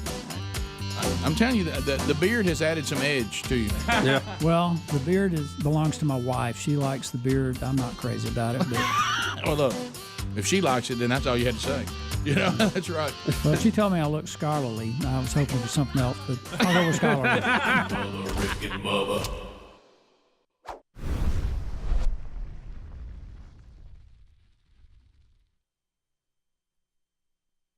Bubba, if he's an icon at Times Square, it is the crossroads of America, New York City, right there at Times Square. He's an icon. You know him. You love him.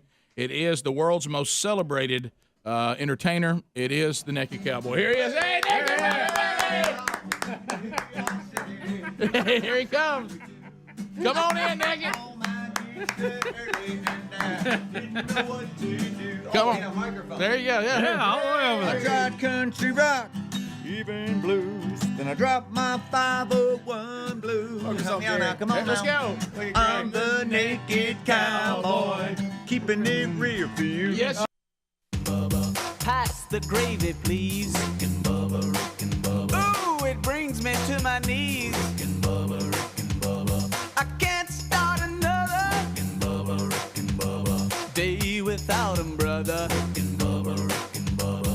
Ooh, there is no other. Rick and Bubba, Rick and Bubba. Waking on their blubber. Rick and Bubba, Rick and Bubba. Gonna be a big star. Bubba, Rick and Bubba. Fat will get 23 minutes past the hour. The Rick and Bubba Show. We're back. Rick and Bubba's in the hideout. All right, let me. They all up in the hideout. All right, so how about this? I mentioned it earlier, but happy birthday, because I know the time I mentioned, no way he was up and moving yet. Happy birthday to Brooks. Big love, Burgess today. Birthday. 23 years old today, baby, February 7th. And of course, it leads to, like I said before, some confusion on my part, because Sherry and I, we have our anniversary and his birthday. One is on the 7th, and then one is on the 10th. All right. So I know you were looking at trying to get a video together, but it sounded like you forgot our anniversary, and so. But that's not what was don't miss. going on. And she told You're multitasking. She told the story at the wedding. She said, "Yeah, Rick gave me a ring one time and engraved our what he thought was wedding date inside it, and I looked. It was actually Brooks' birthday." I said, what do you think about that ring? I said, look, I put our wedding day in there so you'll never forget it. She goes, just wish you would remember it. I said, what do you mean? She goes, you've put the 7th in here. Yeah. But we were married on the 10th. I said, well, what's up with the 7th? She goes, that's Brooks' birthday. I said, well, that's a foul. We shouldn't have had a kid so close to our anniversary. Yeah. All right, so this is only 7 seconds, but you'll see here a woman named Lynn. We go back to the incident at the reception, which has been our main story today, from a wedding this past weekend where the mother of the bride injured herself dancing. And you see... Is Mark playing the drums? Yeah, Mark and Lynn are teaching the Sunday school class. They co-teach with the couple that had the injury. And you're going to... They're acting it out. Yeah, you're going to see... Well, what Lynn wants to show us, a woman named Lynn, she wants to show us the move that hurt the woman named Kim, that we call Kim. All right, so let's see here. So, Oh, gosh. and then there's that was that was got it. When she opened up, went the other way. Opened the curtains and went back in. Went the other way. Yeah, I thought it was a hitchhiker move. Yeah, right. And I visualized it. And they also put on the prayer list this week, please. Shake it off. Pray for open the curtain. Open the curtain. Yeah, pray for our friend who goes by the name Kim, and they put on the prayer list she broke her butt. And so it's a special class. What is Lynn? Goodness gracious! I love. I've focused on her, but then focus on Mark while she's dancing. Yeah. Don't keep your eyes off of him. Look, he's right. Yeah. What room are they in? By He's the way? enjoying the dance. Choir room. Okay. Yeah. They have a very big class. Yeah. You know what? For a Baptist, Lynn's not bad either. No. Uh-huh. And so that was you know how the women get in and do this synchronized thing? That's what happened. Sure. Oh, goodness gracious. That was Mark's looking good. Doesn't he look good? He does. Yep.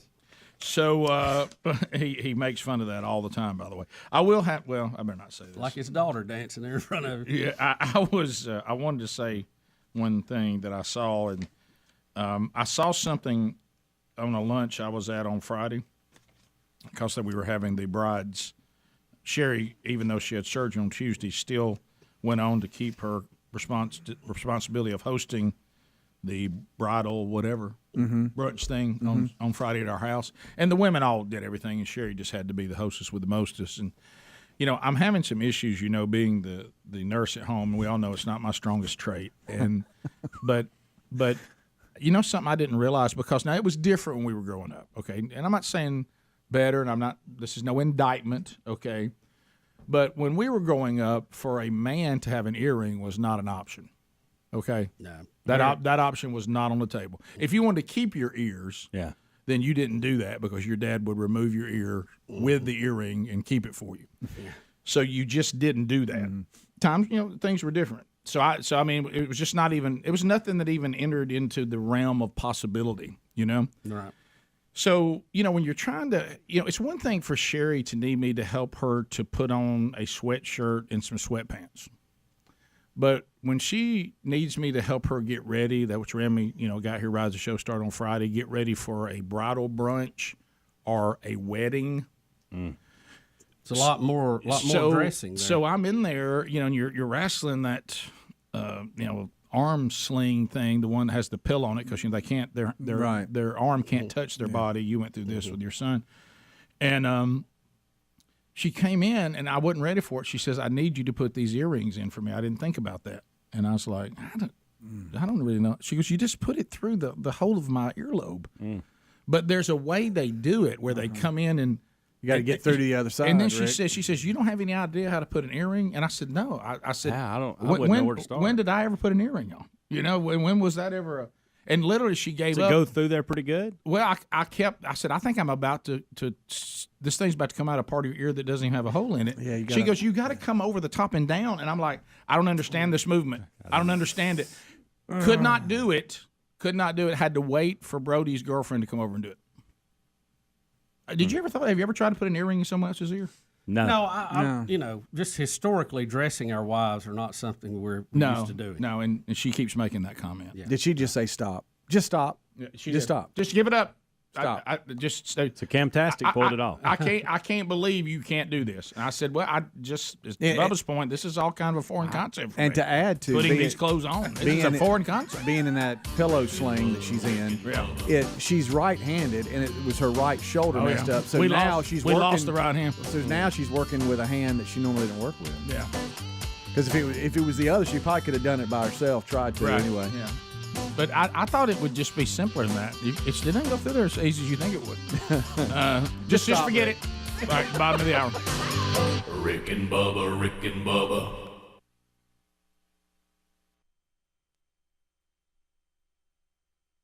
You are naked. I'm the naked cowboy. You gotta do what you gotta do. Naked cowboy, welcome back, baby. I may have taken it too far. Naked, good to see you. I may have to give you one to take to New York. Great to see you. Man, Well, hold on. Let's start with the gifts. Hey. Let's see it. All right. I'll give you a boot, or I can give you the undies. Oh, it's got Donald Trump on the front. Hey, look at that. Yeah, I know you've been I think you helped Trump win the presidency. I think you put him in. I'm putting him in 2020. You guys ready? Yeah. Trump's taking them regulations off the backs of those corporations. Remember? Sounds like a good idea to me. Oh, yeah. There you go. I remember this. Yeah. Trump's gonna build a wall.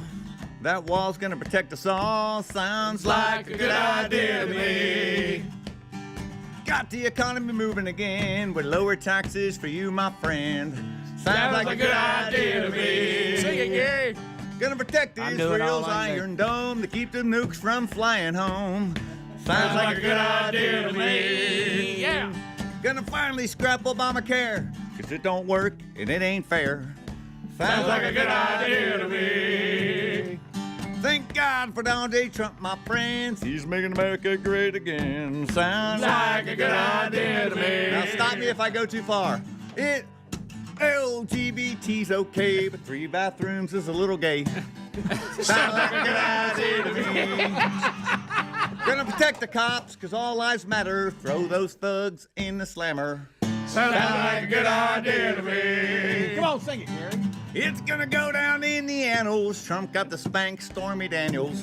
I said stop me. Stop me if it gets too bad. Stop right there. I see gravel. Okay. Nobody cares if Trump is sinning as long as America's winning. Sound like a good idea to me. Now you're quoting Robert Jeffers. Oh, that's so good. Oh my goodness. Oh, God.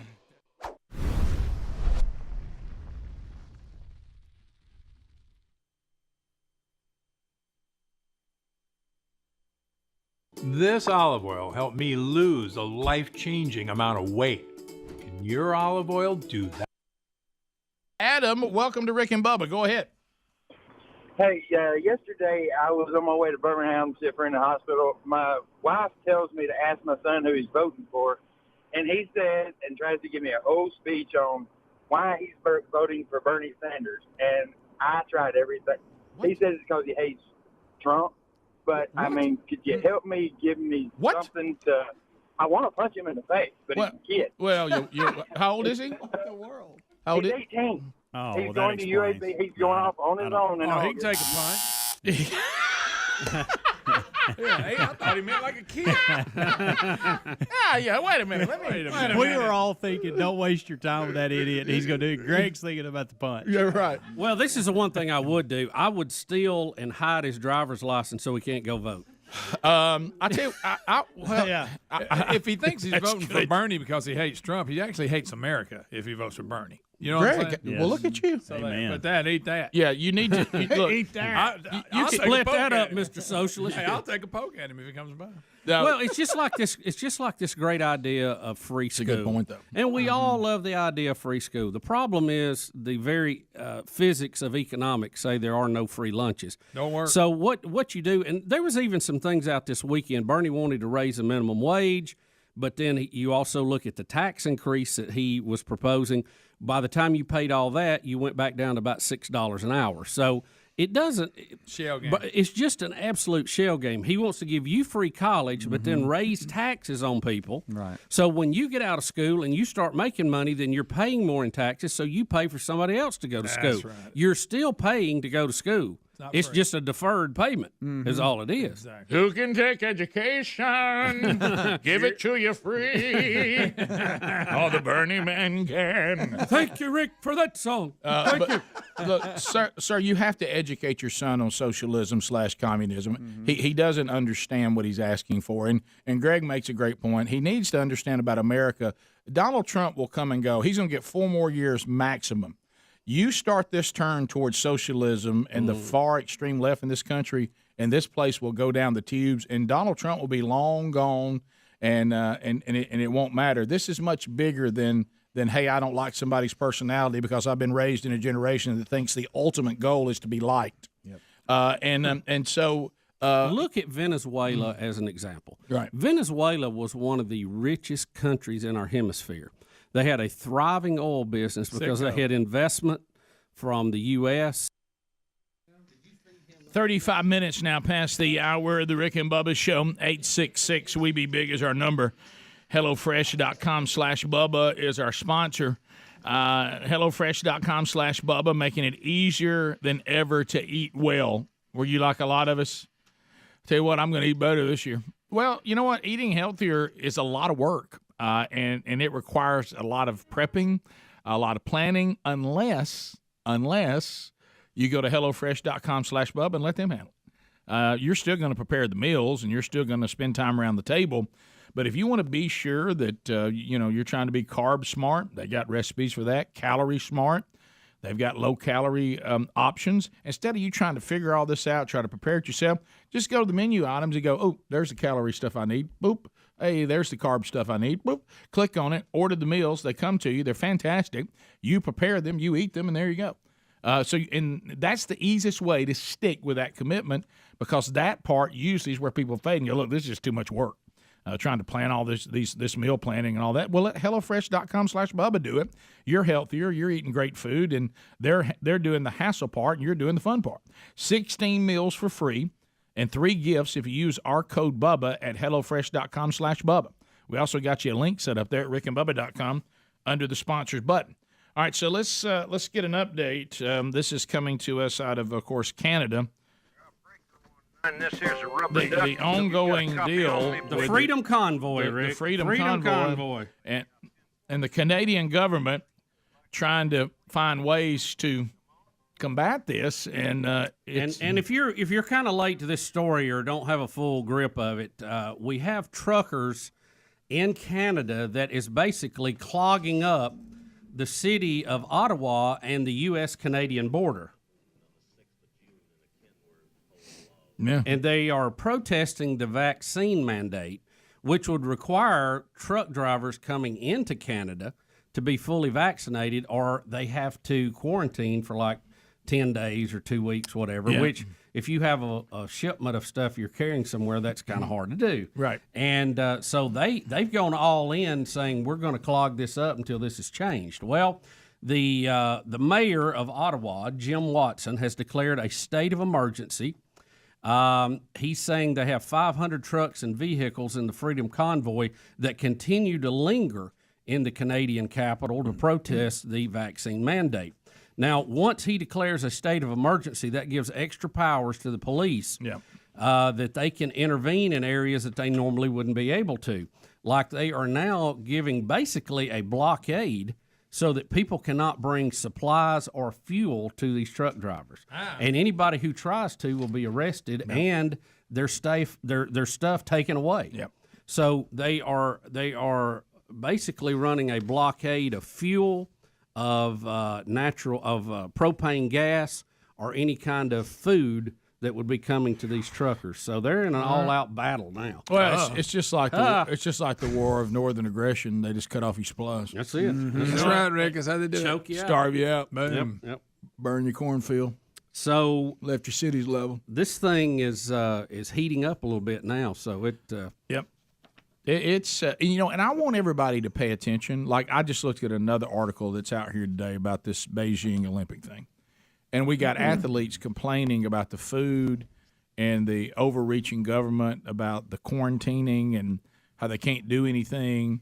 And then you got people now that, look at what Canada's doing. Y'all do realize this is the kind of government structure y'all want us to go to. Yeah. Do you not understand? The very people whining about how bad it is in Beijing right now are the same people that think it's romantic to think about us leaving a constitutional republic and all this evil capitalism and then going to some sort of giant central tyrannical government that will provide the needs for everybody. And then you end up in a country that's actually like that or is headed that way, further that way than we are right now, and you hate the experience, but then you want us to be like that. Somebody help me with that.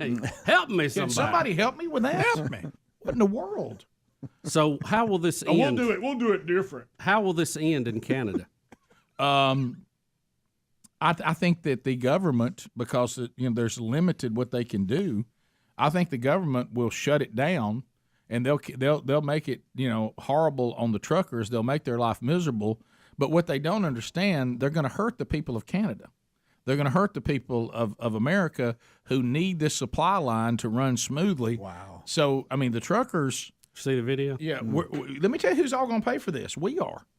Any of us that are involved in this supply chain, we're going to pay a price. Guys, I have a gift I tried to give at Christmas. Oh, yeah. Still not here? It's still not here. Yeah, sure. All right. And you ever get an update? I don't know why. I appreciate it, I guess. I do the same thing. You know what my update was the day before yesterday? Still not coming. Yeah. It may be hung in Canada, Rick. Could be. But so, this.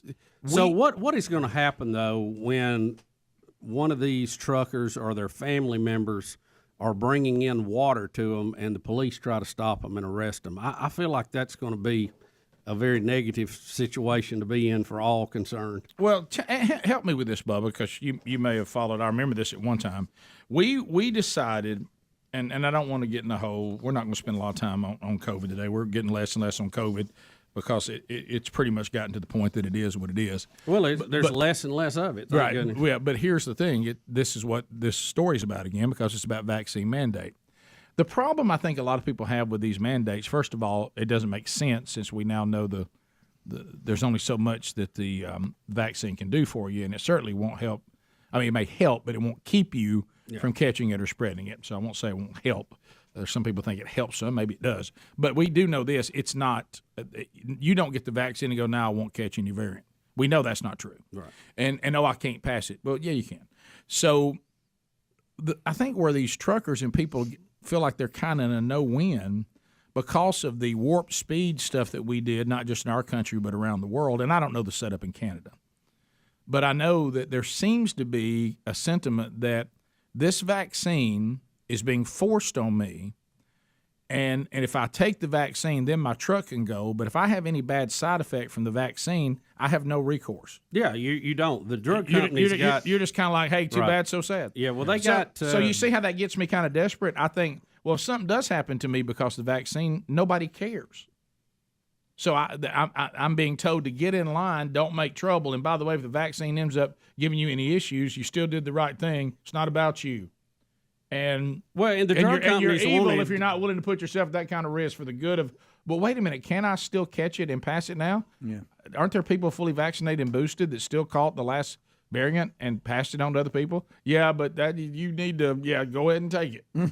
Well, but it doesn't even seem like you can even make a case anymore. It seems like now when I'm doing the scales on the side effects that I might get from a vaccine versus the good of protection against the virus, those scales seem to be really tilting in a completely different direction because the vaccine doesn't do much to involving Omicron as far as me catching it and passing it.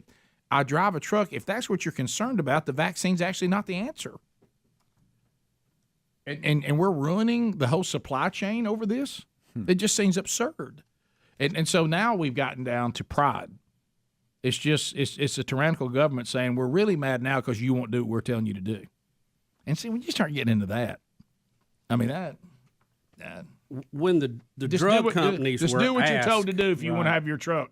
When they were asked to produce these vaccines at warp speed, thus the name, they wanted protection, or they wasn't going to get involved with it. Oh yeah, because it could break. You know why? Because of the concerns, right? Yeah. And I understand their point in that, but the flip side is you, as the consumer, that you really have nowhere to land, because in many cases you don't take it, you lose everything, and if you do take it and you have an issue, and it's a small small number, thank goodness, you really have no recourse in it. If you're pro right now a vaccine mandate for your employees or your citizens, can you please explain to me why? Why would you do that? Right. What do you not see that the bad of that at this point no longer outweighs the good? Yeah, I'm saying no longer. Back in Alpha, you could even see some of the even though I don't like it, you could see some of the justifications. But now you know it has mutated basically out of the range that it's effective. Might make it a little bit less. That's good if it does. Well, and maybe. I said all along, you always have to say this. You know, we're not anti-vaxxers. I said all along, if you haven't had it, doesn't have natural antibodies, you probably should get it to have some kind of defense in the game. At one time, I thought that. I'm not sure that's necessary. But you know what? But it's your choice to do that. Right. Yeah. Because if it is such a good deal, let me ask you this: why do you think so much of the world is using an iPhone right now? Because it works. Right. People like it. They want it. Right. If this vaccine worked like what a lot of people think a vaccine should. In other words, a lot more protection, you wouldn't have a problem. People would be lined up around the block to get it. Right. But when you turn to have to force it on people, you're immediately going to get pushed. Well, it doesn't hurt either when they were completely wrong saying the vaccine gave you better protection than your natural antibodies. That was not true. Well, we knew that was so there's a lot issue. There's a lot of heralding that went on with the vaccine that has turned out not to be true. So now more than ever, it makes no sense. And I don't understand, other than pride, why there's some people still clinging to it. You're really clinging to something that is you can no longer substantiate. I don't understand it. Are you saying follow the science? It doesn't make any. Yeah, I'm talking about even if you. I'm not. I don't understand it. And look at all it's unnecessarily causing. Yeah, it doesn't make any sense. I think the next generation, and that's in the pipeline, will be much more effective because they've had time to sequence it and they understand the variations of it better. What's next? Y'all want to do another lockdown again? Yeah. I mean, I think we've marked that. Does information just not mean anything? Bubba, Rick and Bubba.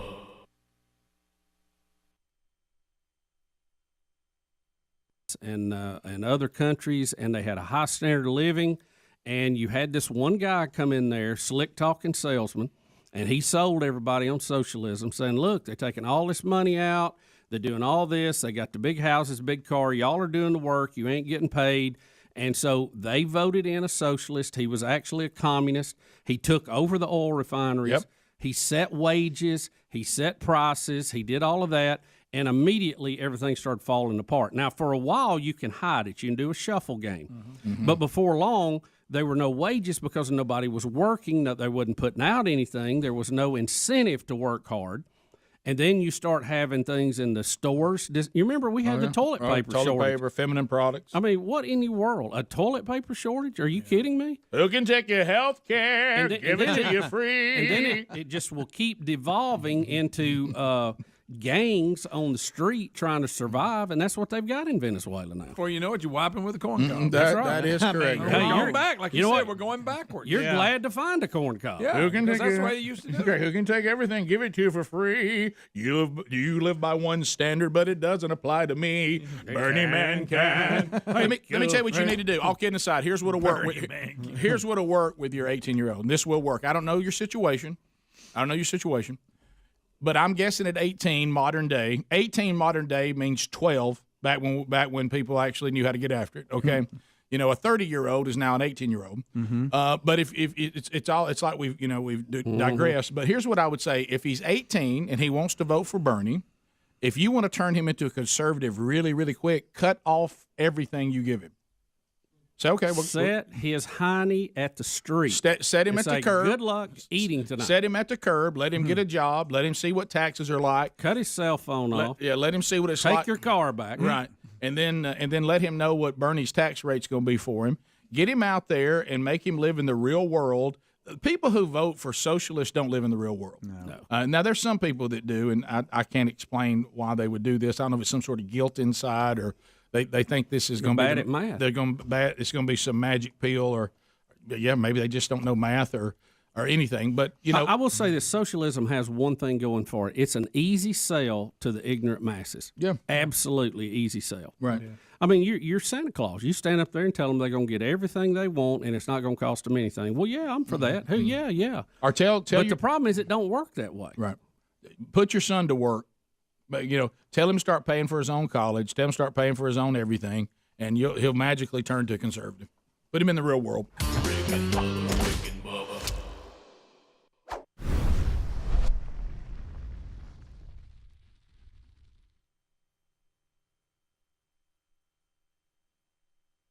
Wow, look at this. 94% of people believe company culture is important. Then it happened.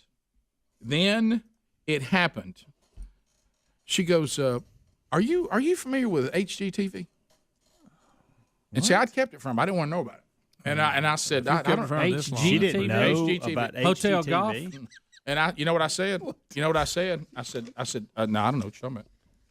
And she goes, no, it's like HGTV, and like they do all these fixer-upper houses and all that. No, I had kept it from her. It's 2020. How do you do that? That's amazing. Listen, I had her living in like the Soviet Union. Have you blocked the channel? I had her walled off from HGTV. HGTV. You're not gonna believe it. And I said, nah, I don't. What is it? And I knew what it was because I've heard all y'all talk about it. And she goes, well, they have these fixer-upper shows and all that. And I said, yeah. Boy. I'll get into them. I said, look, and then I said, well, I don't watch that. Fixer-upper. I said, that's boring. That's boring. Who wants to watch that? Well, when I was waiting to get my nails done, that's all they have on in there. And I thought, I know, because that's where women go. You know what I mean? And I said, well, she goes, do we have that? And I was like, nah. Yeah, love it or list it. No, we don't have that. That's a higher level. Look, dang it, we don't have it. And then can't get it here. And then it happened. Well, I bet they got them on Netflix or something. And I was like, oh no. Binge watch. Oh my gosh, binge watch. And I was like, nah, honey, it's probably ain't on there. And now she starts searching. And there was one, and then this is what happened. So she finds, I don't know what it's called. Is it Fixer Upper? Yeah, there's that one. You're talking about, no, listen. yeah, Fixer Upper. Well, no, listen. So anyway, this is so funny. So she really gets into it. Well, you know you'll be going to wake up. Look, hey, I love that. Look, you're going to love this. I said, I think we interviewed this guy. Look, and she goes, you had this guy in the studio? I said, yes. She goes, what did you know about it? I said, nothing. Rick and Bubba the gravy, please. Rick and Bubba. Ooh, it brings me to my knees. Rick and Bubba. 9 minutes to the top of the hour, the Rick and Bubba Show, 866-WE-BE-BIG is the number. Thank you for being with us today. All right, guys, Valentine's. I know, I'm trying to help you. Go ahead and make the move right now to 1-800-Flowers.com. 1-800-Flowers.com, because you're with this show and your old buddy Rick and Bubba and the guys here on the show, we're trying to help you. 24 sorted roses, we'll get them to you for $39.99. Come on. If you want to upgrade and go to the classic red roses, then we can get you $10 more and you got 24 red roses. But you got to make a move. This thing's not going to continue. And if you want to ensure the Valentine's Day delivery, you cannot keep putting this off. So move right now to 1-800-Flowers.com. You'll see the radio icon there. Type in Bubba, and you get 24 sorted roses, $39.99, or $10 more for 24 red ones. But you got to move. And really, just as important as the deal is locking in the delivery date.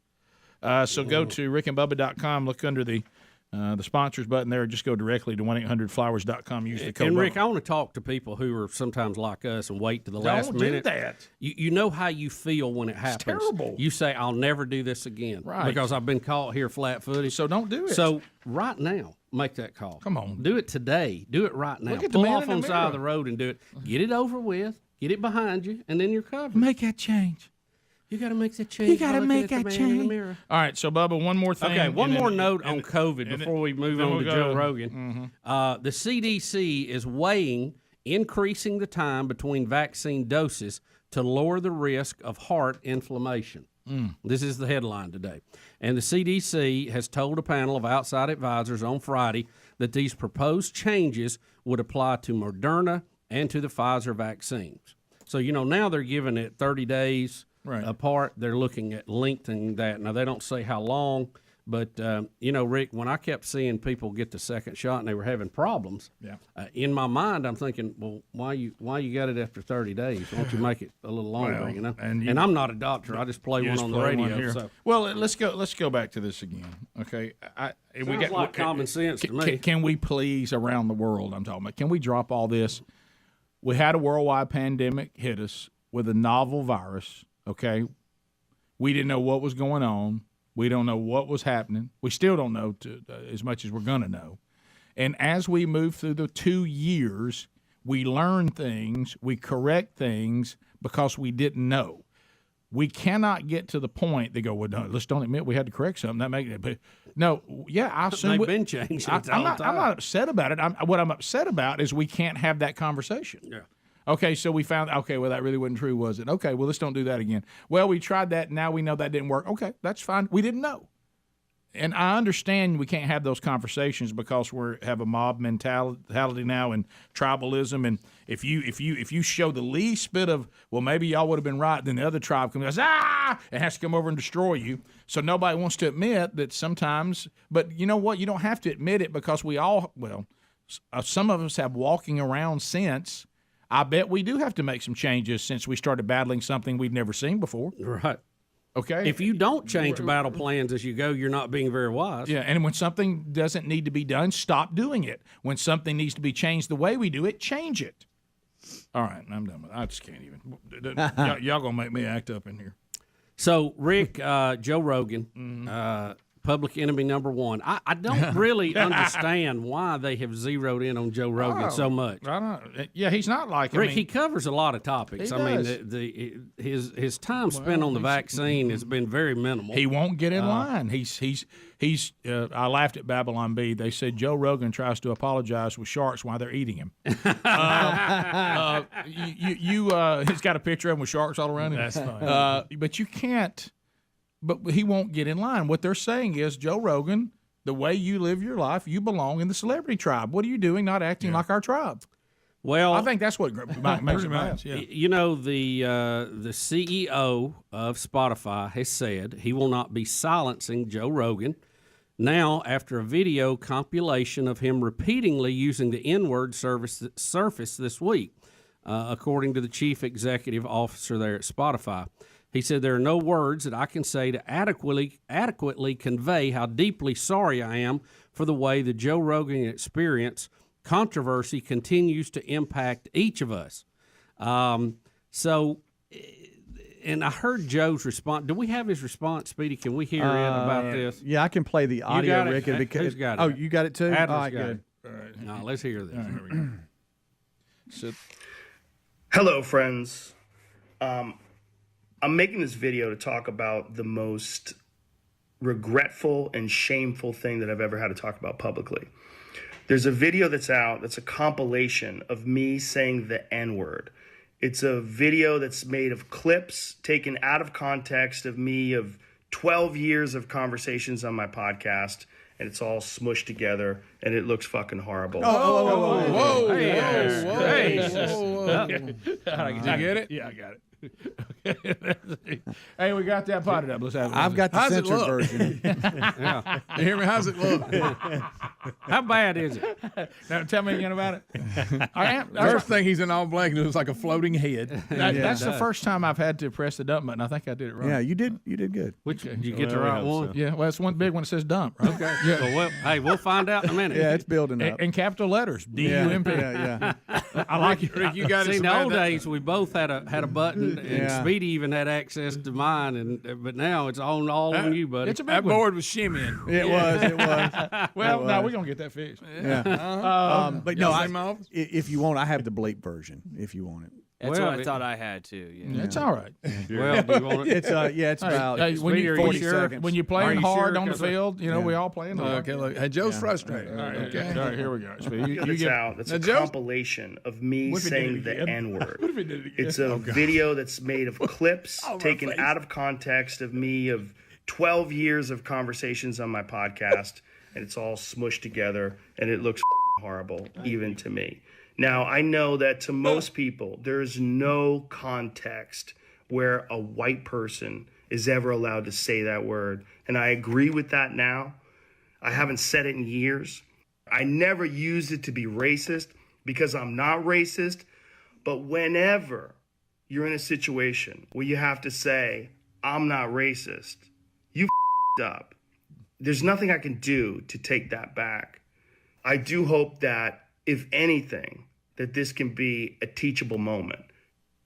Okay. Well, and what he's saying is, I did say the word, but I didn't say it in a way that was condescending or racist, and they put it all together just to look like I'm saying it over and over again. But anyway, so, and the guy and Spotify says, look, this is life. We're not going to, do you think they'll ever get to the point where they'll give in to all this? Spotify. Well, they're throwing every pitch they've got right now, so they got to make that 100 million back. Yeah. I think there's 100 million reasons Joe Rogan ain't going anywhere. Yeah. Right. So, top of the hour. Thanks for being with us. Rick and Bubba, Rick and Bubba.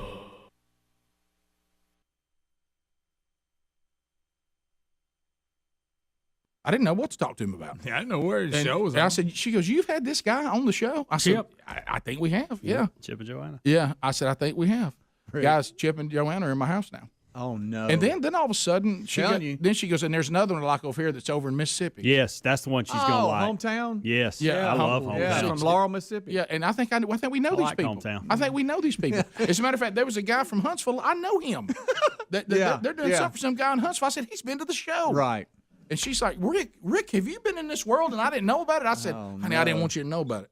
She said, you didn't want me to know about it. And then I tried something. I said, it just makes me feel bad because I know you wish you had a husband that could, build things and fix things. Nah. And then all of a sudden, the worst of the absolute worst, she starts scanning down episodes of Chip and Joanna. Is that their name? Yeah. Yes. Well, Yeah. Chip God and Dale. love you. Yeah. Unless you're watching Hometown. I watched both, but it was Chip and Joanna that got me on this one because they got more money than the Hometown does.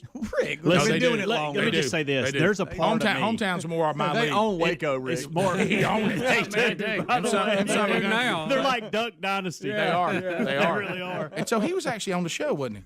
Joe, yeah, oh yeah. We interviewed him. And so We've had some people. We've had some on there. I we didn't had know. him on. I recognize. He's let his hair grow out now. Yeah. But he was on It's the show. been a minute. Oh, and there we early go. on. Yeah, he's way funny. early. It was He's way funny. early on. So What is the guy on there that they have that does a lot of their work? It's not Billy Bob, but it's a funny name like that. Yes, Joe Don. Joe Don, that's it. Is he I the just one saw we- Joe Don. Rick, is he the one we brought up old mirrors to? That we were scared of mirrors? Yes. He was the one also told me not to let Sherry do white marble, that I would regret it. But anyway, so we're sitting there, and then the worst of the absolute worst happened. Oh, look at here, Rick. They've got a farm. Gosh. Boy, I was like, no, I don't think they do. Boy, do they I don't think they. No, look right here. They're doing something at their farmhouse. I thought, no, I don't need to fix you up at the farmhouse. I don't need to see that. I need a good windmill. No. Yeah. All of a sudden, What's with you and windmills today, Greg? all of a sudden. Good point. Greg, I understand there's a guy on The Bachelor. He's got one in his yard. This is a different one. But anyway, I painted a mural of one. And then, look, and then all of a sudden it happens. Oh, look at this! She's building like her shed in a garden and a chicken house. And a chicken run. Oh, some coops. And a chicken run. I was like, nah. I said, nah. I'm sorry. You're going to get chicken. No, this is what happened. This is owning me. This is what happened. It's like you've been in a cave I for said, years. baby, Not a really she is. Are you talking about a she shed? Yeah. Cheryl? Of course, they were funny. Cheryl, It what was happened funny to your because she-shed? it was funny because what burned Chad down my realized is she-shed. he said, you're acting like you want to build a tool shed, but what you're building is another house. Well, all this. But anyway, which I can relate to that. So I said to this, I said, honey, Shed's on fire. What these people are doing, they live at their farm. They live at their farm. Right. Yeah, that's now if we want to go move to the farm, certainly Chicken Coop City. Yeah, I said, but they live there. Yeah. You got to live there to do this. Right. That's down the road. We can't. So now it's happened. I've gone 24 years of my wife not knowing about HDTV. Kept it from her. It was almost like I was a tyrannical communist government. Yeah, hope you didn't find DIY. And I was keeping my wife from knowing what was out there. I didn't want her to know about HDTV because I've seen what it's done to all your life. Yeah. And she still doesn't know about Pinterest. She still doesn't know about Pinterest. Well, Rick, she has. No, she doesn't know about it. Rick. No, I don't let those things come in the house. I don't let those things come. She doesn't know about Pinterest. She doesn't know about it. What about the Lifetime But this is where this is channel? leading. This will be a trail to Pinterest. Yes. How did she know about it? But Rick, now that she's found that, there's got to be 10 years of shows out there. Oh at no, least. Bubba! Listen, listen. If you're back on that, you're way back. No, this is my life now. I get home yesterday and she's like, "Okay, I got to run doing so and so, but when I get back, let's go back and watch some more of those HD." And I'm like, "Oh no!" And then when she came in, I just diverted her off to something else. I was like, "Babe, we don't need. Let's talk about we just need." Rick, if you go out there to Waco, and we know a lot of families that have, we have not. But they get pictures. I mean, you're liable to see them anywhere. No, I don't. Jamie Don or whatever his name is, and get your picture made with him. Look, HGTV started in 1994. Yeah, I know. I've been married since 1996. I've been hiding it for 24 years. How does this happen? Sherry and I met in 94. I mean, I've been hiding this, really, if you look, almost 30 years. Yeah. But here's the thing, and I was very good at it. I was very good. Obviously, you were. Stupid nail salon. Stupid nail salon. I had it. She didn't even know we had it on cable. She's like, "What is this channel?" I said, "I don't know. I've never heard of it." What? H1? What's HD? You just called it HD. It's HGTV. Yeah, it's HGTV. Bubba, I was trying. By the way, they brought back the Extreme My Makeover wife Home has Edition. found HGTV. I had to watch Joe Don. They redid some kind of house out on Joe Don's property for Jimmy Don's boy. Yeah. Yeah. Where they turned that Yes, I barn had into to a watch house. that one. Yeah, I saw that one. my I remember goodness. that one. All right, so It's the same show. Every show. I said, honey, they do the same thing every show. Then she tried to get me on one, price it or listed or love it or listed. Love it or listed. I'm like, my gosh, I can what? Or you remake it or sell it. Oh yeah, we've seen that. What am I doing? My life's over now. Yeah. Then Rick, all this, you're just now getting to the world we do. You're going to add Lifetime do TV. you realize? Hallmark, or better known as the Man Killer. She's going to find Hallmark next. Yeah. Listen, do y'all realize with this? Y'all don't understand. Without my wife knowing about HDTVs, you don't know the remodels. You don't know let's build one of these. It's happening without HDTV. Can you imagine what's going to happen now? This stupid idea is rolling in, and you know what this is going to lead to? She's going to find Pinterest.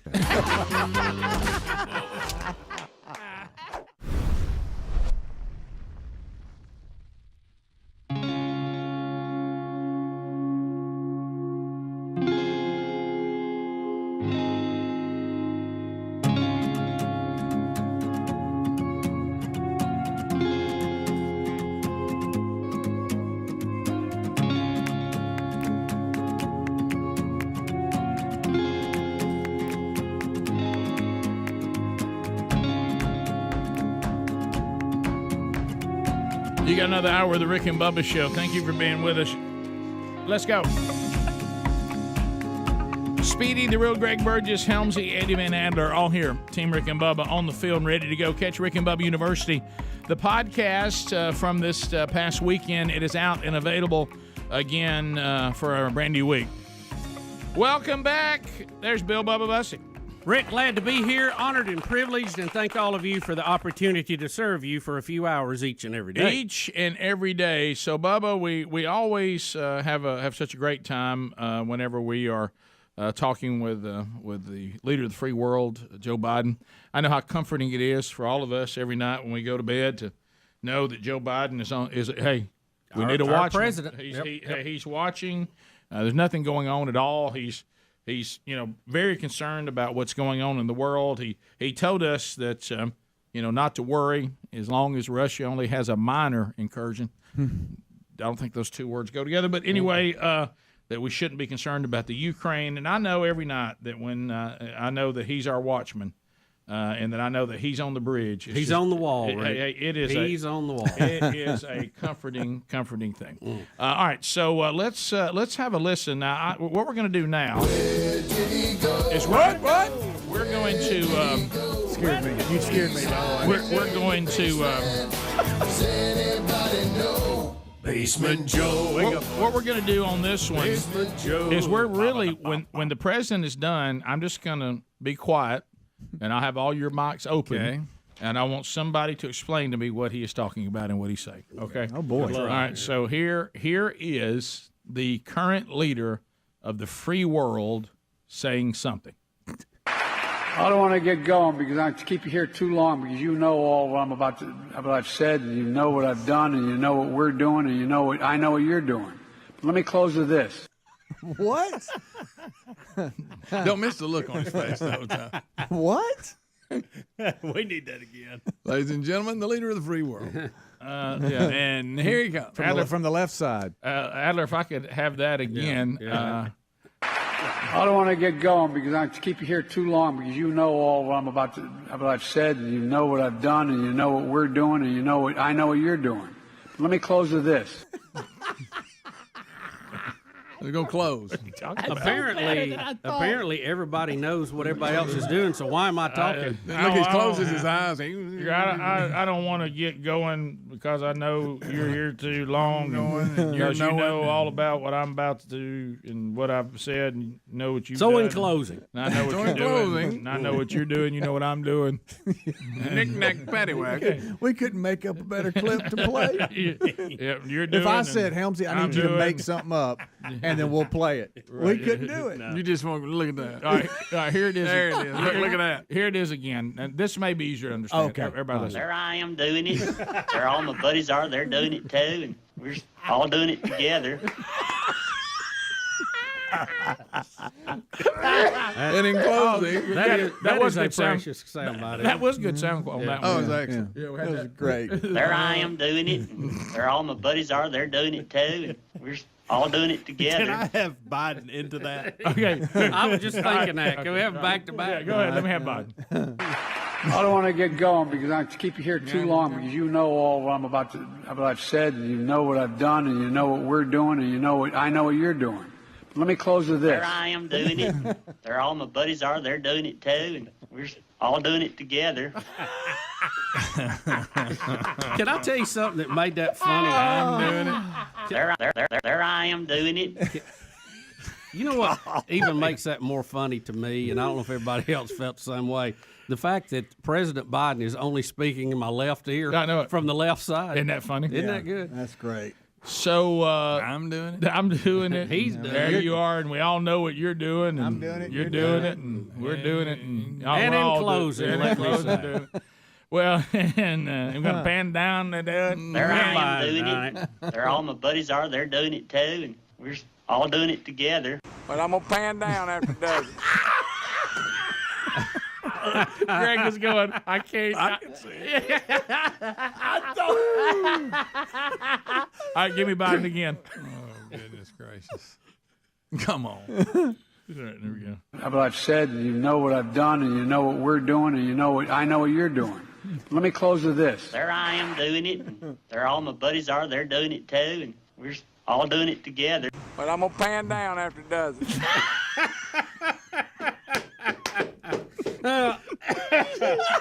that's good.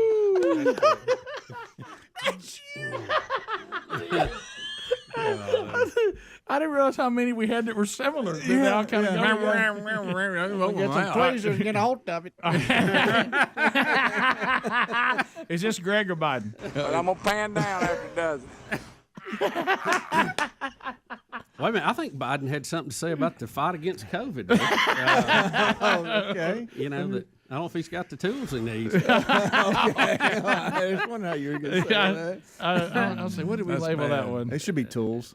Greg Tools is what it should be. Greg Tools? I Okay. think so. Okay. It's a step out of Yep, my there it part. is right there. Here's one more. I hate to say this, but I don't think we got the tools here to pull this off. Yeah, they got to get in there with some tweezers to get a hold of it. That's good. And all of that is good. All of that is I'll tell you why what, I have that's an intelligent son of a gun. I have a moth stuck in my ear. Yeah. Yes. Can I tell you what's funny? It was an emergency. It was an emergency. Of course, you're not running the free world. But how about when you go? Not even close, Rick. Not even close. When you but what's funny is in our labeling. This is so funny. We get a theme going. These are all Greg things, but when it comes to pan down, we just put in there as pan down. Right. Is that what we did? Yes. Well, it stands on its own. Right. Well, It's got a life of its own. Pan's out there on its own. And you don't want to. It's all going to pan down. Yeah. But I anyway, don't know why I even said that. Well, what pan down? Yeah, I mean, I know what we were doing, but it wasn't necessary. That was early. You know, that was It was early not on, necessary Greg. at all.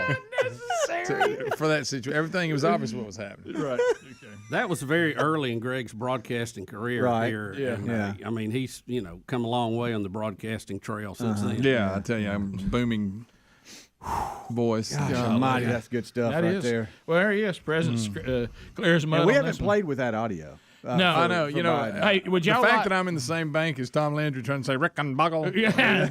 that tells you. Do y'all care? I know it's irrelevant to this, but I just want to hear him say something again. Do y'all want to hear him December 3rd, 2020, telling us not to worry about the mask thing? It's not going to go on forever. Yeah. Oh, yeah. Okay. Yeah. That'd be We good. got a few more we didn't get. So here is the flashback to December 3rd, 2020, when Biden reassures us this mask thing is just for 100 days. I'm going to ask the public for 100 days to mask. Just 100 days to mask. Not forever, 100 days. And I think we'll see a significant reduction if we occur that occurs with vaccinations and masking to drive down the numbers considerably. Wasn't going to be forever. Well, history has spoken. Yeah. But I'm going to pan down after it does it. Okay. Something about hearing it over and over. You know how Greg. You know. Oh yeah, that's fine. Look, I did it. What am I gonna say? Oh yeah, you be. It ain't like I was like, hey, did you hear me doing that funny Greg, voice? here's the good news. They could play that 1,000 more times today, gosh. and it still wouldn't touch Hey, Mr. Allen. It wouldn't even get close. God, we've had so many. Hey, Mr. Allen. Anybody? After you pan down, don't be mad with me. Does anybody want to see? Does anybody want to see 3 Democrats that for mask mandates sitting around getting a picture made without a mask on with people who have a mask on? Oh, sure. Y'all want to see Stacey Abrams? You know who claims she? Yeah, how about that? Doesn't she still claim she's the governor of Georgia? And yeah, she got ripped. But I read somewhere though that they're defending her, but saying the only reason people are attacking her because she was speaking about Black History Month. No, Right. no, That's no. what they're no, saying. see that would be wrong. No, that's it's the mask. That's that laziness again of not being able to defend my point. You can't just scream racism every time you do something stupid. And what she is saying is everybody should wear a mask, and she's a mask mandate person, and she's being pictured with children, which she's talking to, and she's not wearing a mask. Why the children have to? Yeah, that's pretty much it. Right. Yeah, that's not what you're there to talk about. Yeah, it has nothing to do with I'll tell you this. And if somebody thinks that's inconsistent, that's not racist. Did you see the old governor from California? You know, he was in this. He got caught taking a picture with his mask off of Magic Johnson. Oh, yeah. And he said, yeah, look, we're just taking a picture. I just took it off for a second, no big deal. Then they have video of him during the game with it hanging off one ear. Yeah, of course. Because you know what? He doesn't like it either like the rest of us. Here's Jamal. But yet he pushes it on all of us. Jamal Bowman, New York Democrat, pictured at a New York high school. He has no mask. All the students, of course, have to wear theirs. Oh yeah, it's That makes sense. Walking contradictions is what they are. Look, and pose for a picture. Didn't even think how am I going to put this on. All these students have no choice. Jamal, their representative, is standing right there with no mask on while saying all of them should have a mask on. So why don't the kids in the picture take their mask off? But they're not allowed to. Just it off for a second. They're not allowed to. Can't. Not allowed to, buddy. And New York Mayor Eric Adams, he's in New York City, not supposed to have a mask off indoors. He just said the mandates will remain in effect in public schools. Just said that, and then we get this picture. He just said that hey, the kid's going to have to keep the mask on. Of course, he's indoors, no mask. So, and there's a lot of other adults around him with no mask on. So goes back to what I was saying earlier. So if the mask is that important, and it's so important we must mandate it, then they should be wearing one too if they really believe it. Never have it. I'm talking if they believe it. Yeah, right. And they're going to tell everybody else. But obviously they probably don't believe it, or they wouldn't be doing. See, that tells you they don't believe it, because if they believe it, they'd have it on. Oh, right? yeah. If you really believe that, you'd be walking around in a hazmat suit. All right, we'll come back. If you thought it was life and death. We'll do a phone troll next. 866 We Be Big is our number. 30 seconds a pop. Largest number of people, shortest amount of time. We're coming up next. Rick and Bubba, Rick and Bubba.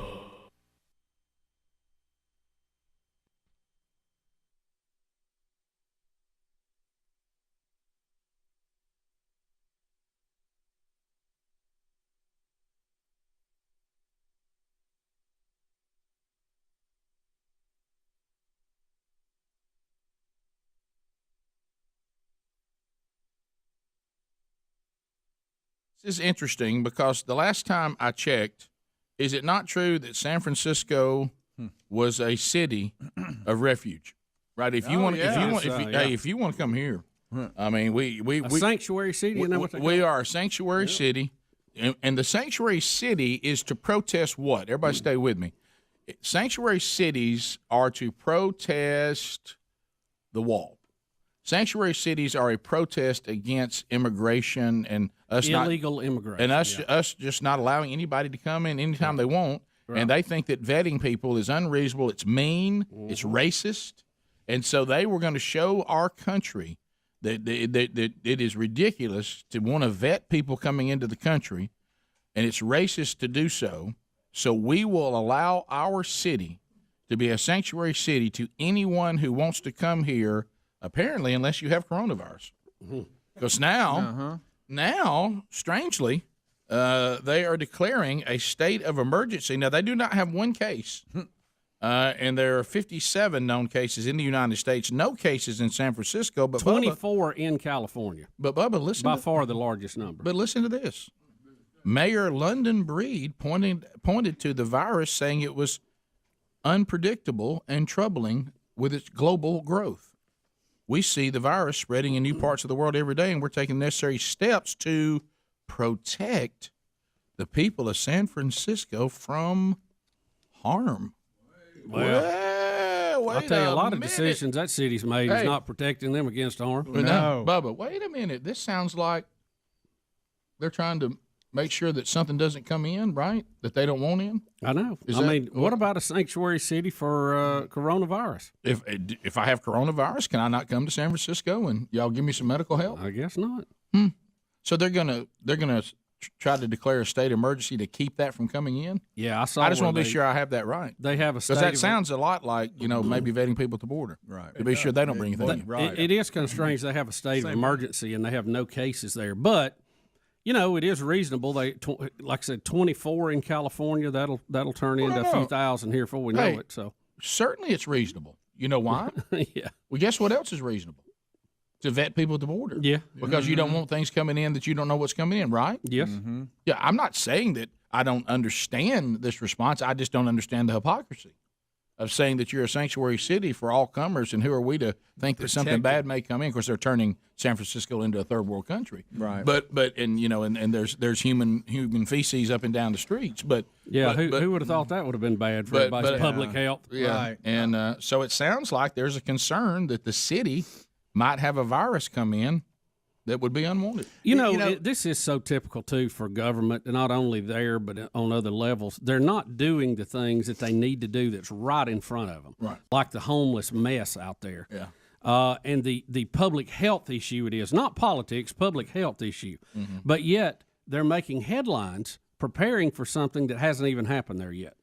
Yeah, and this is all coming. Yesterday afternoon, the CDC issued this new warning that all Americans need to start preparing for the possibility of a more aggressive, disruptive approach to stopping the spread of the coronavirus in the U.S. And it's, because it's now in Iran, Japan, South Korea, Italy, and you got this Korean airline worker that they now say might have been on a flight to Los Angeles. So we got a Boston Red Sox pitching prospect quarantine. Yeah, most definitely. Bringing him in, but he's got to be quarantined. Yeah. But let's go back to this. Let me say this. I'm just speaking San Franciscan here, okay? If you're saying that people that maybe come from China might be bringing something in we don't want, isn't that racist? It's, Rick, I think what's the term, xenophobic? Are you? Hey, let me use some San Francisco far left language. Are you saying all Asians are bringing in a virus? Is that what you're saying? You mean some kind of racist person against Asians? Well, no. We know that not everybody has the virus. We just want to make sure that some of them, the ones that do, are vetted. What? No, then you're just saying that all Chinese people carry around a dangerous virus. What kind of racist comment is that? No, we're just saying that it's obvious that some might. Oh, that sounds an awful lot like the border. And you need to protect the people who are already here.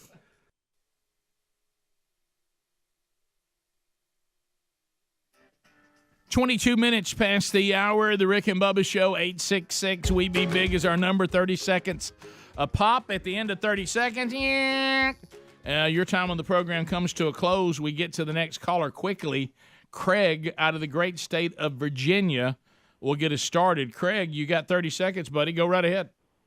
First of all, I think if you played that Biden thing, but somebody did it in Carl Childers' voice from Sling Blade, that'd be awesome. Oh, that is good. But Greg was right. That game was the College Classic. I think they used to call it the Pro-Am Bowl, too. And I watched the very last one was Pittsburgh in '76.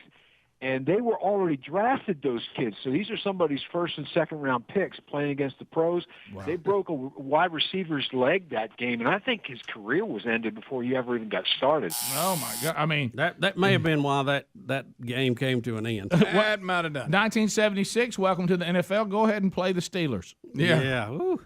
In 76, it play seems the Steelers? Like they would let the All-Stars play a weaker team. I know. Richard in Huntsville. Like they had that uniform with the stars all over the shoulders. Yeah. I remember it. Richard, 100.3 The River. Go ahead. Good morning, guys. Hey, buddy. So I've had my radio down for a good bit this morning. Y'all might have already spoke to it. But I want to get y'all's thoughts on the remarks that Pelosi gave our Olympic athletes over in China.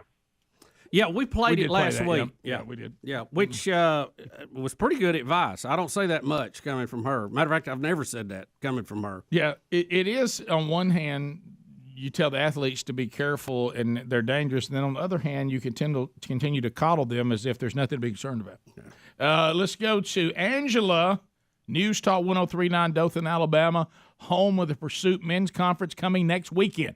All right, Angela, go ahead. Yes, I just wanted to say, what if they had just happened to have, like the little snaps you have that are fireworks? You can't get in there with fireworks. But that might actually have woke up half the people in this speech from the president. I don't call him president, but from Biden. Well, he is the president. I mean, whether you call him that or not, he is the president. I can't imagine what it's like to sit there and be his handlers. That's the part I always go to. What is it like? Oh, boy, he's riffing. The resemblance to his expressions and is it a puppet? What do you call Jeff Dunham's? Yeah, it's a puppet. It would be classified as a puppet. It's a puppet. Ventriloquist. Doll, whatever. And what's his name? The one that looks like him? Walter. Walter is uncanny. Oh, my God. Uncanny. Especially when he does this. It's like the puppet was made looking at Biden. Randy, Jackson Gap. Randy, 30 seconds. Go ahead. All right, what I was going to tell you is when I worked for the Postal Service, I was a safety inspector with my office and went to Montgomery for a safety meeting. And they were telling me, telling us all, if you see something safe in any post office you're in, you need to point it out. And I said, point it out wherever we're at? They said, yes. I said, well, it's a safety hazard. Y'all got the extension cord plugged up behind that desk, and y'all are walking back and forth stepping up. That's a tripping hazard. But they didn't want to hear that, and that's just the way that the folks are now. If you point out. 0 for 3. Well, his point was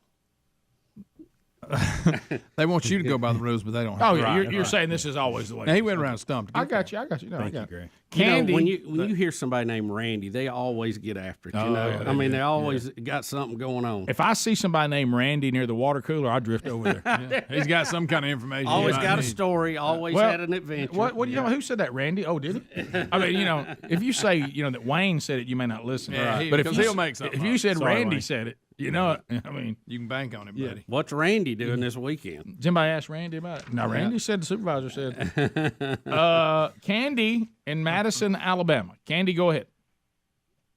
Hey, guys. Thanks for taking my call. It's our pleasure. I was just listening to your segment about the hypocrisy with our leadership not wearing masks all over the country while our children are still mandated to have masks in public schools. Which is ridiculous. We are dealing – yes, sir. It's not science. We are dealing with that here in Madison, Alabama, and I just wanted to call and, share how I feel like it's a shame that at this point parents are actually having to sue the school board in Madison, Alabama. Yeah, it's we always think, well, that's over in California, that's up there in the Northeast. It all gets here eventually. Yeah, and if you let it go. Our demographics are changing too, and a lot of that's being lost through a lot of the growth, and Huntsville's seen a lot of that too.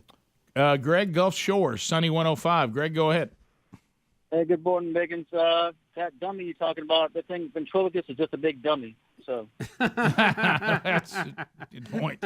Robert, Pine Hill checking in. Robert, go ahead. Monkey Grass and Green Acres. Thank you, sir.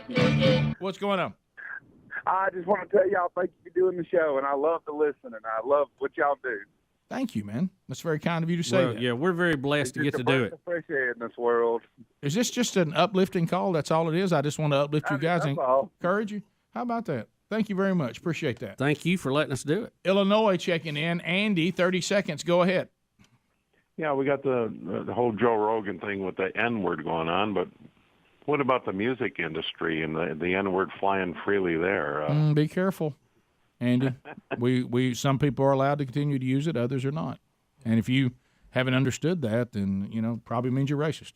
Now you can buy the records and all that. Yeah, and right, spend as right. much money as you want, but now you can't sing them. The word in and of itself is not bad. It's just how certain people can use it, some cannot. Yeah, the songwriter, the people who right. decide to release it, Right, they're right. not responsible. It's you who bought the product and then thought, my goodness, I can sing these songs I bought. No. You can't sing all of them. No, you well, can't. This is the mindset of racist. But now you can purchase it. Right. We have no problem with that. The word is so bad, we want it eradicated from the landscape. Well, not really. Yeah. So we want to keep it around. Just for some of the population. Yeah, but Kind of an odd concept, isn't it is. But, consistency, easy to say, difficult to implement. Bottom of the hour, we'll be back. 866 We Be Big is our number. More of the Rick and Bubba Show coming your way right after this. Rick and Bubba, Rick and Bubba.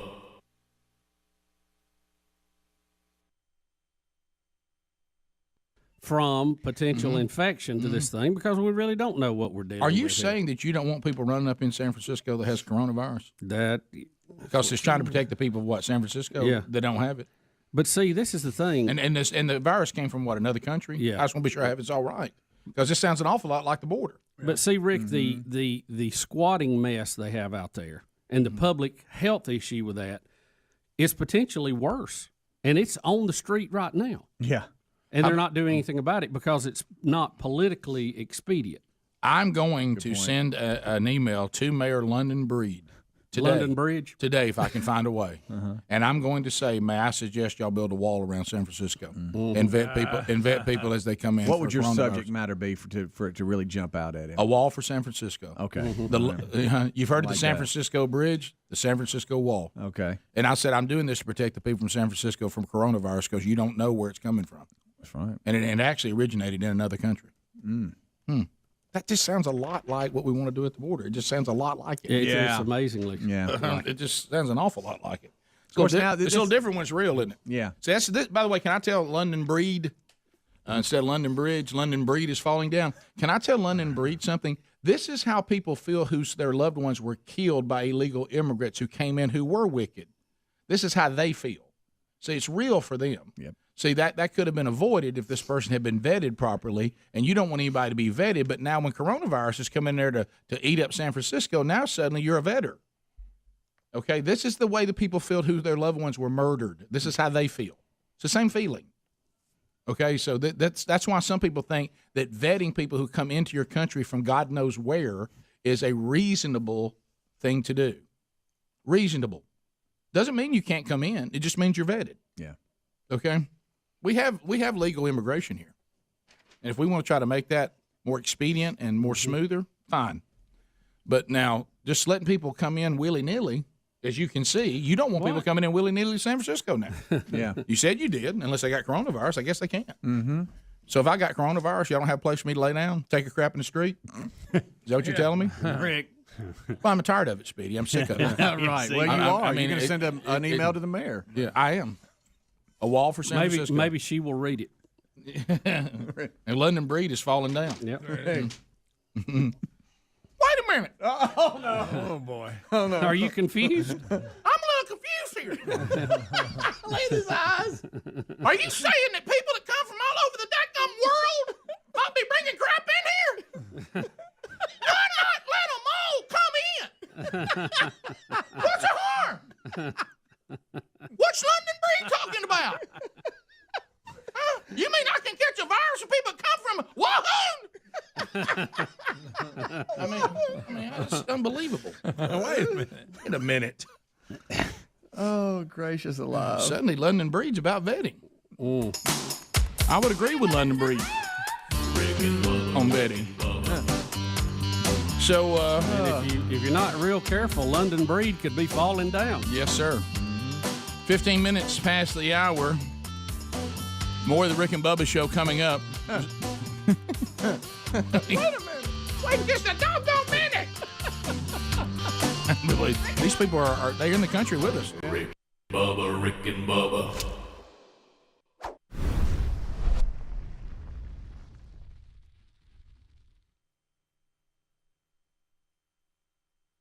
Are you drinking coffee wrong? Coffee is one of the healthiest things you can put in your body. In fact, some studies have... Bubba from NASA, from Houston. Doug Wheelock, he's been on the program before. You actually contacted him on the space station. Yeah, Doug Wheelock, Rick, he's got quite a history with space and NASA. He's been up on two exhibitions, not exhibitions, what I'm trying to say. He's been on two crews at the International Space Station, one as a flight engineer and then one as the actual commander. We did have a conversation with him on orbit here that was on the NASA channel, and we were very appreciative of that. Now, we have Colonel Wheelock on, and he is in Ohio, Rick, currently on loan from the astronaut office working on the Artemis project, which is going to carry us back to the moon. Artemis Powell? No, I'm sorry. Artemis. That was the drummer for Leonard Skinner. Doug Wheelock, welcome to Rick and Bubba. Welcome back. Hey, thank you, guys. Great to be back with you. All right, so you know what we're dealing with here today, Doug. I mean, we have we have NASA. You know, it's great to have it on 24/7. Everybody's watching the footage, the NASA channel, all good stuff. But then the UFO people are always keeping their eye on it, and a lot of the UFO observers believe that NASA.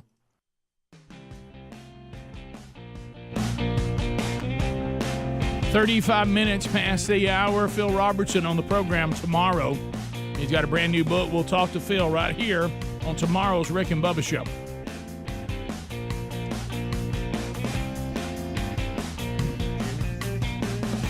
All right, so we make our way back. A relief factor, I will tell you this, with Sherry recovering from shoulder surgery as part of our regiment, the all-natural relief factor is in the game because it does take on the body's natural inflammatory response, but it does that naturally with 4 botanicals. So of all the stuff she's got, working her way back, And boy, we had a rough day during rehab on Friday. And you got that shoulder, and they start moving that thing around. Wow. But anyway, if you don't have Relief Factor, you can certainly get yours by going to ReliefFactor.com. That's ReliefFactor.com. Get a 3-week supply for $19.95. Inside of 3 weeks, you'll know whether Relief Factor is working for you or not. And the majority of people that get that quick start pack, it works for them. Alicia in Memphis, Tennessee says, I've been in a knee brace for 10 years. Since college, started taking Relief Factor. I was seeing the chiropractor 3 times a week. I'm now 100% out of pain, not having to see the chiropractor anymore.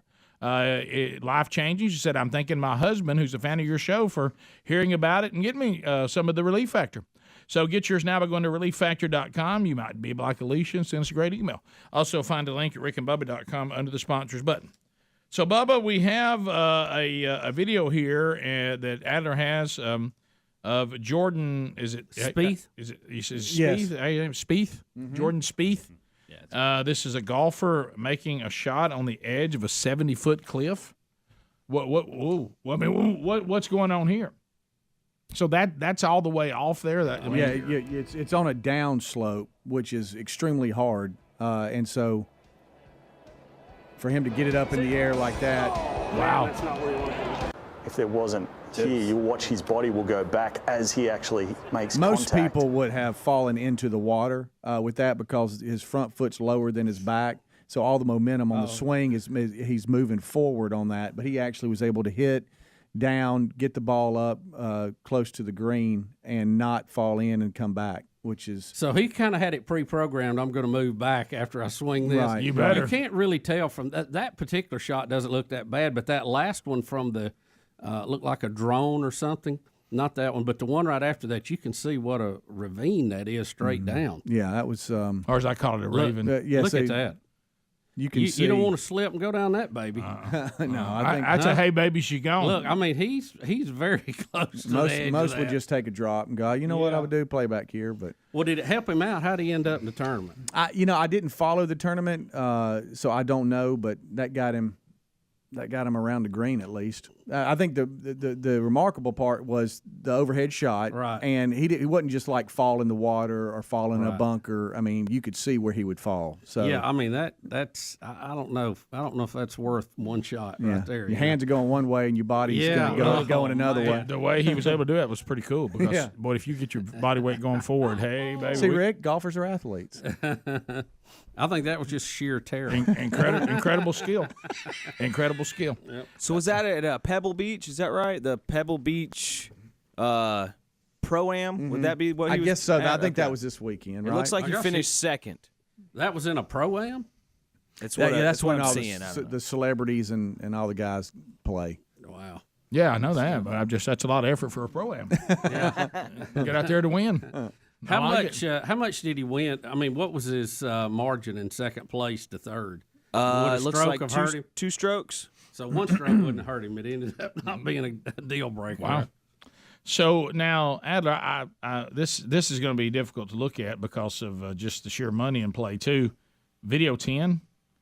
Have you seen this one yet, Bubba? Yeah, we had the report of this crash early last week, where we had an F-35 stealth fighter. That's the joint aircraft that was developed with the Air Force, Marines, Navy. They have their own versions of it. But we had one crash as it came in to land on the USS Carl Vinson. Oh, wow. Now we have the footage of it. Yeah, remember we had the overhead footage of it, coming in, and they said it was a crash, and it fell in the water. And then part of the problem was we were concerned with foreign powers getting the airplane for investigation, and I think we were trying to retrieve it or blow it up. And but now we have the actual footage of it landing. That's a hard landing, isn't it? Yeah. Can you tell what happened, though? I still can't tell. I mean, it looks like it bounces when it lands real hard, but was he coming in at too steep an angle? I don't know. But boy, it careening off into the South China Sea. Yeah. I don't know. Maybe, maybe Maverick was... he don't want to be in that plane. So, what was who was that? Cougar? Yeah, Cougar that lost it up there. Yeah, see the one that came in and started getting because he came in a little wobbly. Yeah, he did. Well, see, that guy didn't have anybody on his wing guiding him in. Did the person survive this? I think the pilot ejected. I think that's what I heard before. What? You got problems right there. Yeah, that's so that you is mean not good. Ejected like before he came Before it hit down the runway? No, I think Or as the he was carrier? spinning off the end of it, or maybe he didn't. I thought he did. Yeah, I was just wondering if you eject that late, I don't what remember happens? hearing that a pilot was killed in this. I don't. Or did he just survive it? Yeah. You know, I mean, Well, I imagine when that plane hits the water, Yeah. she's going to go on down pretty quick. yeah, that's a mess. big splash. And look, there's other planes there too. It's it could have been a lot worse if he goes careening into them. It just looks like he Cougar. landed short or something. Yeah, didn't it? Couldn't Cougar's tell. not, he's got problems. Yeah. Well, that's what it reminds me Any of you of. boys seen aircraft carrier around here? You remember that? Yeah, yeah. Bubba loves that so much. The part I can't get because the part that on me is when he has to take his mouthpiece off. He's like trying to get air. Oh yeah. He's sweating. Yeah. Yeah, that's tough. And Mig put that lock on him and Let messed me him tell up. you, that's better men than me to do that. Oh yeah, absolutely. I'd hate for everybody to have to depend on Rick flying these kind of planes. It would not be good. That's $100 million bouncing around on the old deck there.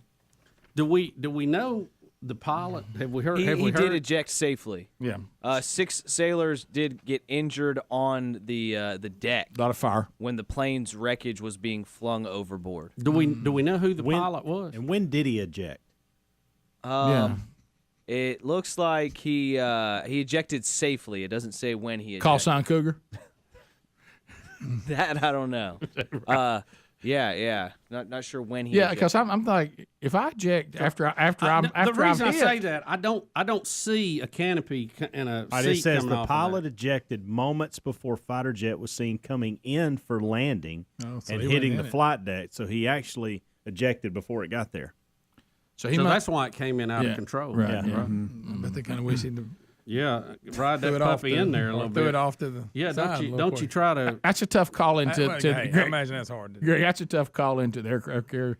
Hey guys, I'm bailing. just heads up. I'm going to eject, but this baby's still coming in. Basically, I'm going to eject, and this plane's going to crash right into the ship y'all are floating around on. Just FYI, everybody might want to take cover. Might want to get you a good handhold. Yeah, anything that's flame retardant, I'd put it on. Yeah. Which I'm sure that's pretty standard. But that's that. What about when you get that word? He's ejecting. He says, but it's pretty much still going to hit the. We're clearing the deck. Yeah. So he evidently undershot the flight deck, and then he hit the ramp with his tail and engine when he was coming in. So he undershot it when he was coming in. Yeah, but I mean, when did he eject? Well, it says right here, he moments before the fighter jet was seen coming in for landing. So did he just know he was coming in too short and got out? That could be it. Well, on the footage we have, you clearly don't see him. Correct. You don't see him ejecting. So. I can't believe they would object and then let the plane land on the deck. Or that eject. doesn't make sense. What if he did I say? Object. I would object to his ejecting. Hey, Yeah. Let me just say this to y'all. Hello. Hello. Is it me you're looking for? What if he ejected before it fell off the deck? Is it maybe that? But what happens to you then? Where you I'm going? going to out of read that this thing. one more time. Y'all tell me what you think. Pilot ejected moments before fighter jet was seen coming in for landing and hitting the flight That he's deck. out. He's out before it ever comes down. Yeah, Wow. but there's only one way to interpret that. But He had some major failure, and he got out He of knew it. the- It just happened to keep going. He and knew hit the deck. plane was in trouble, got out of it, and said, "Hey, good luck to y'all down there." so you don't Or he think may have thought it was going to be short. You know, He didn't wait to If he's pan getting down. out of it, he didn't know where it was going. so he couldn't steer it clear of the I of guess the carrier? not. But I mean, will say this: something if you're about that going to doesn't make land, sense. if you're going to land on the ship that I'm in, though, please let us know if you're not in the plane. Yeah, give us a heads up. That's a heads up situation. I That think. ain't me. That ain't me. You would think, serious business, with the technology we have now and the price that you have with these aircraft, that he could have got out and they could have just landed it on their own. Well, I'll tell you what it may be is he ejected out of a crash and it crashed into the plane Yeah. to the ship. Yeah, that he couldn't. Whoa! I think I see it come out for real. No, you don't. No, watch right here, right here. So he's sliding along. Boom! There he goes. Do y'all see that come out? I did. That little flash at the top of the cockpit. It's going to be right there, and then there he goes. Yeah, that was. So it's like he's sliding, eject, boom, there he goes. Oh, I did see I something think go that's out. right. Okay, I think that- that's right. Yeah. So it looks like he's sliding on the deck and then ejected as he was boom. There he goes sliding. Well, then what we're reading is written wrong. Incorrect. Yeah. Yeah. You should have written it like this: pilot ejected after crashing into the ship. Are we sure that's him though? I mean, But there's things some- happen when you crash. Yeah, like that's that. true. Yeah, some people are saying That's what it looks like. And I don't want y'all to do anything here. I'm telling you honestly, this information is coming in. I'm not trying to make a joke at all. I'm being serious. Guys, there's no way to say it. Never mind. There are people saying it's actually a female pilot. I'm just that is just I'm just trying to be factual. Now I don't know that that's true, but and I don't know if people are messing with us, but they're saying so. I don't know that. No, some of the stories are under that search title. By the way, yeah, I don't know. Let's go to break. Oh no, let's do. Oh Yeah. no, There's that parking issue again. No, I'm just Thank saying. you, Rick. We can't pot you down. You're taking us to break. Gosh, why didn't I pop myself down? I don't know. We'll be back. More Rick and Bubba coming up right after this. Rick and Bubba, Rick and Bubba.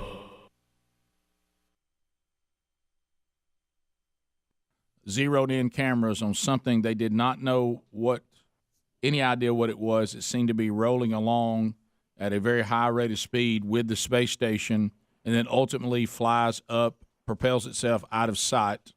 Any update from NASA on this particular conversation that's going on? Sure. Not to disappoint those UFO fans out there, this is an IFO. This is identified flying object. This is we discard of our trash and equipment that's been put through its paces and is now retired.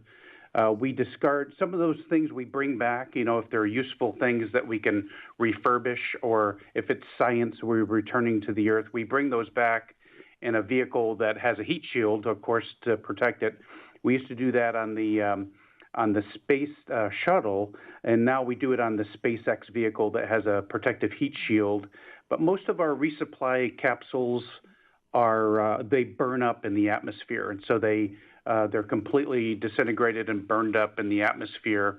And sometimes we do that in a controlled capsule, and sometimes things are jettisoned from the space station that have outlived their useful life and are no longer functioning. And so we release them, we jettison them at a planned trajectory, at a planned time, and we release them and they go below the space station and end up deorbiting and burning back through the atmosphere into dust.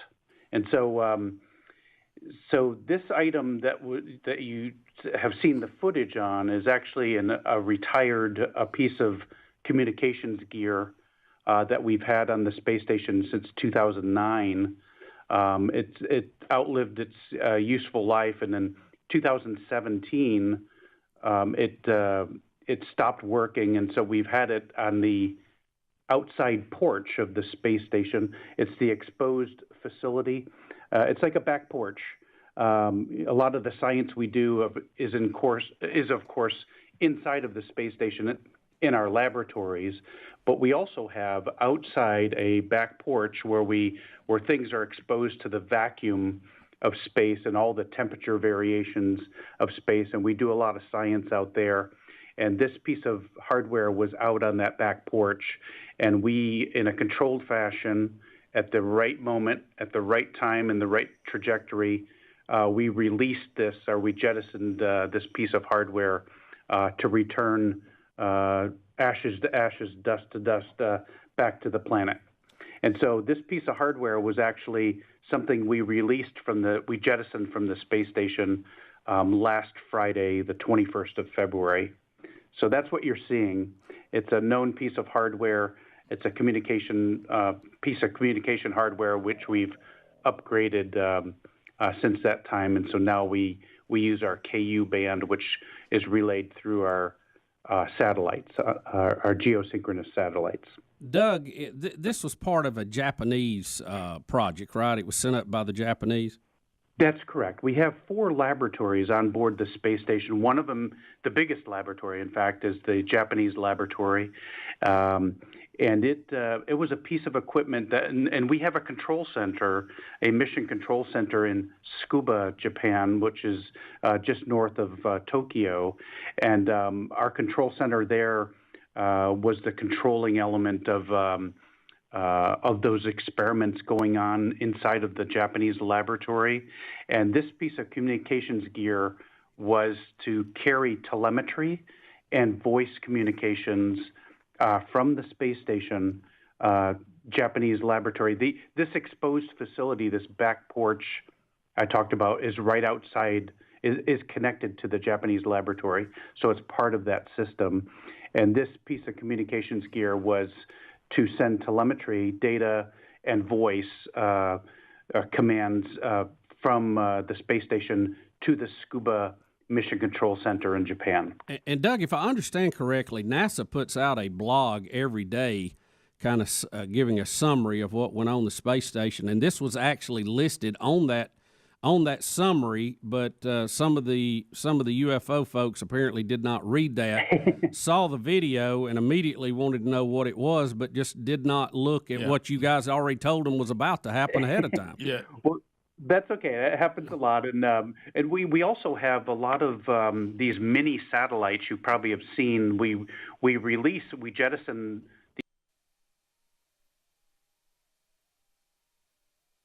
It is 8 minutes to the top of the hour. The Rick and Bubba Show.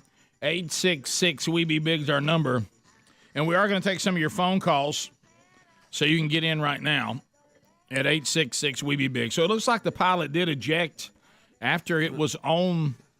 Well, we're being told now that the actual when he or she, whoever it was flying it, ejected from the plane was right before they hit the deck. Yeah. That what we're seeing is just something that hit and flew off the plane in the explosion. I don't know, but anyway, and then whether this actually is male or female is kind of irrelevant. I know some of you are trying to, but we don't know. We'll find out. Kind of a wacky world here as phone calls are coming in, and we'll get to some of those coming up here shortly. Bubba, how would you like to find a naked man living in the trunk of your car for 3 days? You know, weird. I heard that story, Rick. How in the world can that happen? There's some missing pieces of this story that do not make sense. Well, here's the story right here. Let's have a look and a listen. Say they've driven around for 3 days and failed to notice a naked stowaway in the trunk of their car. But a Nanaimo woman can, and while she's laughing about it, now the discovery was terrifying. Why are you in my trunk, and are you naked? Please look. Yeah. What? It's a rite of passage. A rite of passage. Earlier this week, Bethany Coker, who happens to be a Red Seal diesel mechanic, noticed mud in the front seat of her car. The obvious conclusion was someone had been sleeping in her vehicle. She cleaned the upholstery and moved on. Then 3 days later, she noticed the windows were fogged up and heard a voice say, "Hey." That's when she found the naked man in her trunk and quickly realized that it wasn't a prank. Well, at first I thought someone was playing a prank on me, and then when I realized what was happening, I just kept my phone recording because I wasn't too sure what was going to happen. Like, I had no idea who this guy was. I didn't know if he was dangerous, and he'd been in my trunk for 3 days and didn't say a single word. We'd been to the grocery store together, we got sushi together, we got gas together. Like, he'd been to work with me twice, like, not a single word. RCMP attended, they say the man has significant health issues, and he's now in a place where he can receive the help he needs. Hope I got him some pants. Yeah. I thought she was amazingly calm when she. I mean, anybody I know would be screaming. My first thought would not be, let me get the camera on video so I can start videoing. I would think I've got a crazed. Yeah, it'd be hold still, I've got a gun on you. If he's naked, how's he getting all that mud all over the seat? Because he doesn't have any clothes on. He's naked and afraid. Well, he must have been muddy to begin with. This story has some problems too. Yeah, she's way too calm about this. Yeah. Way too calm. Right. You've been riding around with a guy in your trunk, naked. What is he? Naked. Naked. I feel like we're going to hear part 2 of this story in a day or two. Something about that. Some is a hoax. Something don't make sense. To the phones we go. An anonymous caller claiming to be with the U.S. Navy. Anonymous, go ahead. Yes, I've got actual footage or audio clips from the pilot just before he ejected. Cougar, I'm out. I was checking out my TikTok on, I think my 5G has affected my altimeter reading.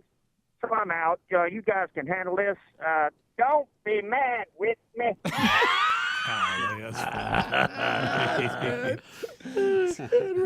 Anybody screamed one there? That's good. Who screamed one? What's it say? Let's go to David in Tupelo. David, go ahead. Should I go to that? Hey, how y'all doing this morning, fellas? We're great. We're doing good. Go ahead. Hey, it's kind of ironic that Kim hurt her hip too. You dropped the bomb on me, and we happened. Those of us watching on YouTube heard Joe Rogan's F-bomb. So yeah, there've been a lot of bombs. A lot of bombs today. Yeah. A lot of Speedies. Speaking of that, Chris, go ahead. Prattville, I-92.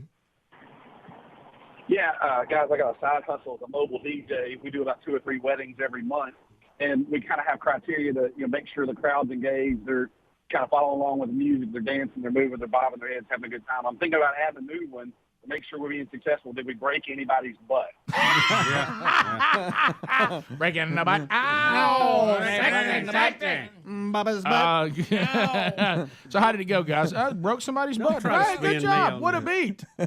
Where are you dancing to? Bubba's butt. How did he get into it? I thought don't be mad with me. He's wounded. Well, we have a best of called Bubba's butt. We do. Funny too, by the way. Not that funny. Not that funny. He went to the bathroom. Bubba's butt.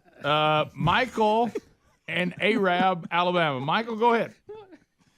Hey guys, I was calling about why these kids have been forced to wear the mask even after it's proven it does more harm than good. What's about is conditioning this next generation to be obedient to government regardless of the facts, just like it's done in communist countries. That's what's going on here. Yep. I mean, that's not an outrageous statement. I mean, if you think about it, it's like, what other reason is there? I know. Well, if it's like, you're right. Rick, I think in some cases they're just kind of shooting a half-court shot because they don't know what to do. Mm-hmm. They don't, and this is the only thing they can say. We're doing something.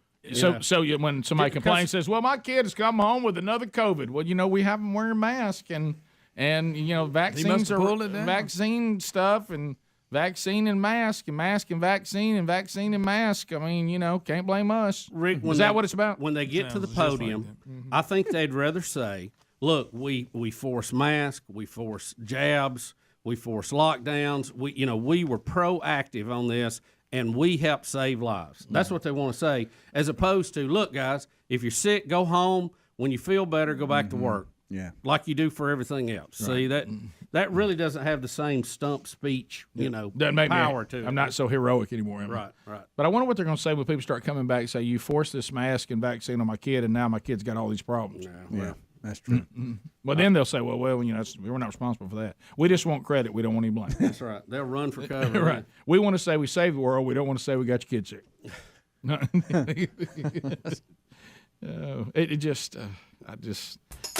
Odd world. Yeah. I feel like sometimes that I've moved on down the road and I've gotten off and like I've gotten out from under the storm. And I thought everybody else was out. Right. And I keep talking to them, and they still got rain jackets on and umbrellas. I'm like, it's not raining anymore. Yeah. And they're like, no, it's pouring. Top of the hour. Well, I'm not even talking about that. I'm talking about these things and how effective it all to be done. Top of the hour. Rick and Bubba.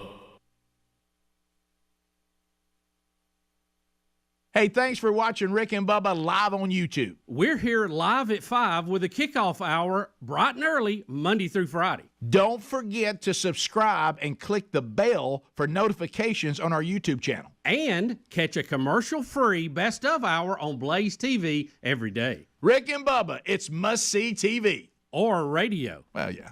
Rick and Bubba, Rick and Bubba.